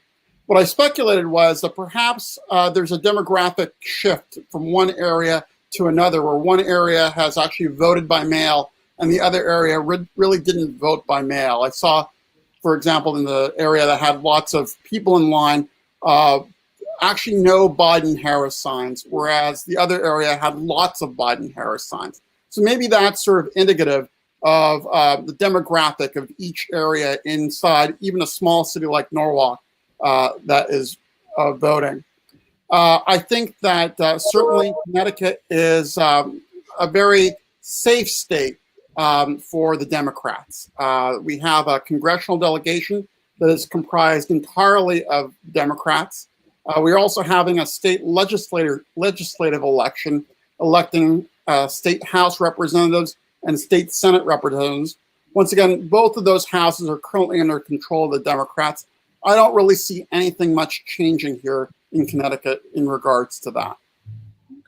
Brother Usjid, in Ohio, it's a critical state that has been a swing state over many election cycles. What are you seeing in your area? Yeah, so I guess, statewide, there's not really a ton of news, which I suppose is good news, because that means that things are sort of running as they should be. I will say, though, that where I live in Franklin County, which is in central Ohio, it's the county that has Columbus, and it's the largest county in Ohio. When I went to go vote this morning, we were told that the sort of Franklin County system sort of online is down. And so they had to switch to paper ballots. And so that has sort of slowed them down a little bit. But again, just to my understanding, that is just with Franklin County, and sort of the rest of the state seems to be sort of moving right along. And yes, you are absolutely right. Sort of Ohio definitely is considered a swing state. Last time Trump won the state of Ohio quite handily. And so right now, 538 calls Ohio sort of a bit of a tossed up So it's definitely going to be interesting to see how it plays out. Okay, Brother Nick, are you in the same area as Brother Farhan, or are you in a different area? What have you seen that may be the same or different from the other two spokespeople? I'm in Hartford, so the capital here. We had some long lines this morning, but things have evened out here in the afternoon. There's still a line at our city hall here because you can register today and still vote. So if you haven't gotten out, you can still register and vote in the state. But our Secretary of State for Connecticut came on about noon and said that registered voters, we're about up to a 70% vote counted for registered voters so far. So I think there's been a lot of enthusiasms, and the early lines, I think, just show that also. There's a lot of enthusiasms, but it seemed to have calmed down this afternoon. Do you think that the early voting is taken away from today's voting, or is it normal out there? I would say that it probably has, because there were lines this morning, but I think that was mostly due to social distancing. The lines moved very quickly. So I imagine with knowing that there's been 70% of the registered voters in, I imagine a lot of that has come from early voting. Mm-hmm. And Brother Farhan, what do you think were the major issues on the minds of not only the larger society in your state, but on the minds of American Muslims in Connecticut? What do you think are the major issues that drove them to the polls or made them decide on a particular candidate? Well, certainly for Muslims, I think it's the Trump administration's anti-Muslim policies and antagonism towards American Muslims. It started 4 years ago, right off the bat, when Trump enacted the Muslim ban. And there was tremendous outpouring of support from Muslims and, quite frankly, from non-Muslims. We gathered almost 1,000 people at the Hartford airport 4 years ago, right after the administration was inaugurated. And I think that sentiment has certainly stayed with the population, Muslims and non-Muslims, since. I think that Muslims, by and large, are, don't like the Trump aesthetic of being disrespectful. I think certainly the COVID-19 crisis has also affected the way that people have interpreted the Trump administration. Certainly, we've had our fair share of people who have gotten sick and who have died here in Connecticut. The Trump administration's lackluster response to combating the epidemic certainly has hit a nerve here. Connecticut was one of the hardest hit areas in the country, at least initially. How do you think that has impacted the Muslim community there? Because I know there are a lot of Muslim first responders, medical personnel that are themselves get sick and even die from this while treating others. Sure. Well, thankfully, no one in the medical first responder community that I know of has passed away here in Connecticut. But you're right that a lot of Connecticut doctors and nurses and health professionals are Muslim. And they've been on the front lines in trying to help combat and cure and treat people who have been afflicted by COVID-19. And, our Muslim community here in Connecticut has been very good and very responsive. When the epidemic first hit, by and large, all of the mosques shut down. And even as they've opened up, they've practiced very good social distancing in terms of reducing the populations within the mosques and also making sure that people don't have temperatures and keeping old people and young people away. So I think Connecticut's Muslim community has been very vigilant in making sure that we are good citizens and try and lessen the impact of COVID-19. And that's in keeping also with the rest of the state and the rest of our neighbors in the state as well. I think that, the masks are not a political issue in Connecticut the way that they are in other parts of the country. I think by and large, people understand that we're a community, that in order to help all of us, we have to help each other. And in that respect, things haven't been that controversial. I think there are people who are keeping their kids home from school. Some are going to school full time. But I think all people recognize, or at least those that I've talked to, that the Trump administration's policies have been muddled and detrimental to people's health here in the state. What's the rough makeup of the Muslim community in terms of demographics in Connecticut? Yeah, I would say that they're probably 60%, Indian, South Asian. I would say about, let's call it 30% Arab origin, and probably 10% African American. That's similar to many communities around the country where we see South Asian Muslim heritage predominate in many areas, when often the stereotype is Islam as an Arab-based faith, when that just doesn't stand up to scrutiny here in the United States, at least. And what we've tried to do in order to reiterate that point, that the Muslim community is diverse, that it's not monolithic, is we've engaged in regular meetings with our congresspeople and senators and state legislators to bring different populations to their office from their constituency, so that they can meet each other, so that we can meet with our elected representatives and talk about a variety of issues that pertain to Muslims, both domestic as well as from people's countries of origin. Because I think that although there's certainly a second and third generation population of Muslims growing up here in the United States, those at least that are from immigrant backgrounds, notwithstanding African American Muslims that were born here, but there's also, because people are largely immigrant based, they have that sort of sentiment for what's going on back in their country of origin or their home country.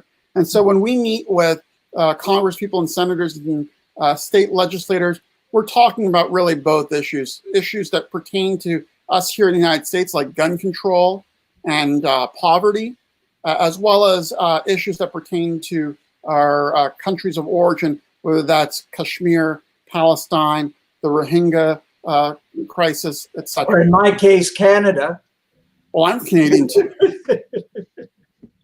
But and brother Usjid, what's the demographic makeup in Ohio, and what are the key issues for the Muslim community there?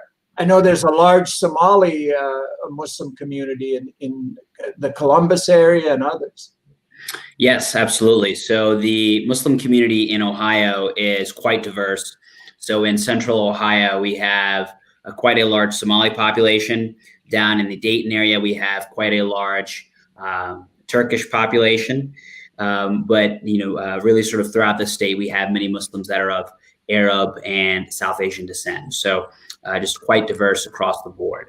In terms of the issues that they are most concerned about, I think Farhan touched on most of them.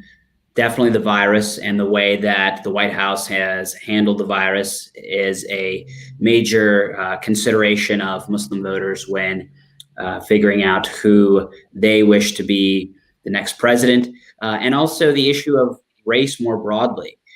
I think that there is a stark contrast between both candidates in terms of how they talk about issues like Black Lives Matter, police brutality, and the members of our community that were protesting police brutality. And so I think that all of those issues really do play into the minds of Muslims when deciding who they want to be their next leader in the White House.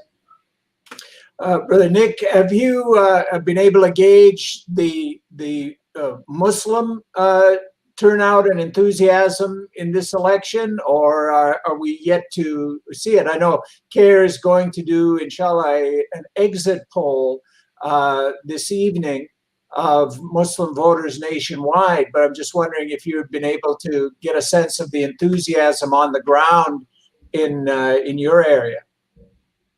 Anecdotally from some of the the local leaders, we've seen a lot of a high turnout. And Farhan's done a great thing with contacting some of our friends and able to put up pictures of community members and why they voted with their I vote stickers and whatnot. So it seems, anecdotally, like it's will be a very high turnout, and people are, very enthusiastic to get out there to the polls today.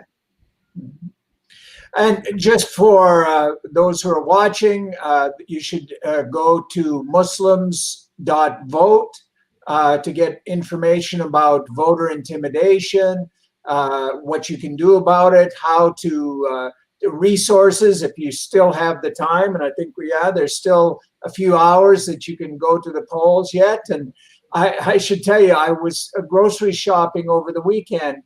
And one of the checkout person, I said to her, "Oh, have you voted yet?" And she says, "Oh, when's the election?"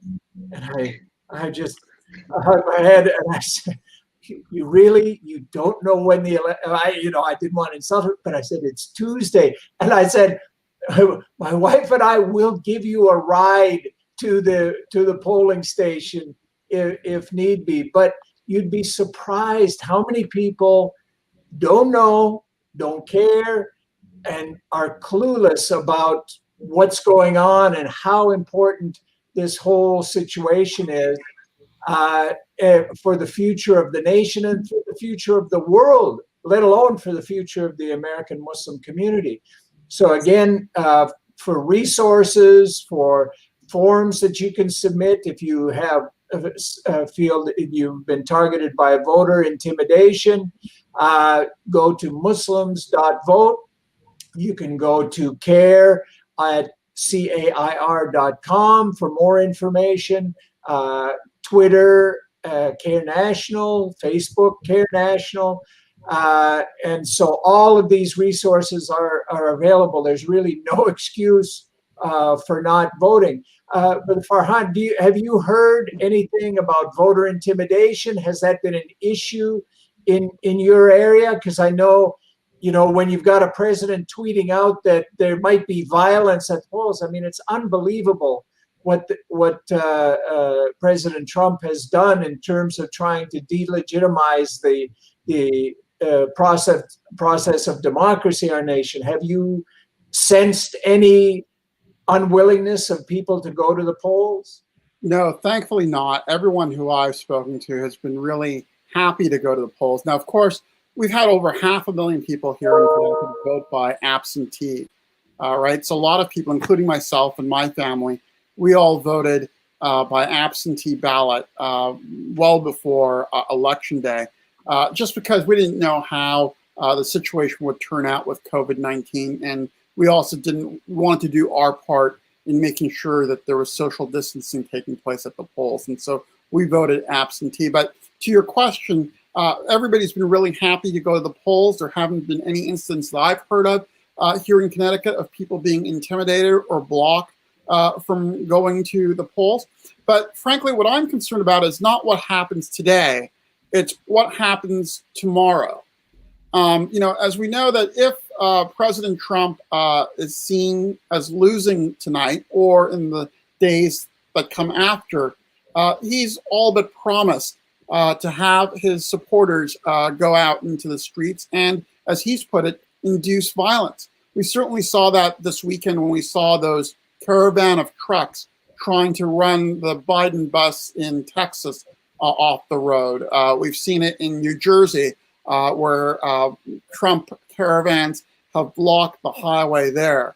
And, it's really potentially scary that some of these people are armed. I mean, the Second Amendment does give people the right to carry arms in some states, depending where you are. You can carry them openly. We've seen violence occur in other states where people have actually shot and killed people. So I don't think it's something that's beyond the realm of reason to think that if he feels threatened, if he feels pressured, that he will either ask people to go out on the streets on his behalf, or these militia groups will take it upon themselves.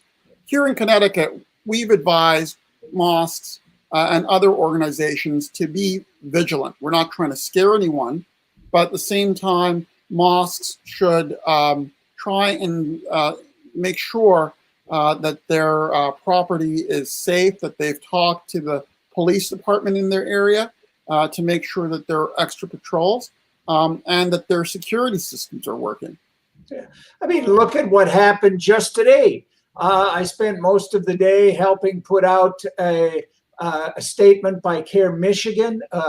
CAIR Michigan offered a reward for hate vandalism of a Jewish cemetery in that state, where somebody spray painted Trump and MAGA on Jewish gravestones. Another thing, just today, I helped with CAIR Kansas issuing a statement about an individual who went to a Wichita mosque with a handgun, confronted somebody, one of the worshipers was yelling anti-Muslim and racist slurs at them. So, I mean, that's just today. So these things are happening all the time in this atmosphere of heightened racial, ethnic, religious tension that's been promoted by the president of the United States. Oh, and we had a mosque burned down here in Connecticut, right? I mean, this is not to say that there hasn't been violence directed towards Muslims, but thankfully not today. Everyone's been able to go out to the polls safely. Brother Ushid, in the Ohio, have you heard any, feelings that there might be some reluctance to go to the polls because of intimidation, or you've heard that kind of thing happening? Definitely not in large numbers. Thankfully, members of our community and I would say members of marginalized communities across the board are enthusiastic about this election, and they are excited to go have their voice heard.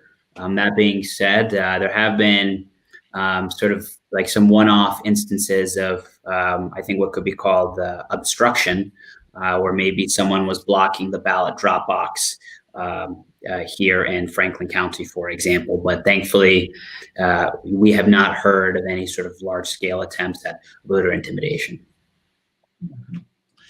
I mean, what do you think will happen now going forward? I know that when President Trump was elected in 2016, it was really, in a strange way, an opportunity. I noticed that American Muslims were able to forge alliances, coalitions with so many other groups, and those have been maintained. We just had on Jewish Voice for Peace in the previous segment.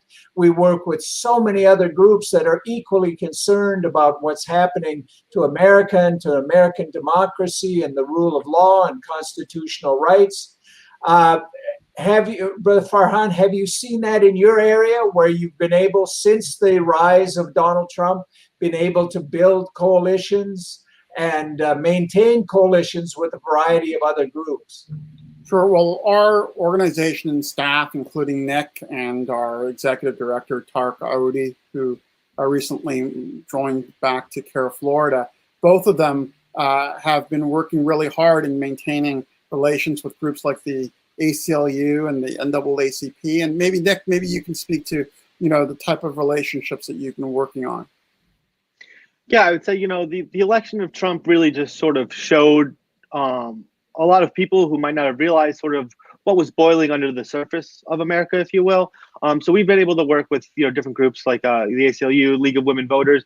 And I do think it's sort of, shown that we need to band together to sort of fight this hate, because if a man's able to get elected on this type of platform, that there's a lot of similar feelings throughout the country. So I mean, even in a deep blue state like Connecticut, you have to be worried about sort of these caravans and this sort of random acts of violence that might happen.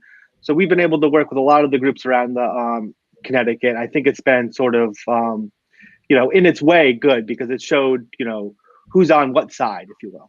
And I think we'll be able to build on those bridges, right? So if the Biden team wins, obviously, there's still a lot of work to be done in terms of Muslim civil liberties and combating Islamophobia, even with that group of people. The job is certainly not over, and we certainly recognize that the reason why the Trump administration was elected is that there were a lot of disaffected Americans, right? If you think that maybe half the population supported Donald Trump, those are a lot of people that were feeling hurt under the previous regime or the previous government. Their lives weren't necessarily the way that they wanted them to be. some of that's legitimate, some of that's not, but certainly we all have to work together in trying to, I think, reunite the country in order to find a way forward for all of us, and especially in terms of making the land more hospitable for American Muslims and for other people who are of ethnic and religious minorities. Yeah, I think even before the rise of Trump, I would consistently tell people that up to 1/3 of Americans were actively hostile to Islam and Muslims at any given time. And that just basically became the Trump third of America, the hardcore base of Trump. These groups overlapped, I think, tremendously. Brother Ujjid, how about the situation in your state in terms of building and maintaining the coalitions with others between other groups and the American Muslim community? Has that expanded during the Trump era, and do you see it going forward even if there's a Biden administration? Yes, absolutely. So definitely after the sort of Trump administration came to power, CAIR Ohio worked very hard to form relationships across religious lines, racial lines. And so, thankfully we have great relationships with many interfaith groups here in Ohio. And we also have great relationships with the ACLU of Ohio, as well as other sort of racial justice organizations as well. And so we frequently communicate with our partners and also collaborate on, protests and initiatives here in Ohio to, address issues facing our communities. In terms of moving forward, regardless of who wins, we are absolutely going to maintain our relationships with these organizations and also seek to expand these relationships because, Ibrahim, as I'm sure you know, CAIR is going to be here regardless of who is in the White House. Inshallah. All right, we're getting close to the end here. Maybe if everyone has some concluding remarks, bits of wisdom they want to put forward as we're waiting for Trump to declare his victory at 7:01 p.m. probably Eastern time. Brother Farhan? Well, I think, it's going to be a long night. Certainly I think that, there's going to be no clear-cut winner. But, we've each done our part in voting for whichever candidate, has spoken to our needs and wants.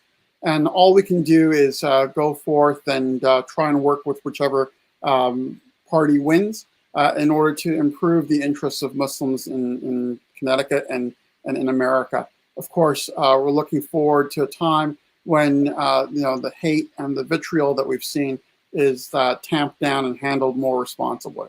Do you think we'll see, if Biden gets in, do you think we'll see some immediate healing, or has so much damage been done it's going to take a long time?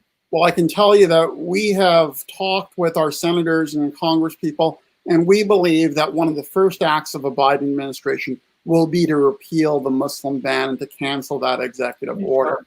That'll send a very clear signal to all people in America that America is for immigration, that it does not discriminate on the basis of faith or religion, and that we are a country that is open to and welcoming to all. And that's the first act that I'm hoping to see. And raise the immigration cap too. That's a devastating. Well, and certainly once again, we can't forget the caging of children and separation from their parents. That has been the most inhumane thing that I've seen in my lifetime here in the United States. And certainly I think that that's a step that the Biden administration has to act on really quickly in order to re-legitimize the government of the United States. All right. Brother Ujjid, any final thoughts? Yeah, absolutely. Regardless of which candidate is victorious, it is important for us to remember as community advocates and as people who care about social justice that either way we have our work cut out for us.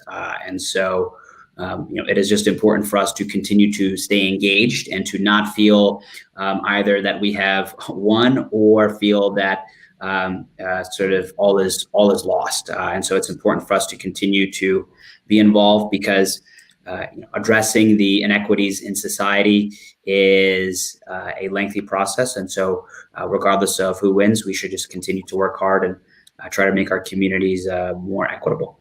As it says, we should say Alhamdulillah, whether in adversity or prosperity. So, exactly. Brother Nick, any last thoughts?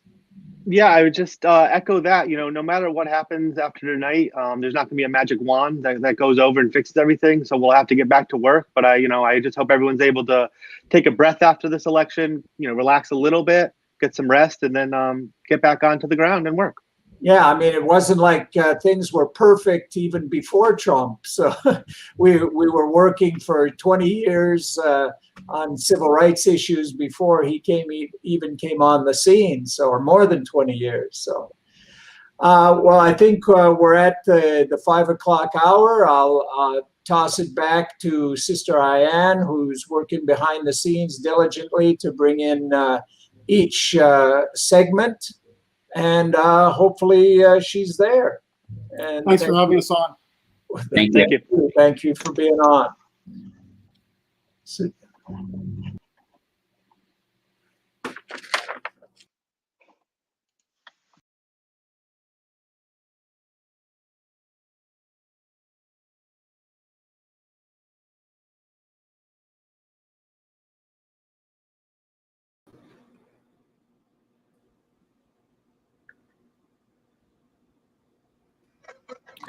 Bismillah ar-Rahman ar-Rahim. Alhamdulillah Rabbil Alameen. Wassalatu wassalam ala Sayyidina Muhammad wa ala alihi wa sahbihi ajma'in. Assalamu alaikum, everyone. Welcome to the 5 o'clock hour of CAIR's live election coverage of the 2020 vote. Thank you so much for joining us. Hope you all are doing well. Assalamu alaikum to everyone. And a special assalamu alaikum to my guests, Brother Tahar, Sister Hina. Welcome to both of you. So happy to have you both with us on today's segment of the program. Inshallah, we're going to be discussing, we've already discussed what potential impact the election could have on domestic issues. We talked about voting rights. So now we want to talk about international issues that are important to the Muslim community, from issues such as the plight of Uyghur Muslims, Palestine, Myanmar, and various other issues that are on our minds, and how this election, no matter which way it goes, could impact those issues. So very happy to welcome our two guests here today. Tahir Herzallah, who is from American Muslims for Palestine, and Sister Hina Zuberi, who is the editor-in-chief of Muslim Matters, and also works with Sound Vision and other great organizations that she's going to tell us about momentarily. Both of you, please just take a moment to greet our viewers and introduce yourself, and then we'll dive into the topic, inshallah. Sister Hina, ladies first, please. Assalamu alaikum, everybody. My name is Hina Zuberi. I work for Justice for All, which is a project of Sound Vision. It's based in Chicago. We are a human rights organization. We're separate from Sound Vision in the sense that we do the advocacy work for Muslim minority causes around the world. I also am the editor-in-chief of Muslim Matters, and so have been writing about many of these causes way before I started actually advocating for them in DC. I'm the director of the DC office here. Alhamdulillah. May Allah reward you abundantly for all the work that you're doing, Sister Hina. Brother Tahir, please introduce yourself to the viewers. So those, I mean, most of us know both of you, but please introduce yourself nevertheless. Jazakallah khair for having me on. My name is Tahir Herzallah. I'm honored and blessed to be working for this noble and just cause of Palestine with American Muslims for Palestine as the director of outreach and grassroots organizing with the organization.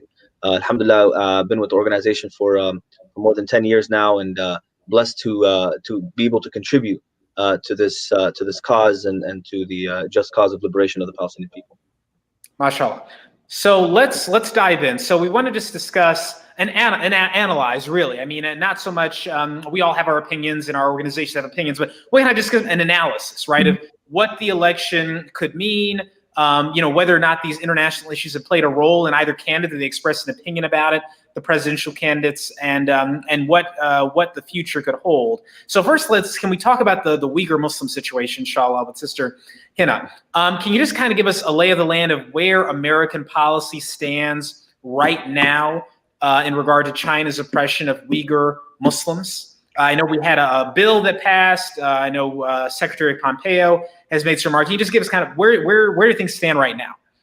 So as we stand right now for the Uyghur cause, it's been a very beneficial environment under this administration because of President Trump's, I guess, beef with China, the trade war. It's been an environment where work that had been in place for more than 20 years on the Uyghur cause, and especially with what happened in 2017 with the exposure of the concentration camps, China's clamping down on that region. It was just the right mix for a lot of things to get put into place. The Uyghur Human Rights Act had been around for a while, but the atmosphere was such that it got passed. International religious freedom was a big banner that a lot of Republicans fought on, and they came through with it. Especially our Mark Rubio has been a leader on this. Have to give him props for that. Senator Menendez from New Jersey has also done a lot of work on human rights for the Uyghur cause. Right now, we are the Human Rights Project, Human Rights Act passed. There is a Uyghur Forced Labor Prevention Act that is is in committee. It's in committee right now, and a lot of pressure. We just found out Apple is lobbying against it. A lot of retail organizations are lobbying against it. This act would prevent goods made with forced labor from entering the United States. And we know that we need this act. Under Biden's campaign, we hope he has called it a genocide, which the State Department and Mike Pompeo have not called it a genocide. President Trump has not called it a genocide. So we're hoping with Biden's entry, if he wins, then at least that word will be used. And as you know, genocide has international meanings under international law. Gotcha. Okay, so that's kind of the lay of the land and where the candidates, where we expect it to happen, depending on which one wins. So thank you for that overview, Sister Hannah. Tara, let's come to you. Let's talk about this issue of Philistine. Obviously, a very important human rights issue, a very important political issue in the United States, and a very important, yes, religious issue to Muslims all around the world. What's the current lay of the land of the American policy towards Palestine? And then we'll talk about what could happen in the future. So what's the current lay of the land? Where do we stand? Good question. I think it's notable to mention that if things were bad during the Obama administration, things are worse today and haven't been worse in decades. In the sense that the Trump administration only seeks the full capitulation of the Palestinian people with regards to our fundamental human rights. And what we've seen over the past 4 years is a deliberate attempt to erase Palestinians from any process moving forward. There's only been unilateral decisions being made between the United States and Israel with regards to any outcome or quote unquote solution. We've seen what's called the farce of the century, the deal of the century, attempt to essentially remove the Palestinians from the equation and create a new deal for the Palestinians without our consultation or without any Palestinian participation. And this is absolutely detrimental. We've seen the Trump administration unilaterally declare Jerusalem as Israel's capital without anything in return from the state of Israel. Any bargaining basically has been thrown under the bus. We've seen the United States move its embassy from Tel Aviv to Jerusalem. We've seen the United States recognize the Golan Heights or Israeli sovereignty over the Golan Heights, which is illegal under international law.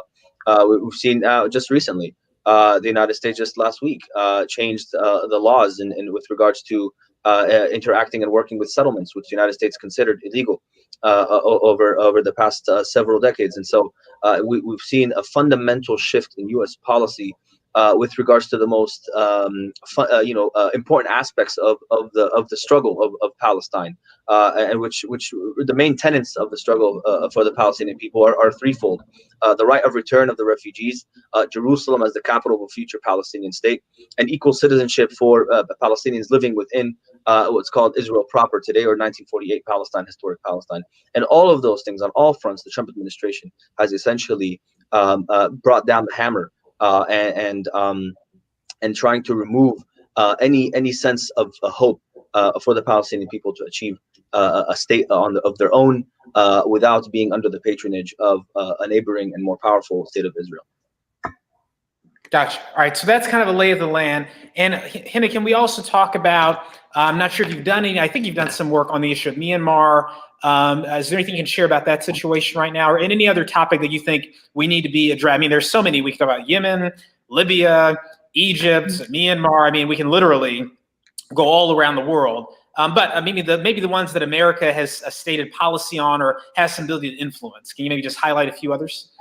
So definitely, I would particularly want to talk about Burma. As you all might know, Justice for All's main flagship program has been Burma Task Force. We've been working on getting it called genocide for about 8 years now, and getting the word Rohingya in the language of the American people has been part of our work.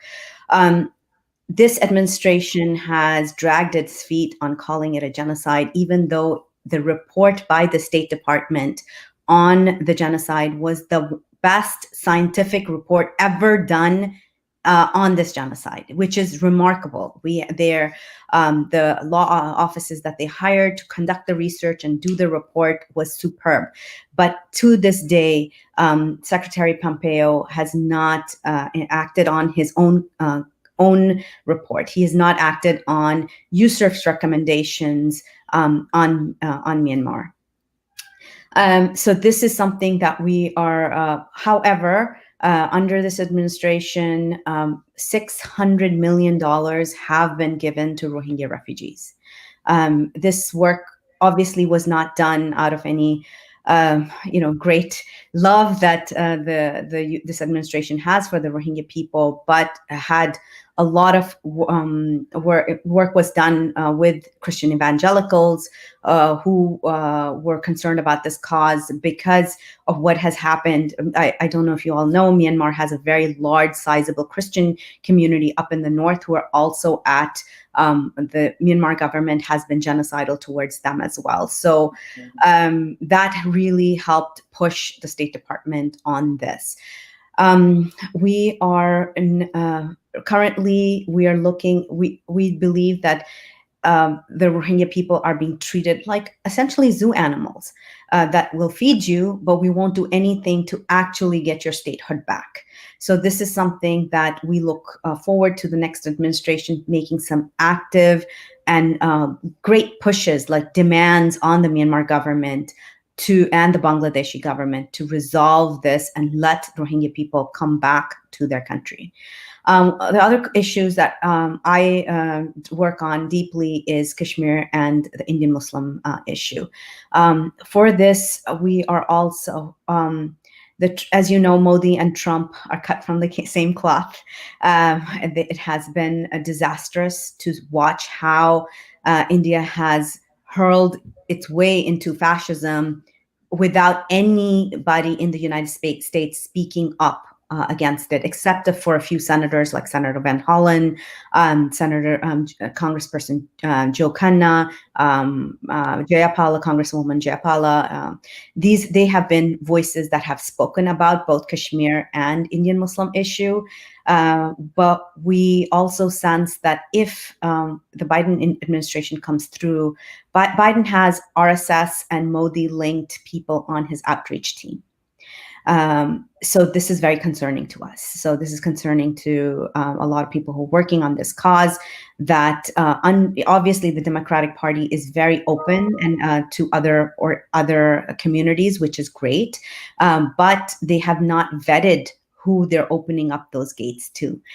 What are their ties overseas? And so to see RSS, which is a extremist Hindu paramilitary or Hindutva paramilitary organization, that money being flowing into elections over here in the United States. This is a very dangerous trend because this could affect our foreign policy here. So this is something that we're watching and are extremely concerned about. Gotcha. So, I mean, it's very important to be aware of these issues and what's been going on with them, especially India and Kashmir. Thank you. Tahir, let's talk about solidarity. I mean, the thing about the Palestinian cause is that it's not a cause that is only supported obviously by Palestinians. It's a cause that has support from many other groups around the world, including oppressed groups. So can you talk about the solidarity that the Palestinian cause has received from America, from our country, if not the government, at least from other people in our nation, and whether or not you expect that might change depending on how the election goes? Yeah, absolutely. And what's crazy is when we talk about the lay of the land, the irony in the situation is that while we have such a destructive human being in the White House for Palestine and the Palestinian cause, we have never seen such an uptick in public support for Palestine as we have seen in the past 4 years here in the United States. And I'm not just talking about on a civil society level, where you have organizations, allied groups, etc., that are supporting Palestine in more numbers. You also have larger segments of the Jewish community becoming more outspoken about the situation on the ground, as Israel makes it more unbearable for them to withstand the pressure of supporting it while seeing what it's doing to the Palestinian people. One key individual who's had a transformation over the years is Peter Beinart, as some of you are well aware. But also, even on a political level, while the White House is going in one direction, many members of Congress are going in a different direction entirely. And as a matter of fact, we have two pieces of legislation today that I would consider historic pieces of legislation that actually would support Palestinian human rights and would hold Israel accountable. Both of them introduced by Representative Betty McCollum of Minnesota. And one of them was introduced in 2019, HR 2407. Which would basically hold Israeli military units accountable for their treatment of Palestinian children in military detention. And this is a very, very critical thing, because Palestinian children, in comparison to other children around the world, are held in military detention more than any other children in the world. And that's just insane. I mean, considering how small Palestine is. And the other piece of legislation, which just was introduced in August by Representative Betty McCollum of Minnesota, is HR 8050, and it's basically the Israeli Annexation Non-Recognition Act, which is sponsored by 11 other members of Congress, among them Alexandria Ocasio-Cortez, Ilhan Omar, Andre Carson, Mark Pocan, etc. That would basically demand from Congress not to recognize any formal annexation by the state of Israel. And so this would also hold Israel accountable, and would also withhold aid that the United States would give to Israel if any of that aid is used in the process of annexation. So these are unprecedented pieces of legislation, and I think politicians on the progressive wing of the Democratic Party are certainly reacting to the strong wave of support for Palestine and Palestinian rights within civil society and within the public. We're seeing a lot more popular figures stand for Palestine than we have before, whereas Palestine used to be a sticky point, a political suicide point for many in the Beltway here, and now it's not so much, and some people are becoming more bold and willing to stand on this issue. And y'all are well aware, and Hina's probably more aware than I am, since she's been here longer than I have, that for the longest time in Washington, D.C., Palestine was an issue that you just didn't want to touch. Mm-hmm. Any politician, any person who was trying to make their way up, even if they're not a politician, somebody who's trying to make their way up in the ranks here in the political environment, would not want to touch Palestine, or if they did, they would be on the complete opposite spectrum, basically speaking out against Palestinians and condemning them and describing them and characterizing us as violent.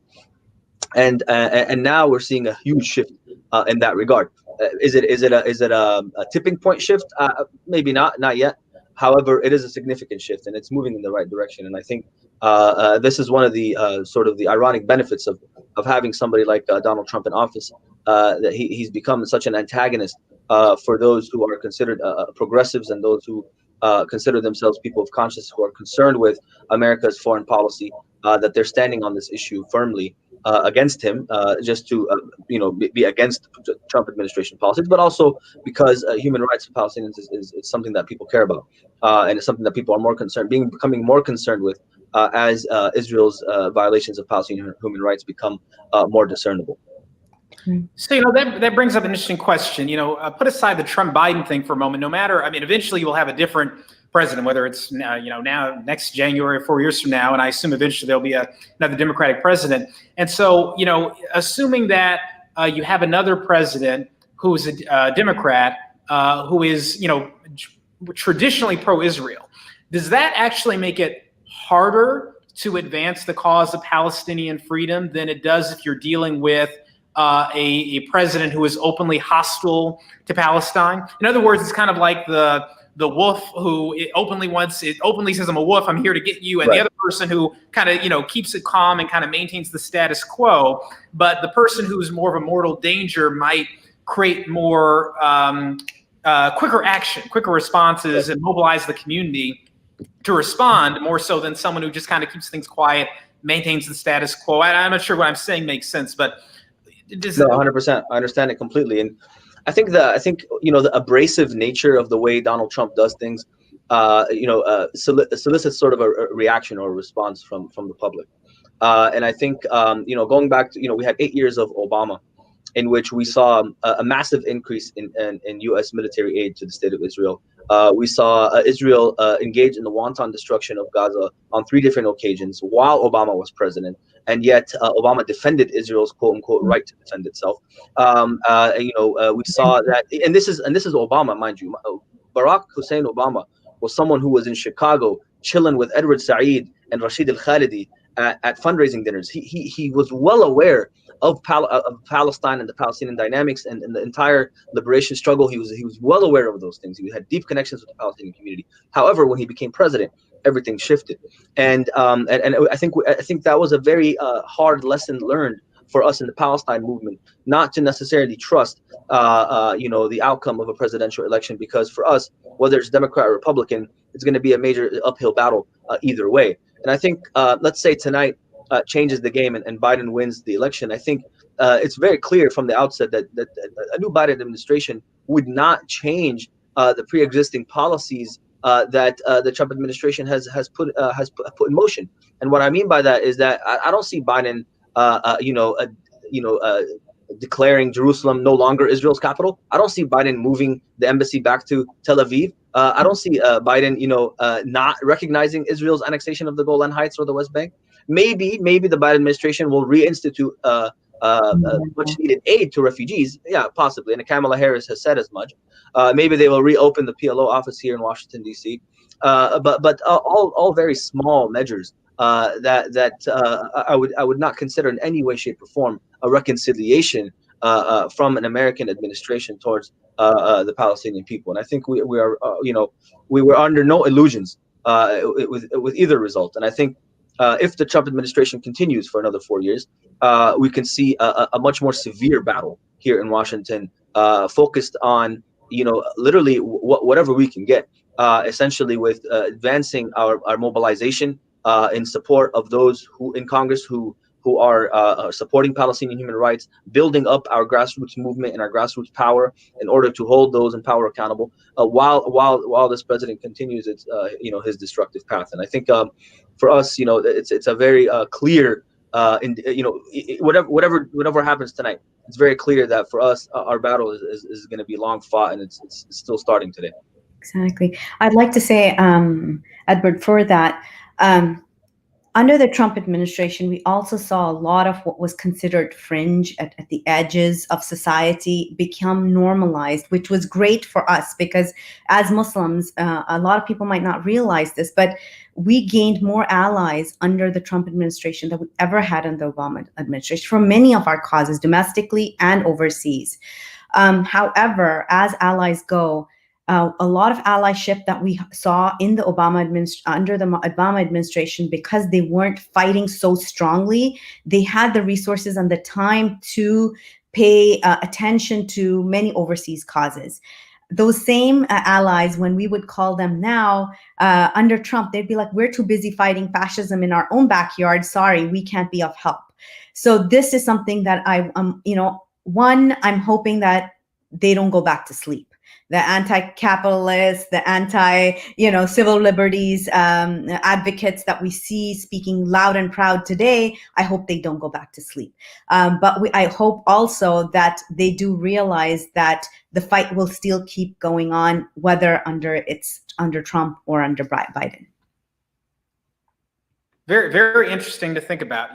That whether or not you have a president of any political party, that the struggle continues, just maybe in different ways, perhaps. So look, we're almost out of time. Let me ask you both just to share final thoughts about these international interests and what the community the Muslim community in particular, should be doing, planning to do to help move the ball forward on these issues, regardless of the election results in the future. What does the future look like to try to address the plight of Uyghur Muslims, of Muslims in Kashmir, Philistine, and other places? How do we move the ball forward? What should the community be planning and thinking about for the future?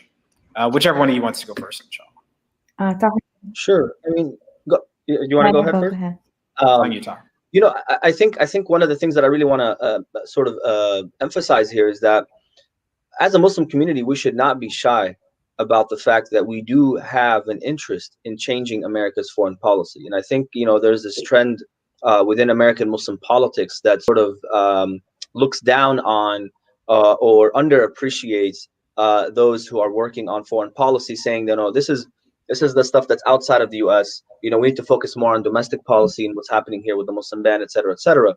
But I think it's important for us to understand that all these things are interconnected. When we're talking about systems of oppression, the same system of oppression that is created the Iraq War and decimated Afghanistan and has had such a detrimental effect on Muslims around the globe from a U.S. foreign policy standpoint is the same thing that's being applied inside the United States as a domestic policy when it comes to surveillance of Muslims and whatnot. So, I think we need to be very, very open and clear about that, and let's not be shy about our investment in resources and time in working for these causes, because we do have an affinity with the Ummah, and I think we should not, relegate ourselves to being the American Muslims that specifically and only work on quote unquote domestic issues. And feel that we are separated from the rest of the Ummah. I think this is something that's very clear. As for moving forward, number one, for me as an activist organizer, I think hitting the pavement and pounding the pavement and marching on the streets if necessary, really is a really critical element here. I think so many of us who are working in the Beltway and working on the DC politics stuff and on these different bills and resolutions and asking people to contact their member of Congress, et cetera, and sending letters and all that stuff, kind of forget the importance of getting on the street, because when the masses are united together and working on the streets, this sound and this message reverberates in the halls of power. And I think it's very important for us to continue that, despite the pandemic and despite what's going on globally, that we do maintain our sense of connection to the grassroots and not lose sense of that while trying to build those relationships with the political elite in this country in order to change the condition of the Ummah elsewhere and here in the United States. And I think for us, as an organization, this is something that we're really, really trying to focus on and do in the next year or two, that make sure that we're building our own grassroots power, that we're giving our community the resources and tools they need in order to enact change on their own, that we're not necessarily relying on those in power to change things for us, but that we are forcing their hand in changing the situation, because that is the way for us moving forward, especially when it comes to an issue like Palestine that has been such a bedrock issue for a sort of not bipartisan issue in the United States for so long. Hannah, please.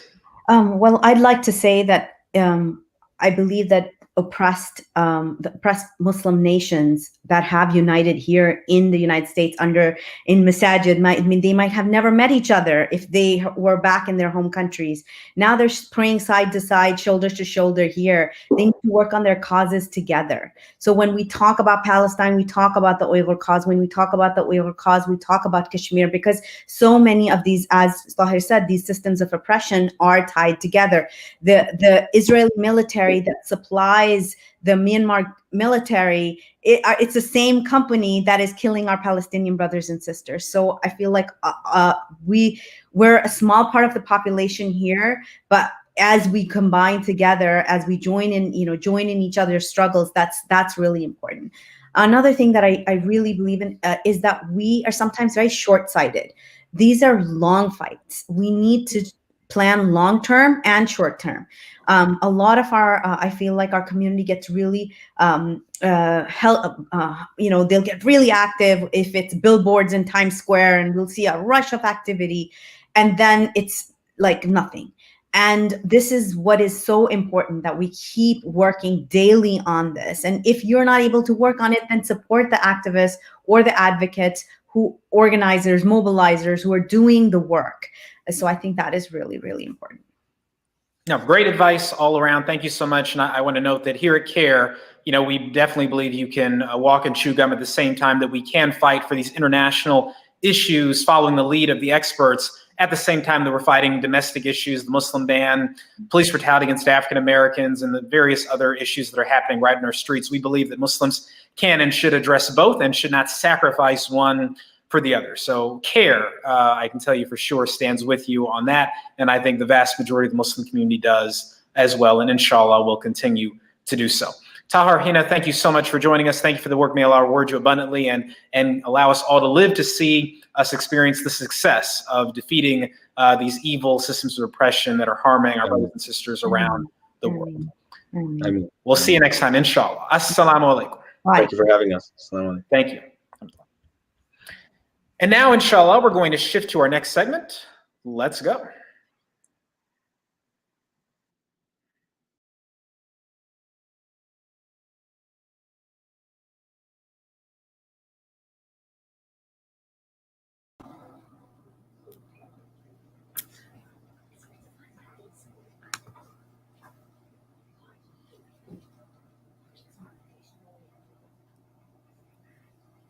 Assalamu alaikum, everyone. It's so nice to be back here. I was here earlier today. I see Sarwat Hussain.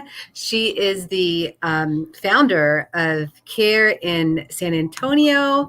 Aliza Kazmi, who is the advocacy manager for the San Francisco Bay Area in CAIR. Tamina Osman, longtime CAIR veteran, government affairs director also for San Francisco Bay Area. And another CAIR veteran, Faizan Saeed, CAIR DFW executive director. I think that they compiled a big percentage of the old, not the old timers as in age, but the people who have really been with CAIR for a long time. MashaAllah. So it's great to be with you on this historic day. And I just want to reiterate, I'm the compliance attorney, so I got to say, I feel the need, I feel the itch all the time to say that we are a nonpartisan organization. We're not here to support or oppose any candidate. We really want to encourage our community to get out and vote. It's 5:31 on the East Coast. If you have not voted, get up, get out, go vote. Don't worry about the lines, just do it. And we have these great experts that are going to talk to us today about what's going on in their neighborhoods. And I do want to say that earlier when I was on the program, I didn't realize how the system works. It's very intricate, the way that we get to communicate with each other. I didn't realize I was on air and I was just chit-chatting with the people. Having a great time, but they let me come back on. So, I mean, mashallah, CAIR is very generous. So I appreciate that. Okay. So what is going on, Faizan, what is going on in DFW right now in Texas? We talked to your neighbor in Oklahoma, Lani, who's the government affairs director there in Oklahoma City, Lani Halbrook. And she said that she waited in line for 4 hours on Saturday to go and vote. I said, well, my Baltimore County, they got us in and out like the drive-thru at Chick-fil-A. I was really, really impressed. What's it like in the Dallas-Fort Worth area? Alhamdulillah, things in Dallas, Fort Worth so far have been really quite calm and quite peaceful. It's surprising because many of us were really worried about active efforts of voter intimidation and preventing people to vote. However, by and large, I've been in contact with community leaders all throughout the day. We've been contacting with people who've been voting at different poll places. The lines have not been that crazy long or things like that. And one thing that we're really worried about is that Houston's, specifically just 3 hours south of Dallas, there was multiple lawsuits in order to prevent 124,000 early votes that were done through drive-through voting to be kicked off the vote, to be disqualified. So the Republican Party had actually initiated this lawsuit. And alhamdulillah, the Supreme Court and also with the federal court, they actually decided to make sure those votes are still in. So that was the big controversy at the time, but those 124,000 votes will still be considered. So all in all, things have been very calm, very cool and collective. The lines have not been that long. So if you're in Texas, one of the most important battleground states right now in the country, today is the day to vote. This is not the time to be shy. I think Muslims are going to have a major impact, not only in Texas, but it's going to have ripple effects all across the United States. So thank you for that. I'm going to ask Sister Sarwat. So in San Antonio, are you feeling the same vibe that Faizan is getting in the Dallas-Fort Worth area? Oh, definitely. Let me say something. I'm not in San Antonio right now, but we have our people all over. And it is very calm and quiet. The busiest voting was done. I mean, the highest number was 300 at a time, whereas the lowest was 9 only. But however, 681,000 people who have already voted, okay, out of the eligible voters, which makes 57%. And that does not count the mail-in ballots. Yeah, wow. So, mashallah, that is going very well. And in the Muslim community especially, we've done a lot of work. I have been busy sitting here, of course, thanks to the Zoom. It's a blessing. We've been constantly in touch.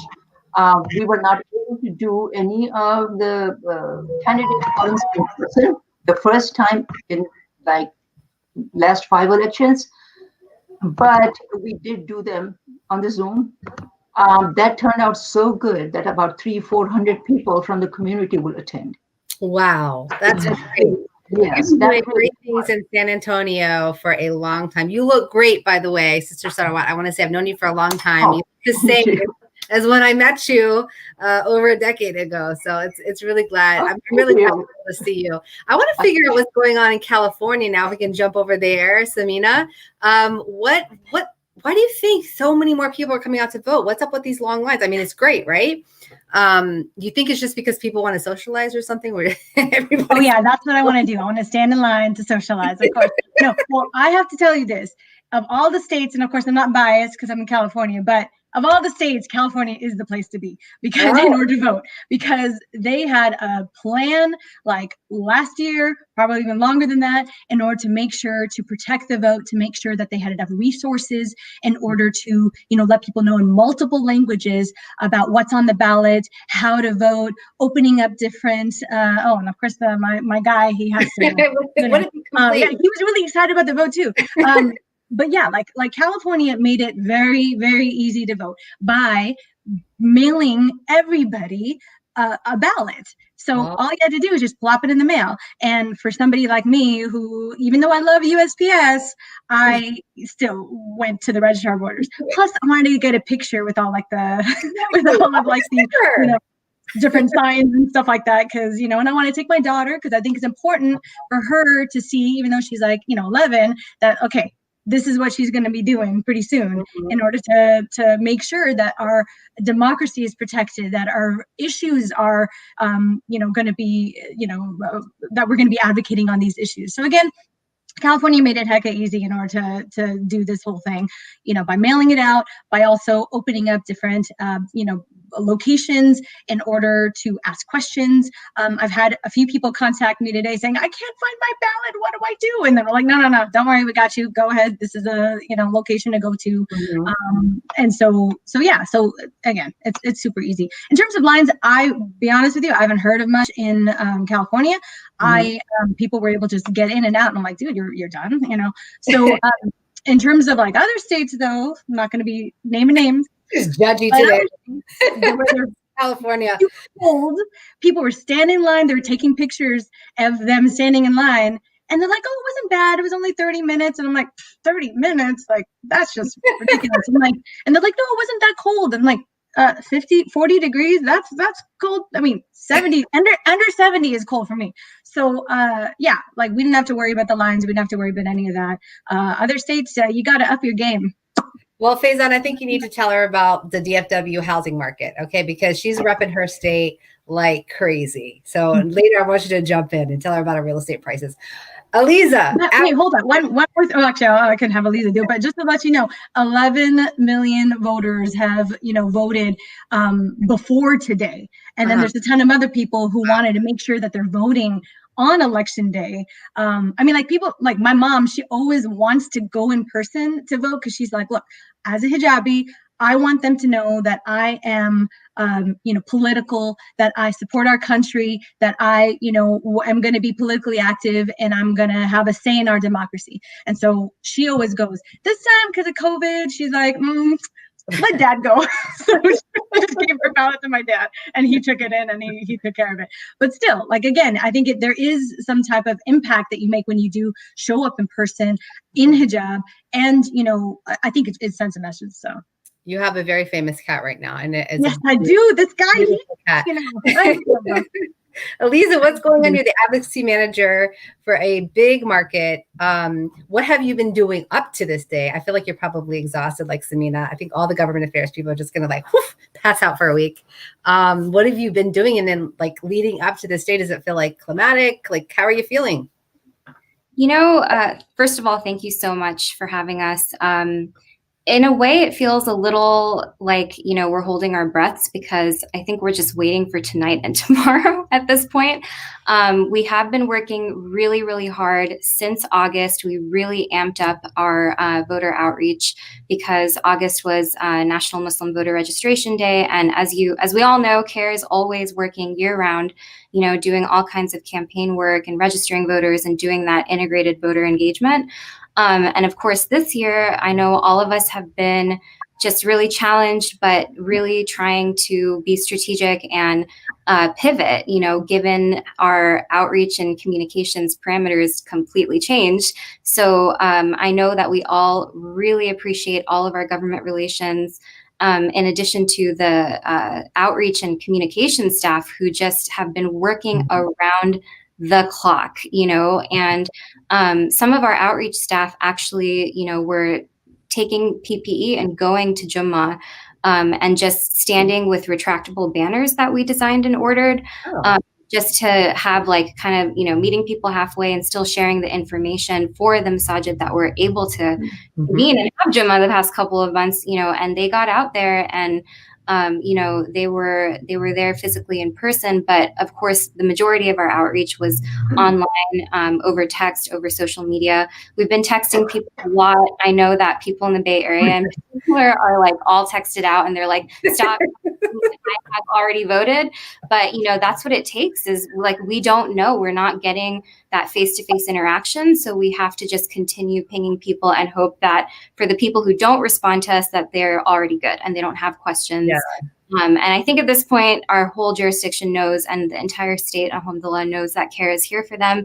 And they're continuing to call us as things come up. But like Samina said, a big chunk of the registered eligible voters in California did take those steps and listen to us and mail their ballot back or drop it off before today. So alhamdulillah, Right.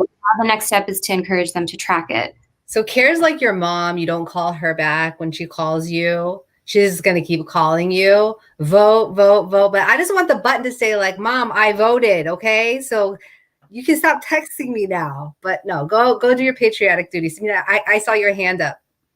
Well, actually, I just wanted to correct you on one thing. You said that we're gonna after this, we're gonna go and sleep and relax after this. And yes, I'm exhausted. But no, this is not the time to sleep. This is the time. Tomorrow, I'm gonna be going to a rally. Eliza's gonna be speaking at it. Mashallah.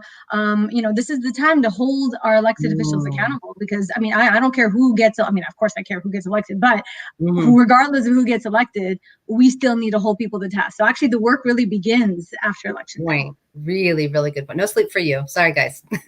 More work to be done. So what about COVID? We talked a little bit about, Eliza, you talked about the retractable, would you say banners? Retractable banners, ways to communicate. I imagine that it's been challenging to be able to interface. There's no interfacing anymore, really. And get the vote out, right? That's a big part of CAIR's work and mission, and it accelerates around election season. It's punctuated, and you feel this urgency, right, to get people out. So how have you been able, how have you been able to navigate that really important obligation and joy? We all enjoy it with COVID. What about Faizan? What have you been making and you're new there. You were the executive director in Missouri, so you're new to the community, new to COVID. What's it been like? Savannah, has really been an uphill battle. So in Missouri, when I was the director there, one of our get out the vote strategies was not to target Islamic centers, but was to target Islamic grocery stores. Because not everybody prays, but everybody has to eat, right? So in our community, we've been able to really be very impactful on that. During COVID, though, obviously, like masjid, grocery store, these things, we really didn't do it. So we went digital. And one of the fundamental challenges we had is that everybody also went digital. So one of the issues that we had is just like people being oversaturated with too much information, too much of this thing. So then I took a step back and like, instead of me going digital, in Dallas, we also have like very famous sheikhs and people who are very well known. So the strategy was target them as them to make their own videos, their own photos, their own things, and that way they can reach their audiences. And I think, alhamdulillah, the message has been quite clear. Democracy only works if you participate. I think the historic levels of the participation we're seeing in the country is now everybody gets it. That our democratic society, that our republic is not safe by itself. It's only going to work if all of us vote. Alhamdulillah, that message is resonating. People are out there; they're really passionate about voting, and we've been doing our best to be in part of that as much as we can. You all can pat yourselves on the back. I mean, alhamdulillah, what you've been doing is working. People like you in the profession of those who get out the vote, we're seeing that resonate. I'm really interested in knowing now about because I know our viewers want to know. What are the issues that are localized? There's so much on the ballot, right? So when I went to vote, I mean, there was the presidential election, which is one of the things I had to decide. I had, there was, I had two constitutional amendments, a ton of consent or charter issues, and then of course the Congress members. So what all have you been doing in terms of educating constituents about all the other things that they're going to see on the ballot? Well, let me just quickly speak about Texas. Just two quick things we've done. I'll let others jump in. Is first, we created a website for the whole state called texasmuslimsvote.org. And this was done specifically so we can house all information in one area. People don't always visit CAIR websites, so instead we create this site as a central platform. That's been very popular. And all that, we create a statewide voter education guide, and that's been downloaded almost like 2,000 times, subhanallah. Wow. So that's been very, very positive. And of course, when people download it, they kind of get upset at us because they're like, well, this guy doesn't tell me how to vote. It doesn't give me information about the candidates. So then they've been contacting us and saying, hey, who should we actually vote for? So we have to let them know we're nonpartisan. We can't tell you that. But those two have been very effective so far. Good. I saw Sister Sarawat, you put your hand up. What were you going to say? Yeah, we've been training them, Zoom trainings. We've done so far about 35 or 37 of them for the community, for different communities, the Somali community, Bengali community, and all those different communities at different times. Then for the masajids also. So alhamdulillah, and the plus factor with us is we've been there for so long that people know us, masajids know us, so they allow us to step into their space and do the stuff. And they do the advertisement. So alhamdulillah, that has been very good. The trainings have been good. We have also provided the transportation today, about seven volunteers. Good job. And alhamdulillah, there is still going on. And too bad I'm sitting in Tennessee, but alhamdulillah, this all work has been carried out. People are very happy. A lot of Muslims have already given the votes. There is an extreme fear factor. We were promised that most of them will go today that has not voted. But after what happened with Biden's bus, you all have heard that it was going from San Antonio to Austin, and they circled it. Trump people. There were lots of vans and cars and stuff like that with his flags, and they stopped the bus at one point. Then the bus people called Biden, and the vice president candidate was not in there. Kamala was not in there. They were not in there. But when police was called, they just came and escorted them to Austin. They did not arrest anybody. So that's a huge. I feel like there's been a fear about just people's personal physical safety. Okay, Yeah, that's So something we had that. to convince them. We had to convince them. We had some brothers to take them to the polls, but luckily most of them were already had already early voting and mail-in ballots. Yeah.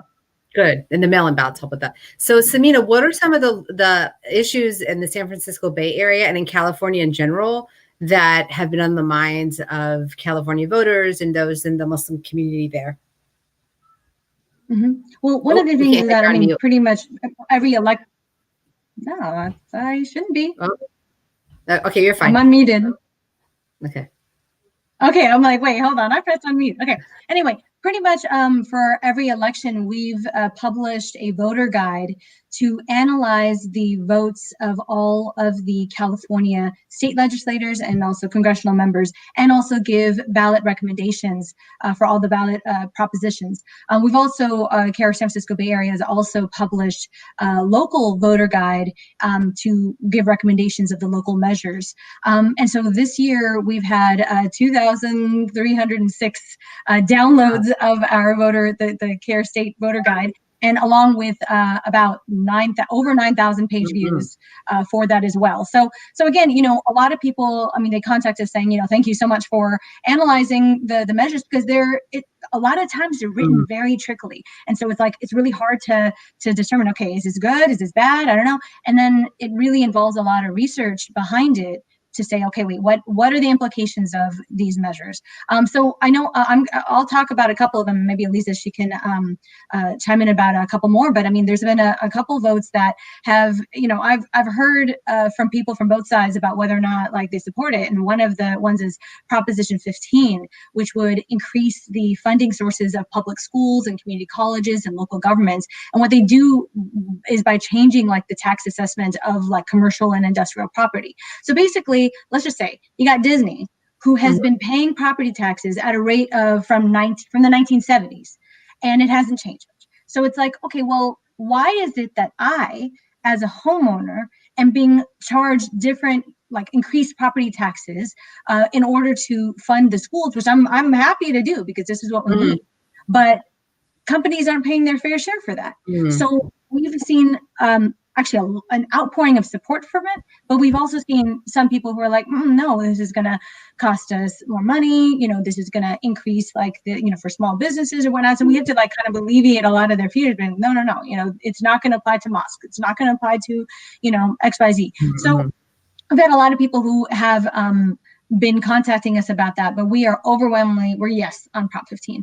Another big one is Prop 16, and you will see like so many signs, both yes and no, actually, unfortunately, more no on Prop 16. And that basically, it allows for diversity to be a factor in public employment and education and contracting decisions. So this is an affirmative action proposition. And when affirmative action was repealed, we saw a significant drop in people who are people of color who are getting into colleges, who are getting contracts as well from the government, and also this would apply for women too. Like I heard a statistic from an elected official that the contracts for women dropped down significantly to only 2% of government contracts. So again, this goes beyond just, you know, race. It you know, it affects a wide variety of people. And so we want to make sure that we are going to take the principled stance and support those and make sure that, you know, we do create those opportunities for all, that that we do, you know, create pathways for people to be able to get into colleges, be able to get those government contracts. And so that we are, again, we're very much in favor of Proposition 16. And it's funny because I just had like a debate yesterday with some friends about it. And I'm like, dude, like y'all are like, you know, benefiting from the civil rights struggles, you know, from the Immigration, you know, Act of 1965, from like the Civil Rights Act of 1964, from the women's, you know, suffrage movement and whatnot. You know, and yet we still see these inequities. There has to be change. We need to make sure to bring back affirmative action. We need to have opportunities for all, and that's where we're overwhelmingly supporting Prop 16. And there's a couple other issues as well that maybe Elisa can talk about too. So that goes back to what you said, Samina, though. I mean, just made your point again really well, which is that the work doesn't end tomorrow, because even when you make progress, you know, you can slide back, and so we always have to be vigilant. That's great. What were you going to add to that, Elisa? Yeah, so another proposition that has caused a little bit of a stir in not just our community, but throughout the state is Prop 22, which has to do with how gig workers are classified. And it definitely has national implications. So I think that it's interesting for different communities around the country, particularly given how many Muslims, especially like recent immigrants, do work as like Uber and Lyft drivers. And we are opposing the proposition because it compromises the standard, sort of like labor benefits and different kind of things that are in place by the state. And we don't want that. We want to create space for gig workers to be supported and for an actual solution to be developed that actually centers the workers and not the companies. And this, at the end of the day, people can do their research and see who is funding the proposition. It's the same companies that, are kind of the subject of it. And so, it's definitely been overwhelming trying to educate the community, again, mostly on the phone and online. But if people have any questions about that or any propositions, they can go to bit.ly/CAIR vote. And we have information on all of those, as well as our candidate scorecards, which Samina has also worked really hard on, that, detail the way that people who are running for re-election to represent us in our state capital and in DC, how they have voted on different relevant, civil rights legislation.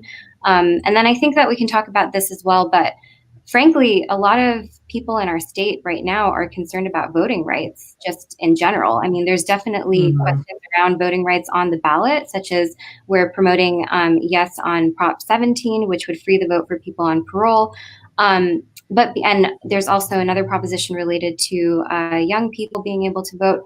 But beyond that, we all know, and there's different levels of explicit conversation about what's going to happen tonight onwards, if the results are contested. And we have been preparing as much as humanly possible, right? Like we can't prepare for what we don't know, but we can try to consider what is within our sphere of our control. We have great civil rights attorneys. They know how to educate people on their rights to protest. We know that our community wants to peacefully protest, even amidst the virus. Like, how can we help guide them and support them so that they stay safe? And so that they know and are aware of their rights. So we have been talking about that pretty much every day for the past couple of weeks. And we're basically, again, like I said, bracing ourselves and preparing for anything so that we can respond accordingly. It's like crisis risk planning. That's really, really smart, kind of looking, but hopefully you won't have to put those plans into action. One of the things that was on the Maryland ballot, where I'm voting here, was a plan to sort of democratize the electoral process. Are any of you seeing anything like that? So setting up a fund that candidates can draw on in order to be able to run for office. That was pretty non-Texas. I feel like California probably already has it. I don't know. They always seem to get things first. Are you asking if we have put together a fund for candidates to fund? Already addressed the issue in California in terms of how are you? Because you brought up, Elisa, this kind of conflict of interest that's going on with the proposition in terms of the companies that seek to be supported by the proposition are also putting their money behind it. So how sort of is California? Is there anything like that in the ballot to address that, or plans to get this kind of conflict of interest out of our electoral process? Not to my knowledge, not on this ballot. Samina, correct me if I'm missing something, but I definitely think that this is going to be an ongoing conversation. Again, like we're saying, the work does not stop after today. And we do need to address, the way that different propositions come about. And I think that a lot of voters are really noticing it too, like a lot of community members are coming to us and are really noticing that there's just so much that we're getting bombarded with these paid ads. And it makes it really difficult for you to, as an average person, to be able to discern fact from, myth.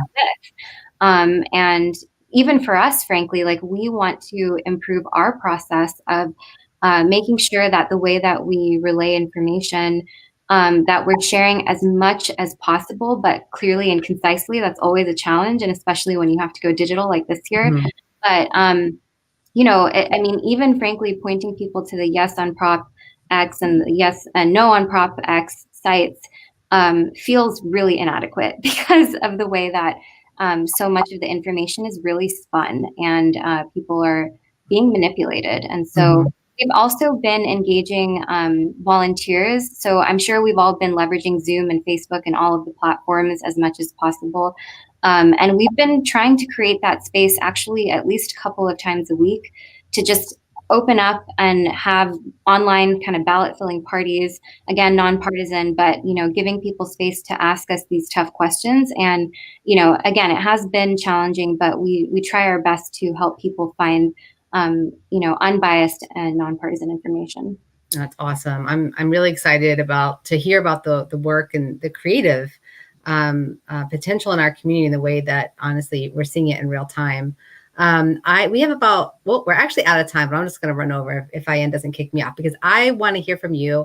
If you could just give us 30 seconds each. I just want to know, what do you want to tell voters who have already voted or who are watching this, but for whatever reason, maybe they're watching it live streamed in line.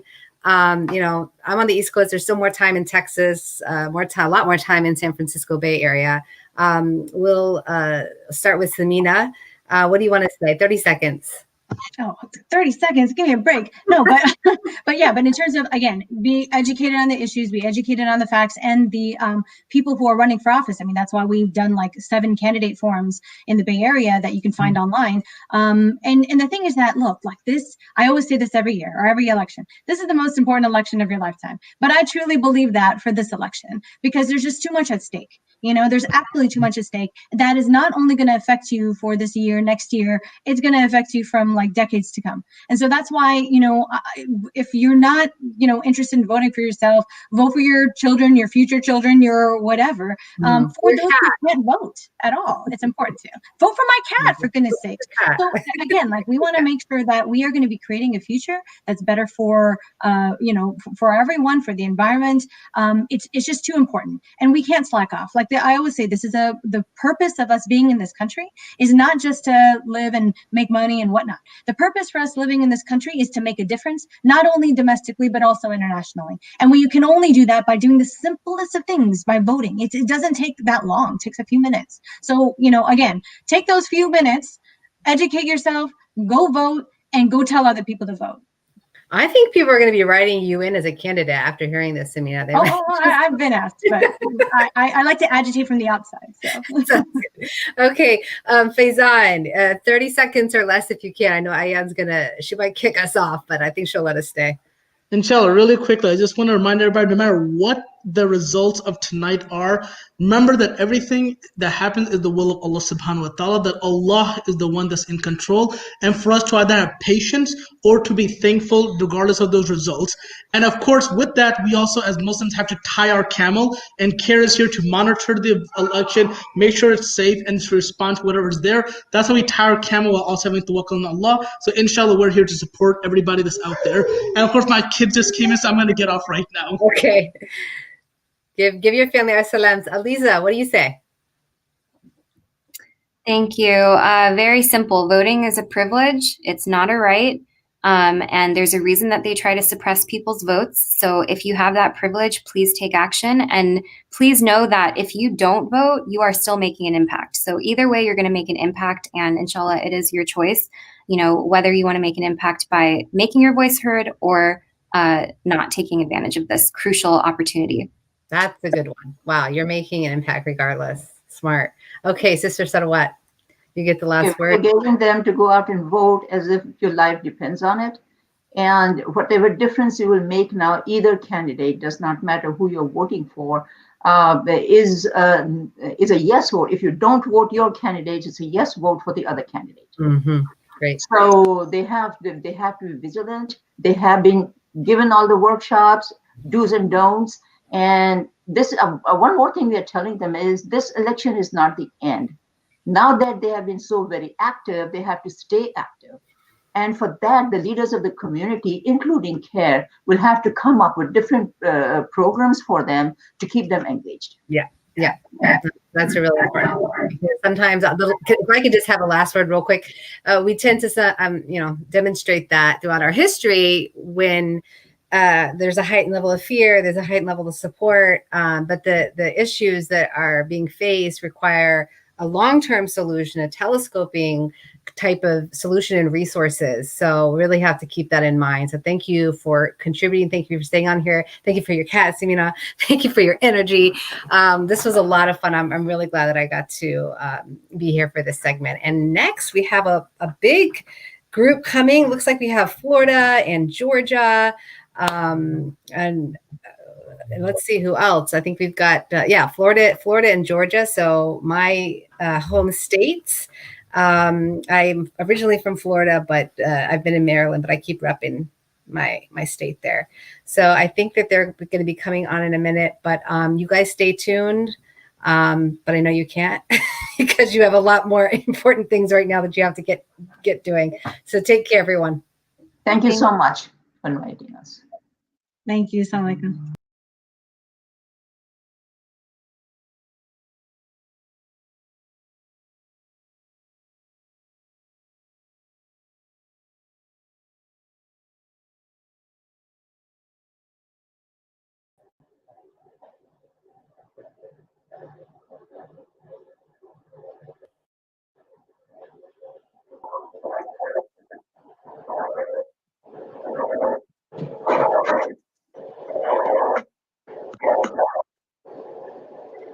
Assalamu alaikum, everybody, and good evening, everyone.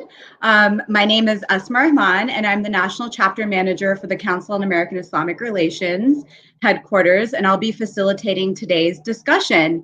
Thank you all for joining us, and it's great to be with you all on this historic day. I am going to do a quick round of introductions of everybody on this call, and then we'll get started. So we have 3 experts today that are going to talk about what's happening in their communities. First of all, we have CAIR Florida's Programs and Outreach Director, Rania Al-Gendi. I think I'm pronouncing that correctly, right? I hope it's not Gendi. And we have CAIR Florida's Government Affairs Coordinator, Norma Henning. Hi, Norma. And then we also have CAIR Georgia's Executive Director, Imam Abdullah Jaber. So thank you, all 3 of you, for coming on and sharing with us what's happening in your community. Just a friendly reminder, of course, to everybody out there that we're a nonpartisan organization. We're not here to support any candidate. And if you all out there who are listening right now have not voted, get out and vote. You still have time, especially those of you that are watching on the West Coast, Central Zone, and I believe also on the East Coast as well. So I'd love to hear from all of you. Give us an update. What's happening in your communities? What's happening on the ground in your state today? Are there long lines at the poll? Are there a lot of candidate visits going on? Any voter suppression or intimidation? I'm going to go from the right and down. So I'm going to start, which is my screen. So Norma, why don't you share with us what's happening today on the ground? Yes, hi, Asma. Good evening, everyone. And yes, the polls are closing here. It's 6:07 here now, and we only have you only have until 7 o'clock to get in line. And if you haven't voted yet, then I want you to leave your computer and go vote right now. So nothing we say in this program wrapping up is as important as you going out and casting your ballot. There was a lot of early voting in the state of Florida. We have actually a pretty robust early voting system. The lines this morning, there were some lines, but I haven't heard any stories of problems at the polls so far. There was a slight edge for the Democrats coming in from the early voting period, and now the Republicans, who are evidently more apt to vote in person on election day, have sort of closed the gap a little bit, and we'll see what it is. But the polls are closing at 7, and I really encourage everyone, if they haven't voted yet, to please go out and vote. Yes, thank you, Norma. Rania, anything you'd like to add to that? Are you also physically in Florida right now, or are you working remotely? I'm in Tampa. You're in Tampa, Norma? And then what about you, Rania? Rania, you are muted. Let's see if we can get you unmuted. I think you have to press the unmute button. There we go. Apologies. It's been a long day. My screen was too low. First of all, wa alaikum salam wa rahmatullahi wa barakatuh, and thanks for having us on. It's really great to join the program. It's been a great program all day. Yeah, I think in Florida, you know, as Florida would be expected, it's been really a tense mood and a bit of a somber mood today, and everyone is a little bit on edge. As far as, you know, what we're seeing at the polls, we were seeing really long lines during early voting. Our team did some socially distant parties at the polls throughout the state during early voting, and so we were noticing much longer wait times then. And I think for the most part, we've been hearing that it's been much quicker today, which is great news. We have heard a few reports of, you know, some voter intimidation happening in South Florida, especially. And so we have, you know, our hotlines are open and we're encouraging people to fully, you know, report everything so that it can be investigated. But, you know, it's also just, and I'm sure we'll get into this, but it's also just, you know, a tense mood. We've been hearing hotels who are asking their staff to stay overnight, who are going to be boarding just out of the fear of riots and whatnot. And that's something that's happening in multiple places. So I think, you know, right now everyone's a little bit on edge. And it is Florida. So another thing is that the gun stores are out of ammo. Everyone has been purchasing guns and ammunition for the past few weeks. So, you know, I think that just puts an intensity and a weight on how important today is. But thankfully, you know, at the polls, I think things have been going well, and we're just trying to do as much as we can. We're still sending out texts. If I mute myself, it's because I'm still sending out text messages to get everyone out. We have one. Do what you got to do. Do it. And Rania, I don't know if I missed this. What city are you in Florida right now? So I'm in Orlando. Okay. How far is the drive from Tampa to Orlando? It depends where you're leaving from. I would say an hour and a half to 2 hours. And then to get to South Florida, you're talking like 3-4 hours. And then North Florida is another 4 or 5 hours. So it's a very large state for those who don't know. Yeah, it is long. Thank you, Rania. So Imam Abdullah, can you share with us what's happening in your state in Georgia? Assalamu alaikum, everyone. Yes. Can you all hear me? No, it says we my can hear mic you. is muted, but it's not. Perfect. So it's a blessing to be here with all of you. I know down south here we're a bit on the edge, as the sisters mentioned. It's interesting for us because Georgia is a swing state this time around, so we are, you know, on the edge right now. But you know, things are looking good so far. In the morning, I made a few rounds, you know, around some of the precincts. The lines were, you know, not too long. We had record number turnout for early votes, almost 4 million compared to 2016, where we had, you know, about that number for the, you know, the election cycle in Georgia altogether. So things are looking good. I drove around a few precincts. We saw a lot of Muslims, you know, turn out today, and a lot of our community, from what we, you know, working with the Masajid and other organizations in Atlanta, in Georgia. A lot of the Muslims went out, you know, opted to vote early, so that was great. So we're seeing record number turnout overall, but also for the Muslim community. One of the things that I observed, you know, being at the precincts, was that the most common problem that I saw was people were coming to the wrong precinct, so they were being turned away. And that was a cause for frustration because, you know, for early voting, just 2-3 days ago, you could go to any polling place and vote, regardless of your precinct, but now you have to go. And given the fact that it is, people are working, and, you know, people are coming, driving 10-15 minutes, if not more than that, and a half an hour to come, and being told that you'd have to go to your precinct, maybe that's where they work, or, you know, that's why they came here. So that was some of the frustration that I saw. You know, I visited actually 3 places this afternoon, and that was the common theme. So at one place around maybe just 12 o'clock, they had more than about 50 people that had been turned away. And they also did not opt for provisional ballot. You know, they just said, yeah, we're going to go and vote, but God knows if they're going to go and vote. But that was the most common frustration that I saw on the ground. Other than that, things are running smooth. We have not, we haven't heard of any intimidation, anywhere. We did see that there was a report on a local news that the FBI is investigating a robocall that was made to some people, kind of dissuading them from attending or dissuading them from voting. That was the only thing. We do have some precincts that What was the robocall saying? How would they dissuade them from voting? I have the text in front of me and I'll read it to you. It says, "Hello, this is just a test call. Time to stay home. Stay safe and stay home." And that just, that was reported. I guess it was repeated over and over again. Wow. And they don't know who received that call. Yeah, they're investigating, this. So a few people received this call today morning. So early morning, they received this call.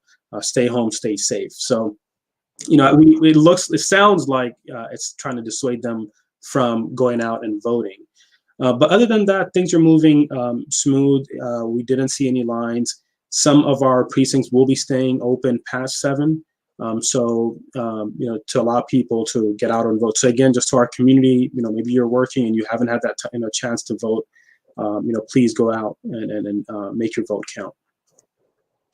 Absolutely.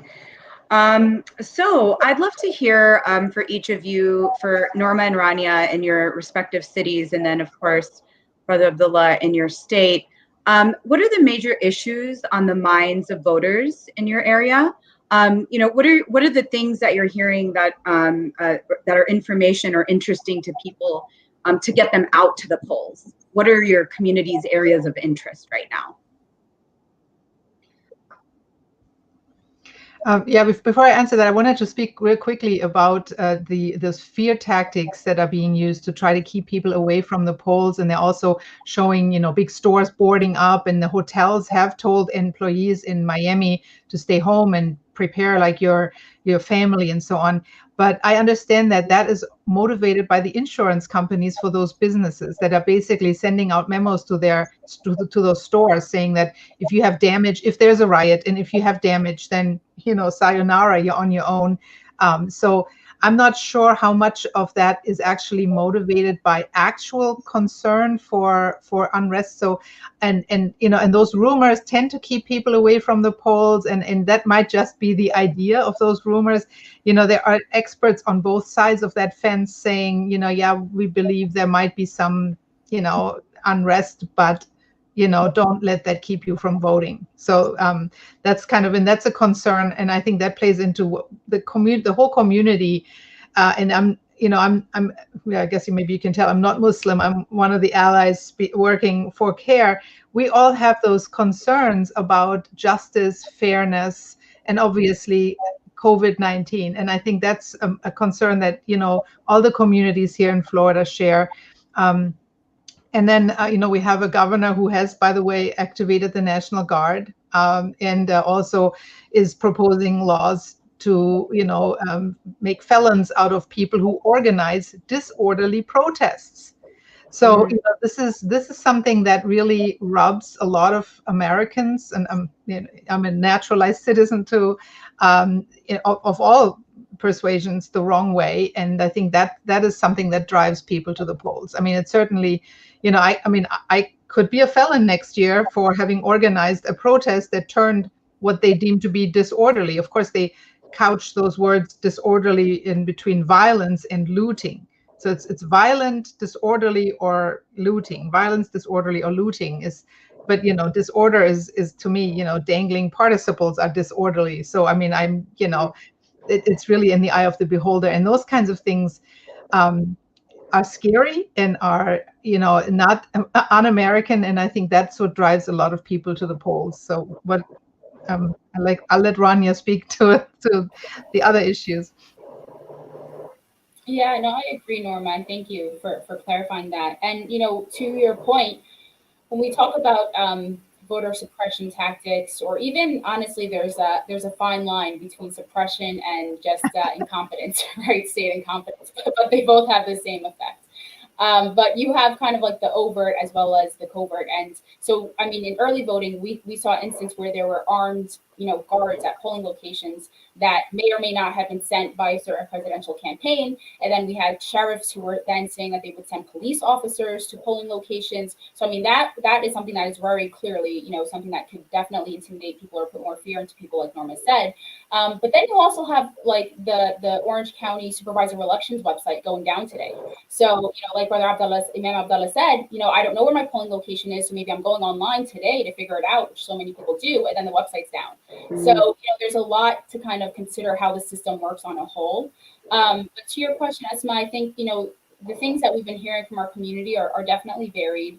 Always foreign policy is a topic that comes up for our community, of course. And as far as, people, it's hard, but we have to be honest that when it comes to foreign policy, there's not going to be a consensus within our community because there are so many competing interests. So we've been seeing a lot of discussion around that and, which candidate is better for foreign policy versus domestic policy. Obviously, a lot of apathy or lack of enthusiasm towards either candidate because, again, let's be honest, I think as a country, we deserve better. As people, we deserve better. But we still have to fight against this notion that, you still have to, you can't disengage just because we're not excited about the quality of the candidates. So that's something else that's come up. And then something that I worry about personally is that, the forest is being lost for the trees, or however that phrase goes.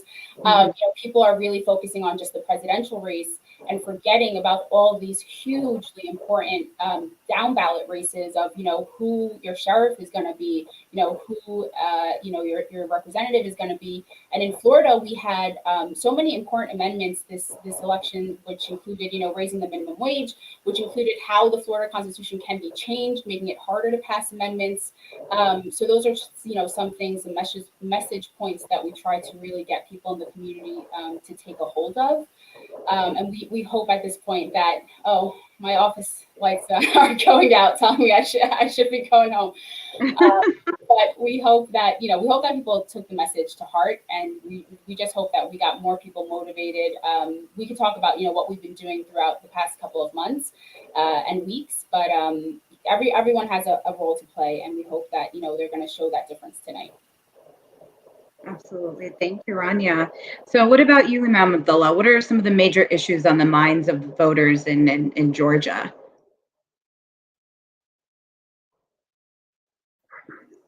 So just before I address that, just wanted to mention that when I said things were moving smooth, they're moving smooth now. But earlier on in the day, what we did notice was we had a county, Spalding County, that had a countywide technical problem, and the voting machines were down until about 10 in the morning, so they had to restart or reboot that. So that's why some of the precincts will be staying open later. And then also we've seen just glitches in some of the machines in some of the counties.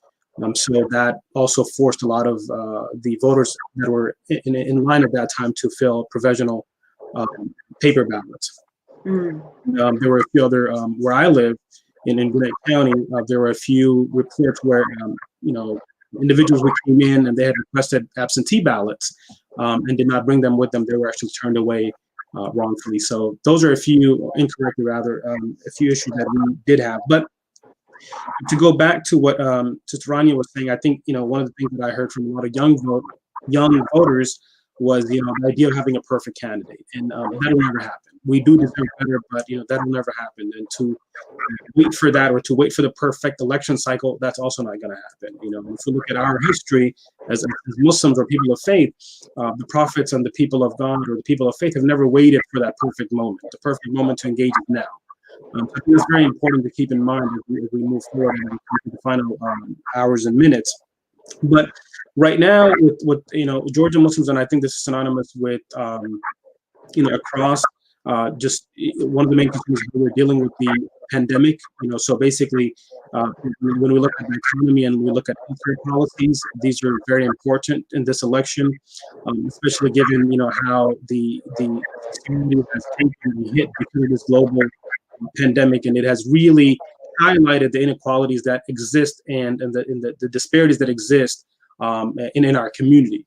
I think for Georgia, it was yesterday when the President Trump administration, they ended healthcare.gov in Georgia, and this again is an effort to kind of roll back the Affordable Care Act. So these are major concerns for us. And then also, nationwide, we are seeing the anti-Black discrimination. This is also a major concern for the Georgia Muslim community. So, again, with everything that's going on, I think the Black and brown population, given Georgia is a very, very a diverse state. And the case of Ahmaud Arbery, Rayshard Brooks in the recent months, in the larger context of the Black Lives Matter movement. So a lot of the mobilization that has taken place, we want to see how the administration will address this moving forward. So again, that's a major case. And also, as the sisters mentioned, the concern about immigrant rights. So we're seeing a lot of activity in Georgia with ICE. We're seeing militarized response by the police. So these are major concerns that we want to see better, inshallah, as we move forward.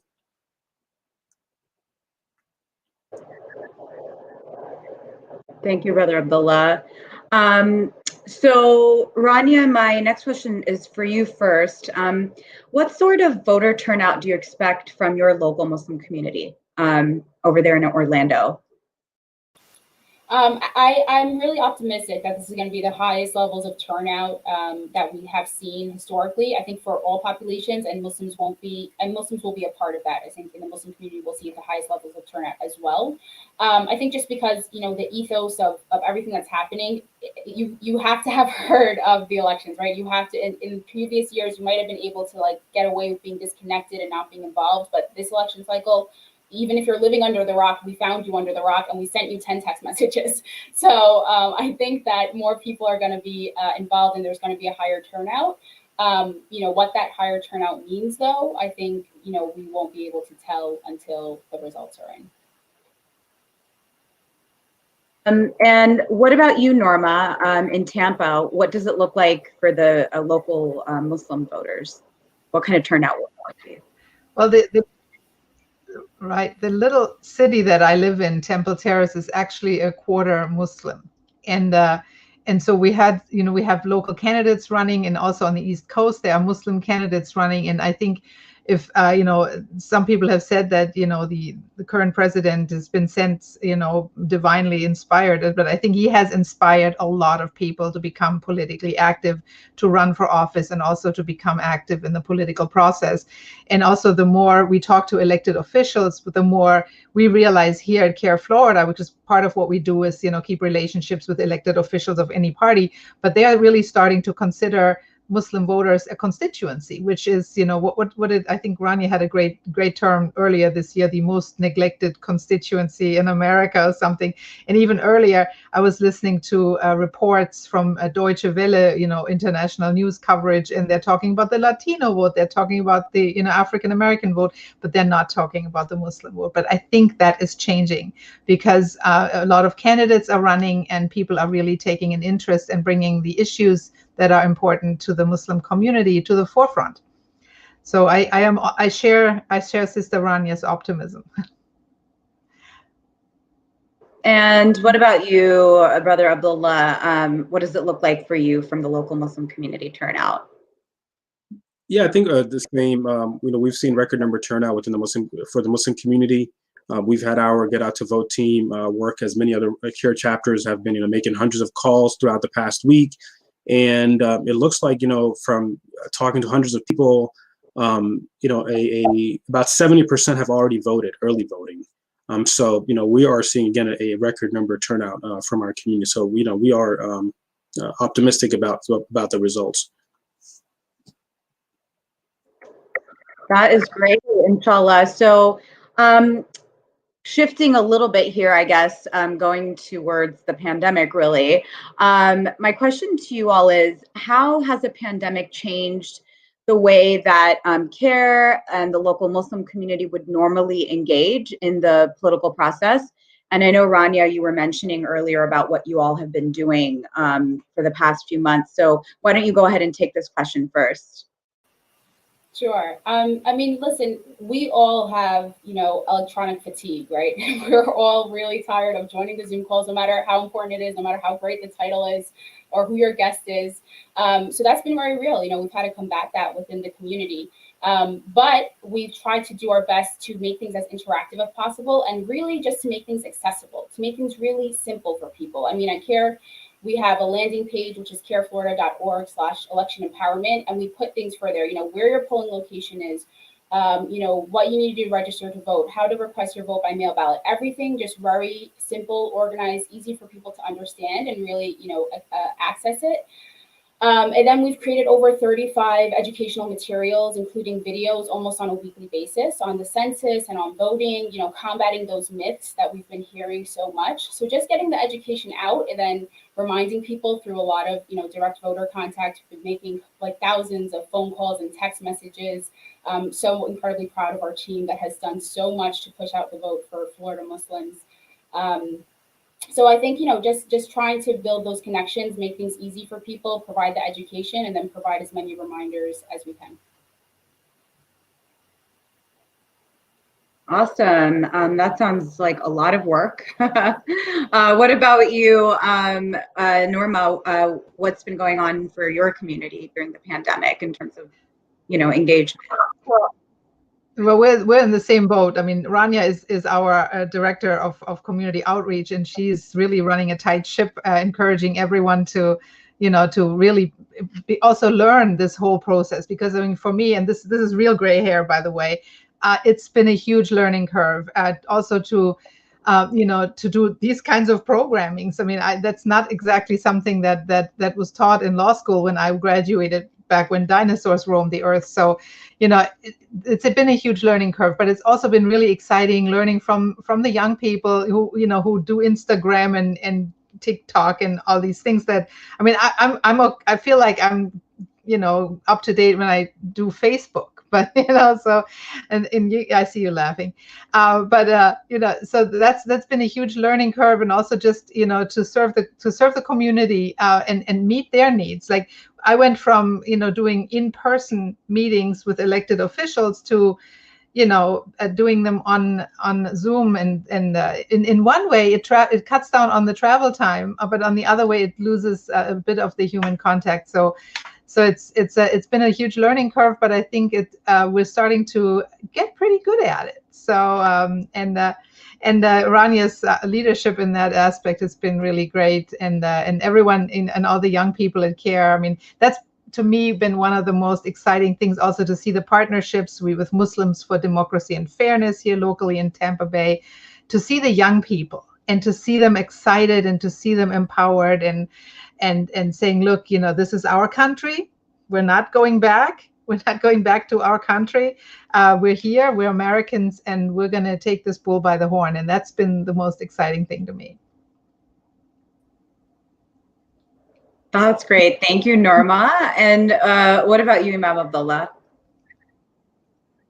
Yeah, I think same. The pandemic has challenged us, but has also provided us opportunities to connect.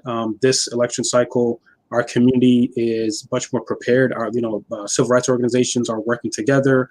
We've seen a lot of activity in this space over the past few months and weeks. So it hasn't allowed us. We don't have that person-to-person, connection meetups, but we are able to connect with a wide audience through virtual meetings, virtual programming, and because of that, I see that our community is more educated about the system. We're more prepared for, the undecided fraction is much smaller this election cycle because people are more well prepared. So, I mean, there has been a shift overall, but we've seen again a lot of positives in that.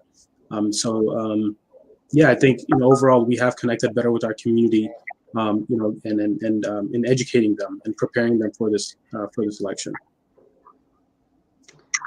All right. So for our last question, which presidential candidate did your state vote for last time around?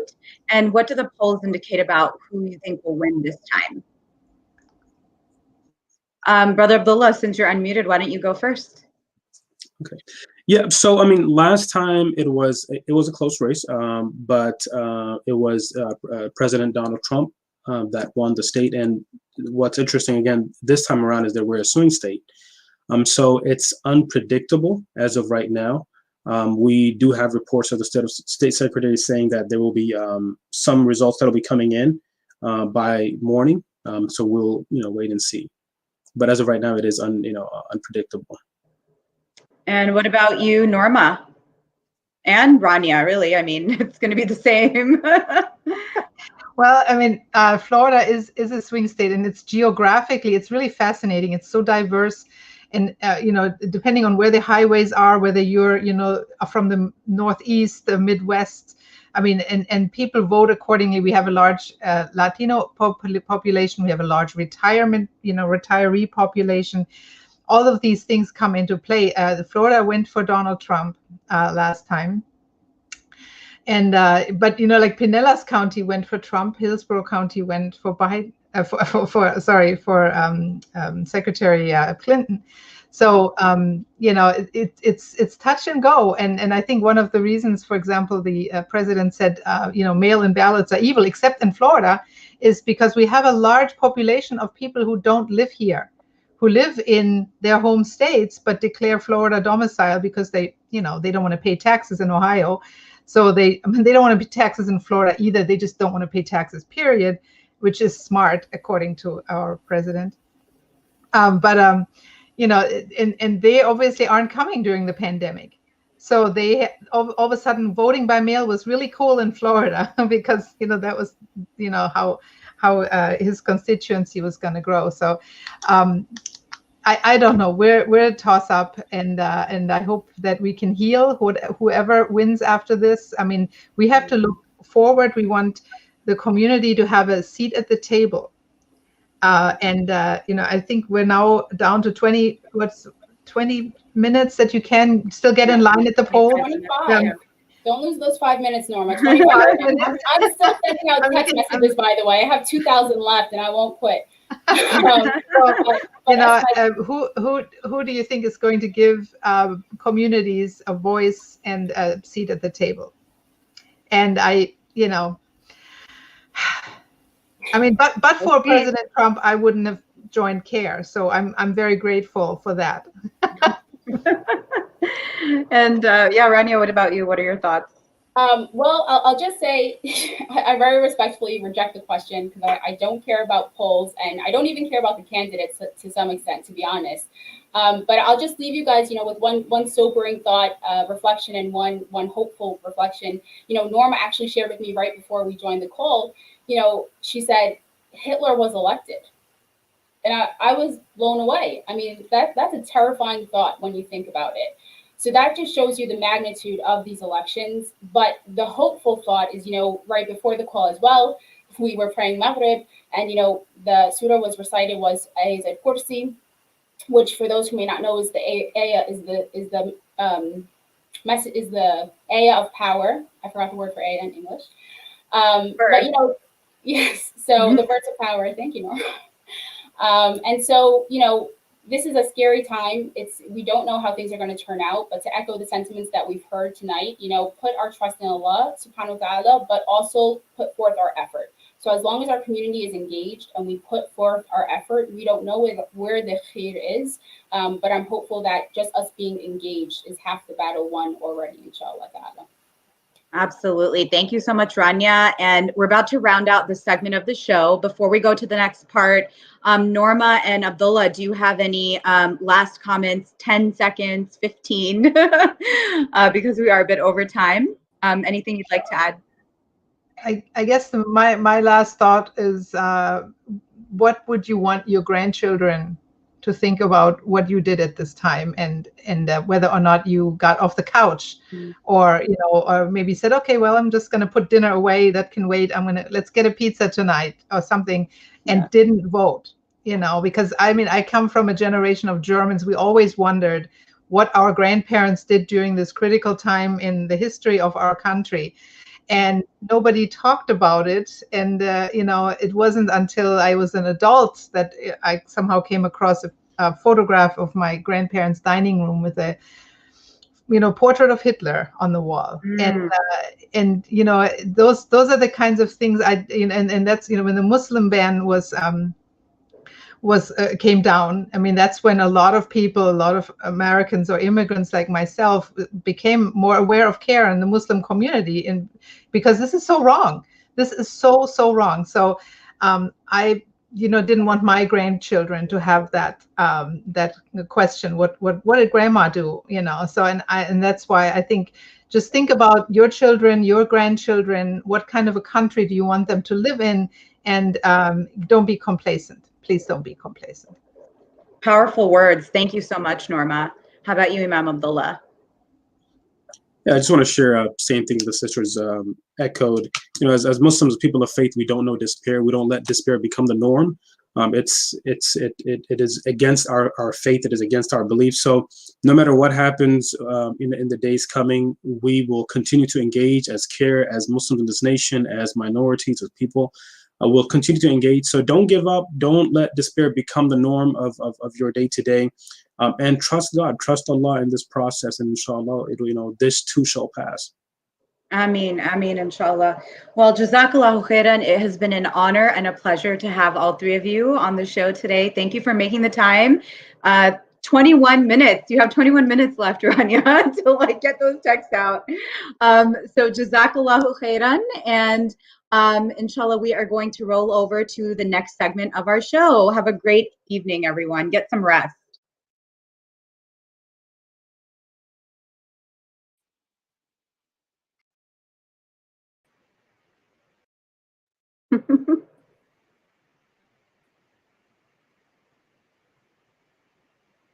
Great. It looks like we're all here. Assalamu alaikum. So welcome to everyone who's just joining us right now. Assalamu alaikum and good evening. My name is Asma Rahman, and I'm the National Chapter Manager for the Council on American Islamic Relations. I'll be facilitating today's discussion. Thank you all for joining us, and it's great to be with you here on this historic day. Before we get started, I did this for the other folks as well. So Hussam, Ahmed, and Fayaz, and everyone watching, just a friendly reminder that we're a nonpartisan organization. You all know that very well, I know. We're not here to support any candidate. And to everyone who's watching, on the East Coast, you have 20 minutes to vote if you haven't voted yet. And then on the West Coast, I believe you have 2 hours and 20 minutes, correct? I think you have until 7, yeah. And just to remind you throughout this entire segment about the voting, that you need to get out there and vote. I'm wearing a necklace that was made popular by Michelle Obama, and it says vote. So that's like your reminder, everyone who's watching today, to get out there and vote. So, assalamu alaikum. I'm going to do a quick round of introductions, and then we'll get into the discussion. So, today we have Brother Ahmed Susi, who is the acting executive director of CAIR Arizona. We have Fayaz Nawabi, who's the policy and advocacy manager of CAIR California, Los Angeles. And we have Hussam Alouche, who is a CAIR veteran. He's been with us for a very long time. He is the executive director of CAIR California, Los Angeles. Welcome, everybody. Assalamu alaikum. Wa alaikum assalam. It's the middle of the day for you guys. Yeah. It's like 3:40, right? The action has barely started. I mean, actually, our polls don't close till 11 p.m. Oh, wow. So that's great. Okay. The night is going to be long. Is that just in Los Angeles? Do you mean the whole state of California then? Yes. Wow. Okay, that's going to be very long. We're starting to clock in Arizona, so we're not there yet. But especially for the East Coasters, right? So why don't you all give us an update on what's happening on the ground in your state today? Are there long lines at the polls? Are there, candidate visits? Is there any voter suppression or intimidation going on? And, I'll let, Hussam and Fayaz decide on if both of you want to answer it or if you want to each take that. And then Ahmed, we can go ahead and start with you. Sure. One of the things I'm proud about Arizona is even before COVID, we had a robust mail-in system. That's the only way I've ever voted, except my first time. I would always do a mail-in ballot. And one of the things you saw here is great support, not only from our government actors, so our Secretary of State and our county recorders. They were very proactive in making sure everyone understood that mail-in ballots were safe, but especially in COVID, maybe even a better way to vote, but also through the nonprofit public sectors. We're part of a coalition called One Arizona. And one of the things that we did is we focus on election protection. And we actually have some volunteers right now at a masjid, which is a polling site this year. And we're making sure that every vote is counted. So if anyone has an intimidation issue, or if anyone has an issue with actually voting, they're there right on the spot to support them. So I'm very fortunate, alhamdulillah, that we're not in a state that has these long lines, and Arizona took advantage of it. There was already a higher turnout of votes by mail before today than the 2016 election, and it's super easy. And I'm just blessed because you see on Twitter all the time sometimes these long lines and everything like that. But alhamdulillah, it's going good. The only thing that I would say is that people need to take advantage, because I know like you said, there's still time to vote. If you go on to Arizona.vote, you'll be able to find waiting times at polling places. I know a lot of people just go to the first place and then that backs it up, but there are a lot of places that have no wait. So go there and make sure you vote. Good information. Thank you, Ahmed. So Hossam or Fayaz, why don't you take the next one for your community?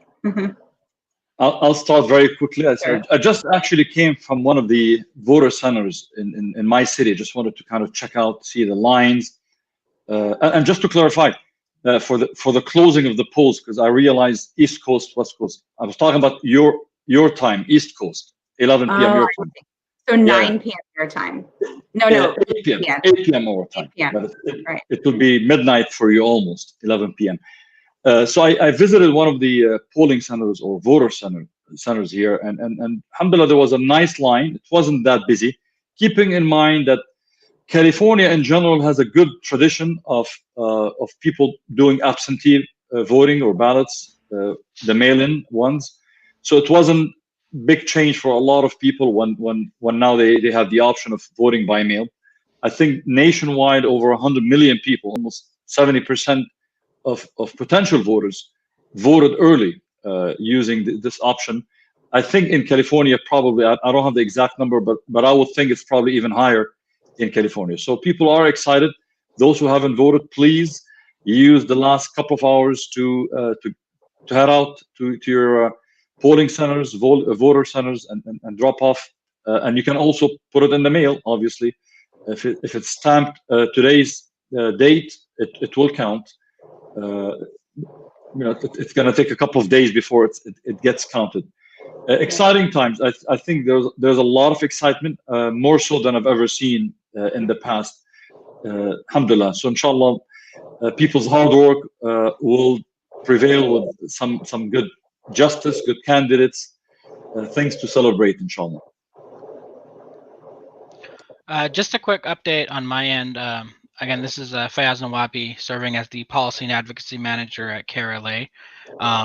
One of the biggest changes here at the state of California we had is we went away from precincts and we moved towards vote centers, as Brother Hossam mentioned earlier. This means that in the state of California, a person does not have to vote in their precinct. They could vote in any vote center in their respective counties. So in the past, what would happen is you get an email from the Secretary of State's office saying, hey, this is your precinct, go vote over there. If you vote at another area, you're going to be put on a provisional ballot, which really gives it much more difficult time to get your vote counted. However, now with LA County, with all of California, moving towards vote center, you could be in South LA in Artesia, and you could vote all the way in Hollywood, and it's still going to be counted that day because we switched to a vote center. So that's one of the biggest changes the state of California did. This program was piloted in this primary in LA County, and then after it was piloted, the Secretary of State's office, Alex Padilla's office, said, you know what, it worked really well in LA County, let's go move this all throughout the entire state. So we're really excited for that. The big challenge for vote centers is in the past when we had many precincts, what would happen is you'd have a lot of precincts where you could vote at. However, they did cut down a lot of the voting locations because they're moving towards this vote center. However, I feel that having a vote center is much better because let's say you go to a masjid to pray and that's not your local precinct. You could just vote at that mosque no matter what in your respective county. So for example, my wife and I, we went and voted on Saturday, and our local there's a masjid that we go to that's also our vote center. So when we went over there, we voted, we prayed our Asr prayer, and then we came back home. So it worked out perfectly for us. Thank you, Fayaz. Actually, I want to see what your background says, you and Hussam. Can you guys show us? Okay, demand change, vote. Is that something that your chapter uses, or all of California chapters? It's CAIR California. It's our theme for the last couple of months, promoting election and voting. It looks great. Well, since you like slogan, let me show you what my T-shirt says, Sister Asma. Yeah, sure. Let's see it. I'm American. I am Muslim. Vote. I vote. Oh, I vote. Okay, got it. It's a big I. Let me show you my T-shirt also. This is what a civically engaged Muslim looks like. All right, good. We're all messages, right? We want to encourage people. Because you started with that. You started with the vote chain. Ahmed, I mean, show us something. Write some note, brother. Write some note. This is why I'm an acting executive director. You what? This is why I'm the acting executive director. I don't have that. No, mashallah, you're ahead of us. Ahead of us. You're looking formal, mashallah. We had a de-escalation training on Saturday, and it was all women. And I showed off my necklace, and there was like a much different reaction to my necklace than this panel of all guys. I felt like it all fell. You guys, there was no reaction. But then now, I guess I like inspired you to show all of your labels. So thank you. I'm saying thank you to myself, I guess. I also wanted to point out some hard data that we have just coming in. So in California, 55% of eligible voters have already voted. So they've already set in there. That's huge numbers. And areas like Fresno County, LA County is slow, Orange County is slow right now, but Fresno County in particular has 55% of voters have already voted. And you're looking at 62% of the voters are Caucasian, and then 48% of the voters are Latinos in the Fresno area. And they're very much caught up with the voter turnout in 2016 in Fresno County alone. So this is like really, really exciting numbers that we're seeing. Again, we're nonpartisan, but we want to make sure that we try to get as many voters out, and especially minority communities like ourselves. Right. Very historic day. Okay, so my next question for all of you is, what are the major issues on the minds of voters in your state? What are the things that you're hearing that are interesting to people that are getting them out to the polls? They're areas of interest. So why don't we start with you, Ahmed, again? Sure. Arizona is not immune to the stuff that happens to other states. There's police brutality here, and that's definitely a huge one. We had a murder by the police just a couple about almost, I want to say, 6 months ago. And with the George Floyd and all those other incidents, that was definitely one of the things that people were in the streets demanding change, and not only on the federal level, but on the state level. And I think that's kind of what you said about this being a historic day. I've seen a lot more people, including myself. I was someone who's just on, the federal, but how important our state legislators are, and people actually getting more involved. So definitely we want to, there's definitely that's a big issue. The other thing, because we are a border state, and one of the things, we interact so much with people who have DACA, and people who even immigration with the Muslim ban, that's definitely a huge thing. And we want to make sure our representatives uphold what I believe is the truest American value, that when you see the Statue of Liberty, we want to bring people here. And we definitely have a lot of advocates wanting, just because our refugee numbers were slashed again. So those are the two biggest things. The last thing, just like every other state, though, is green energy, right? We want to solve climate change. I know Arizona, California is the drought, but Arizona, we are the desert, and we want to make sure that it's not 200 degrees next summer. So we want to make sure our elected officials take that serious. Very interesting. Thank you, Ahmed. Fayaz, do you want to go next for California? Or Hussam, I see you unmuted. Either one. Let's have Hussam go first every time, and then I'll clean up and show. I'll play pinch hitter. And I think Be pinch hitter. and for the interest of time, maybe I'll take one and then you can take the other one. See, we play fair in California. Okay, that sounds good. All right. I mean, for us, it's not that different from what Arizona community is going through, as Ahmed eloquently explained. California tends to be probably one of the most diverse states in the country, very friendly, mostly progressive in general, heavily immigrant, and also a border state. So we're dealing with a lot of immigration issues that whether it's the DACA issue or the treatment of migrants, the mistreatment of migrants at our border, the mistreatment of immigrants in our country, dehumanization of immigrants, of refugees. Obviously, we haven't even allowed refugees. There's a large Muslim community where California is home to the largest Muslim community in the country. Where we have about 1 million California Muslims.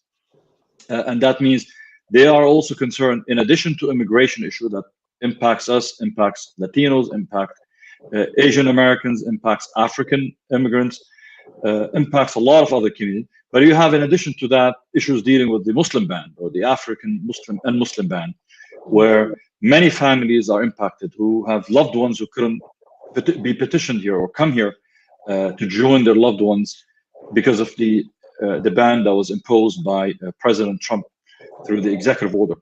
We also have we have some of the largest law enforcement agencies in the country, sheriff departments, local PDs.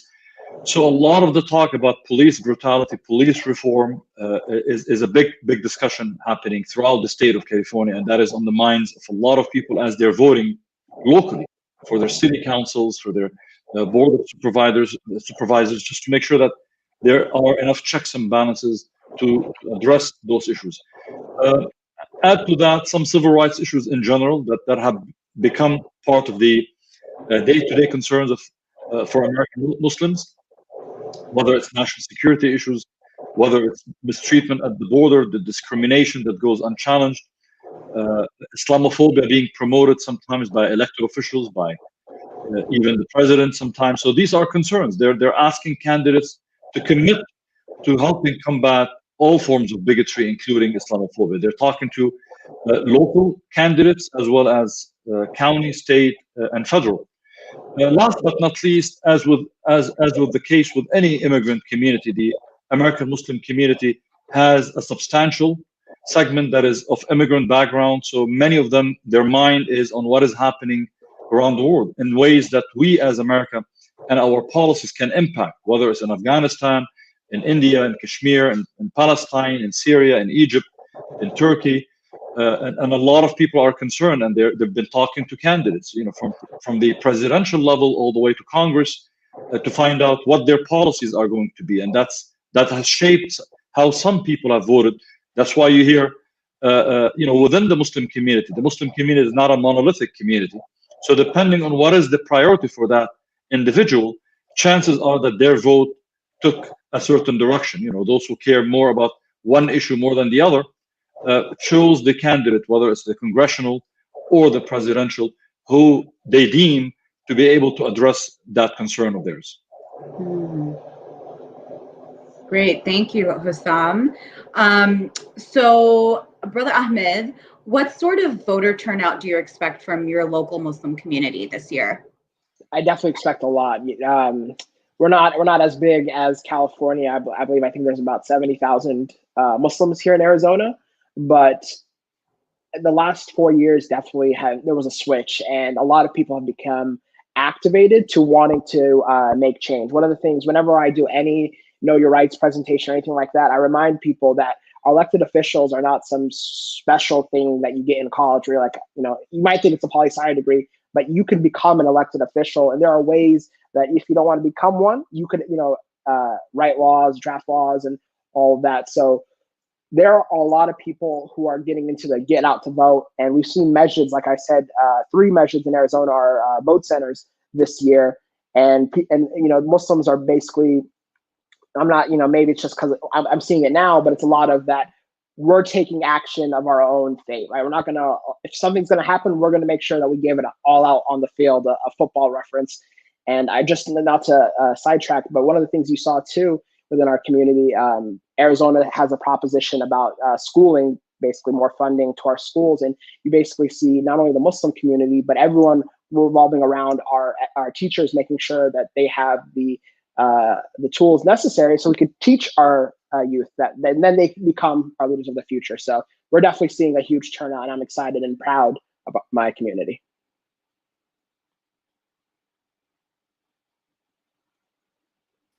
You're on mute. Thanks. Fayaz, what about you? What sort of Muslim voter turnouts are going to be happening in your state that you think? We're expecting also a large turnout from the Muslim community also, similar to what Brother Ahmed was mentioning. Many of the events that we've been doing, we've seen a lot of excitement from the Muslim community. But I want to first harken back to the first question about, is there any voter suppression happening that you have seen? I'll give a couple examples of this, inshallah, and then we can move forward. One was when I actually went to vote at our masjid, at our vote center, one of the rules that's called electioneering, you can't have like candidate signs near 100 feet next to the vote center. I personally saw people wearing like MAGA hats and trying to bring in signs into the masjid, and really trying to intimidate community members. So those things are happening even here in California. Another instance of this was actually in Temecula, which is a region that CAIR LA covers also. We saw over the weekend, Trump supporters were blocking the freeway, not allowing people to go and vote. And what happens, you have all this traffic and you're there for 30 minutes, an hour, you only blocked out that much time to go and vote. And a lot of people are being discouraged to vote because they were blocking the freeway. So we were actually seeing these instances happening right here in the state of California. We're still monitoring this. If you see acts of electioneering happening in your local vote center, we highly recommend you all call the number 1-866-OUR-VOTE, 1-866-OUR-VOTE, and report any electioneering, any intimidation that's happening. We know people driving by with big trucks with big Trump flags and trying to park in front of vote centers. Do not let that intimidation get to you all. Make sure you call that number and report any electioneering, any intimidation that's happening in your local area. Thank you, Fayaz. So to switch a little bit gears a little bit here, the next question is about the pandemic. How has the pandemic changed the way CAIR and the local Muslim community would normally engage in the political process? And this time we'll start with California. So Brother Hussam. Sure. That you tricked us. Brother Ahmed was just ready to run with the answer, and I was looking forward to hearing. Keep it exciting here. I know you're stressing. This chain. I think this vote, I guess, messaging is changing into like a wild facilitator for these. Mashallah, mashallah. Secret magical power, mashallah, halal magical power. Well, I would say, at least from our end here, as we're dealing with the community here, mashallah. In general, our presence had always been in person. Like when we deal, not just election, our work, our workshops, our Know Your Rights, our engagement is, as a grassroots organization, is our ability to visit one of the 100 mosques. We have 100 mosques in Southern California, so we go visit them, engage with the community. Obviously, with COVID-19, that was taken away from us. So we had to quickly adapt, and I have to say the community adjusted pretty well to shifting to everything to online, virtual, Zoom meetings, trainings, to digital forms, WhatsApp, emails, messaging, basically, to educate the community. in general, we prepare every election a voter guide for CAIR California, and we print, thousands and thousands of copies, tens of thousands actually get mailed and copied. This year we didn't print any. What we did, we printed postcards, and we mailed it to everybody at their home, to thousands of people, of California Muslim voters, basically, with their ability, with the link to the voter guide itself, where they can get it. We emailed it to people, WhatsApped it, sent it on WhatsApp, we texted it. Alhamdulillah, we saved a lot of trees, I'm sure, with that, and we help people, inshallah. I think even post COVID-19, maybe we should focus on the digital way, because alhamdulillah, it is more efficient. Everybody has a smartphone nowadays. Everybody can get the tools to educate themselves and inform themselves. It is a challenge. There's obviously the Zoom fatigue that exists in the community. I remember the first couple of webinars we held. There were hundreds of people joining in at the early ones, maybe, and then a week after the other, the numbers started going down because people were getting tired seeing all these faces on screen. I don't know why they would be tired of our faces. A joke. So alhamdulillah, I think we need to adapt. We need to learn that, and of course, keeping in mind there's some issues to keep in mind. There's technical literacy that exists, or illiteracy. So there's sometimes age issues, sometimes background issues. So we have to make sure that we don't think that we've covered everybody through a webinar.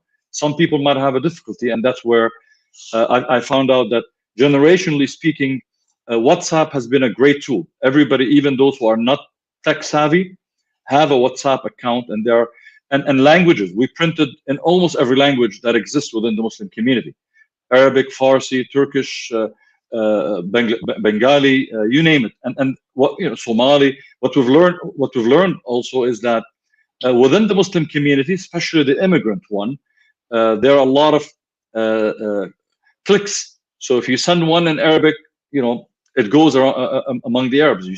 You send something in Somali, it goes among the Somali community. And there were some candidate forums that we hosted, and some election awareness forums that we hosted in various languages. So alhamdulillah, we're adapting. We're trying our best, inshallah. That sounds like a lot of work. One of the coolest things we also did was virtual ballot parties. That was really fun. So we did virtual ballot parties where we talked about the propositions, and then we had people fill out their ballots and then mail it or drop it off right after the webinar. So that was really cool. Oh, so they were those, the mail-in ballots, I see. Okay, that's awesome. Ahmed, what about you? What about the great state of Arizona? Well, first I was going to say, California is so technologically advanced. They have the backgrounds. I have this. They have the actual backgrounds. But you're more organic. You're organic. We like that. I first want to give a shout out to our former executive director, Imran Siddiqui, who's now at CAIR Washington, because right when the pandemic hit, he had a quick shift, hey, we need to go onto a virtual, and he kind of led the charge. So I know I would have not been able to, I first was I don't even know how to mute everyone on Zoom. So he was like, I got this, boom, boom, boom. So he definitely led us in that beginning phase. But I also want to give a shout out to CAIR National and as well as the other chapters, because one of the things I'm doing is I'm looking at everyone else okay, they are using this tool, they're using this tool. So it's just great to be part of this community because we're not doing it alone. And definitely when you're at your home, you can definitely have that feeling just in general. But when you go and you see that, CAIR Arizona is doing a Zoom with a couple of the community members, I haven't seen this man in a long time, so it's just great for that communal aspect. The other thing, though, that I think has been an advantage is just one of the things we did was a voter 101, and we kind of did the share screen. So I basically was showing people this is the Secretary of State's website, this is the recorder website, this is how you check to see if your ballot was voted. And I know in maybe a stand-up Know Your Rights at a masjid, it might be a little tough with a projector. So just having that right away, and the accessibility, it's whenever you go on Facebook and you see that we posted it, right? So we might post it at 3, you might come at 7, and you're like, oh, CAIR Arizona has a new post. With that accessibility, though, and this the community might not appreciate this as much as I have, but it's a lot easier to get out a lot more information out there. I can only visit so many masjids in a week's time, but a Facebook post, an Instagram post, a Twitter post, an email, it's just a different route to get information out. And I believe it's all important information. Inshallah, the community does as well. But alhamdulillah, we're not challenged with anything that we can't handle. And I'm very proud of our community being able to stand up. Yeah, sounds like it, mashallah. So for our last question of the evening, so we'll start with you, Ahmed, changing it up again. Which presidential candidate did your state vote for last time around? And what do the polls indicate about who will win this time? Yeah, Arizona has been considered a purple state for so long, but last 2016, it was President Trump by 90,000 votes. So, a very small margin when you look at turnout. This year, we're to toss up. We're another swing state, but I am, obviously we know we're 501c3, but one of the things you see is a lot of people, like I said, are motivated and are really basically like, if whatever happens, I'm gonna make sure I've done everything I can. And I'm proud to think our community has done that. So we don't know yet. I don't think we'll know for a while, but inshallah, we find out soon. Inshallah. Fayaz, what about you? For California, California has been blue for quite some time. So it voted for Hillary Clinton in 2016, and it looks like, Biden's polling like almost at 20% right now in California. Even counties like Orange County, which has historically been red, also went blue in 2016, and it looks like that's happening again in 2020. Okay. So, we do have a few more minutes if everyone would like to, if you have any last comments, the floor is open for you to just give a few last closing words. So if you'd like to go, please go ahead. Sure, I'll take a stab. First of all, I want to thank you, Sister Asma, for, mashallah, hosting this along with the great team of our brothers and sisters, our fellows, our friends at CAIR National. I want to thank you. This has been a very difficult last few weeks and few months. I know hard work, started with the changes forced on us by COVID-19. So I know it hasn't been easy for all of us. I know we run one office, one chapter here, but I could only imagine how crazy it is, how demanding it is in DC, in the capital. So mashallah, our thanks. May Allah reward you and protect each one of you at CAIR National. And I want to encourage all the viewers, our community, the community that we're very proud to serve and belong to engage with their local CAIR office. There are, alhamdulillah, over 30 CAIR offices nationwide. Make sure you connect with them. Make sure you volunteer with them. Make sure you become a member. Make sure you support them. If you don't have a CAIR office and chapter in your area, contact CAIR National and you can coordinate with them, or they can help you, inshallah, start a new chapter in your area. This is how we organize our community. Political engagement is not just about voting. Voting is just one of the many, many steps. Actually, it's probably the least involved of all of them, because alhamdulillah, we can all go. It's very important, very crucial. This is almost like the cherry on top. But the real work happens before and after. The real work happens when we engage the politicians, get to know about the issues, and convince and educate people to participate. And then after is holding our elected officials accountable. And it's important for us to build our influence, our political power as an important community that cares, a community that carries a mission. We have a mandate for justice. We have a mission. We believe it's an act of worship for us to protect everybody's dignity, every human's dignity, and justice for all. So this is a way we get close to Allah subhanahu wa ta'ala, our creator. And the way to do it is by being organized. So I call upon my brothers and sisters to join in this effort to organize our community to become, inshallah, a political force that makes a difference. And last but not least, remember when you're voting, for those who have not voted yet and you're still debating, voting is not about choosing the perfect candidate. That's never going to happen. Trust me. You're going to be waiting for a long, long time. It's choosing between two candidates who will cause less harm and who will bring more good. That's what it is. You don't tell me, well, if I choose this or that, both of them are not going to be perfect. Well, that's how it is. Any one of us, if we run for office, we're not going to be perfect. So don't wait for perfection. Look for practicality that will reduce harm, reduce racism, reduce injustice in our country and abroad, reduce the tension, the racial tension that exists today in our country, and bring a little bit more civility, more dignity to every person who lives in America, every person around the world. So this is what it is about getting engaged and voting. Jazakumullah khair for hosting us.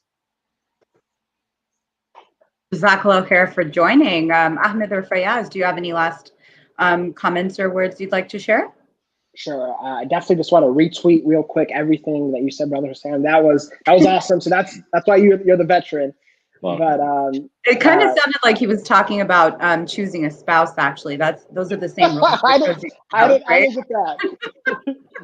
I didn't get that. But the one of the things, and before we got on this call, we kind of heard a little bit of the last call, and one of the themes that I heard is that no matter what, Allah doesn't challenge us more than what we can handle.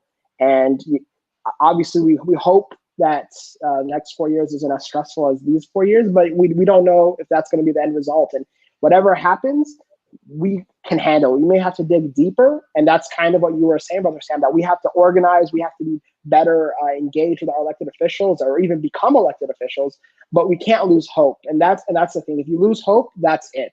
One of the role models of my young civil rights career is Ruby Bridges. Ruby Bridges was a 6-year-old who integrated the elementary school in the South.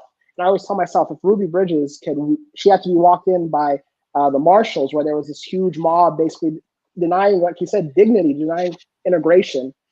I tell myself, if Ruby can walk up those steps, then I can handle the situations in front of me. And just knowing that we're not doing this alone. It could seem like that, but we're not. And no matter what happens, we can't lose hope, because that's it. And I know with Brother Sam in California, we're going to be fine. So inshallah, thank you so much, Sister Asma. Fayaz, do you have any, no pressure or anything? I just want to say thank you, CAIR National. Thank you, Robert McCaw. Thank you, Asma. You all have been wonderful. We've been text banking. Alhamdulillah, we partnered with CAIR National to text bank the Muslim community over here in the Southern California area to go out and vote. So alhamdulillah, we're able to partner with CAIR National. Really excited with the partnership that we have. Also, go out and vote. Here in California, you still have 3.5 hours. Make sure you go out and vote, inshallah. Please vote and vote down ballot, inshallah. Our voter guides are already available on CAIR California's website. Please check it out, inshallah ta'ala. Jazakallah khairan to all three of you. It's been a pleasure having you all here tonight and sharing what's happening in your communities.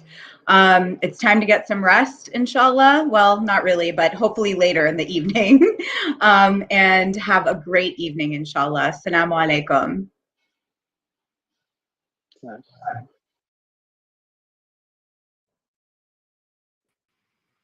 Assalamu alaikum. Wa alaikum assalam. Ayan, the magic behind the scenes. Thank you for hosting for the last 2 sessions. I also want to give a thank you to our audience for joining and viewing this live election coverage, and we really hope that this kept you updated and encouraged you to go out and vote. I also want to thank everyone else that hosted before and all the guests that we had joining. They were able to obviously keep us informed about what's happening at the polls, and we wanted to also make sure that people joined in tonight at 11:30. Or around 11:30, when we have more information, we want to come back and do another live stream and give more updates about the race. So inshallah, tune in around then. And Asma, any other last thoughts that you want to give? Sure. First of all, vote if you haven't voted yet, everyone. This necklace is getting a lot of FaceTime on these shows. But also I just wanted to say, this show has been going on all day. It's a lot of work on the back end, and there have been, several people who've been really involved. Of course, we have Robert McCaw, Edward Mitchell, Brother Nihad Awad, Ibrahim Hooper, so many people that have been working on this. But I would like to take a moment to thank you, Ayan. You have been the driving force behind this entire show. You've been working on it for weeks, doing so much to schedule with all the chapters, to texting while you're hosting, jumping in while if someone's a host video freezes or anything like that. So you've been putting so much work into this, and not just this show, but all the other election related stuff. So thank you so much, Ayan. This absolutely would not have happened without you, and you really, really held this whole thing together. Thank you, Jazakallah khairan. Thank you. Appreciate that. All right, well, we'll see all of you at 11:30 or around 11:30 tonight, inshallah. Inshallah.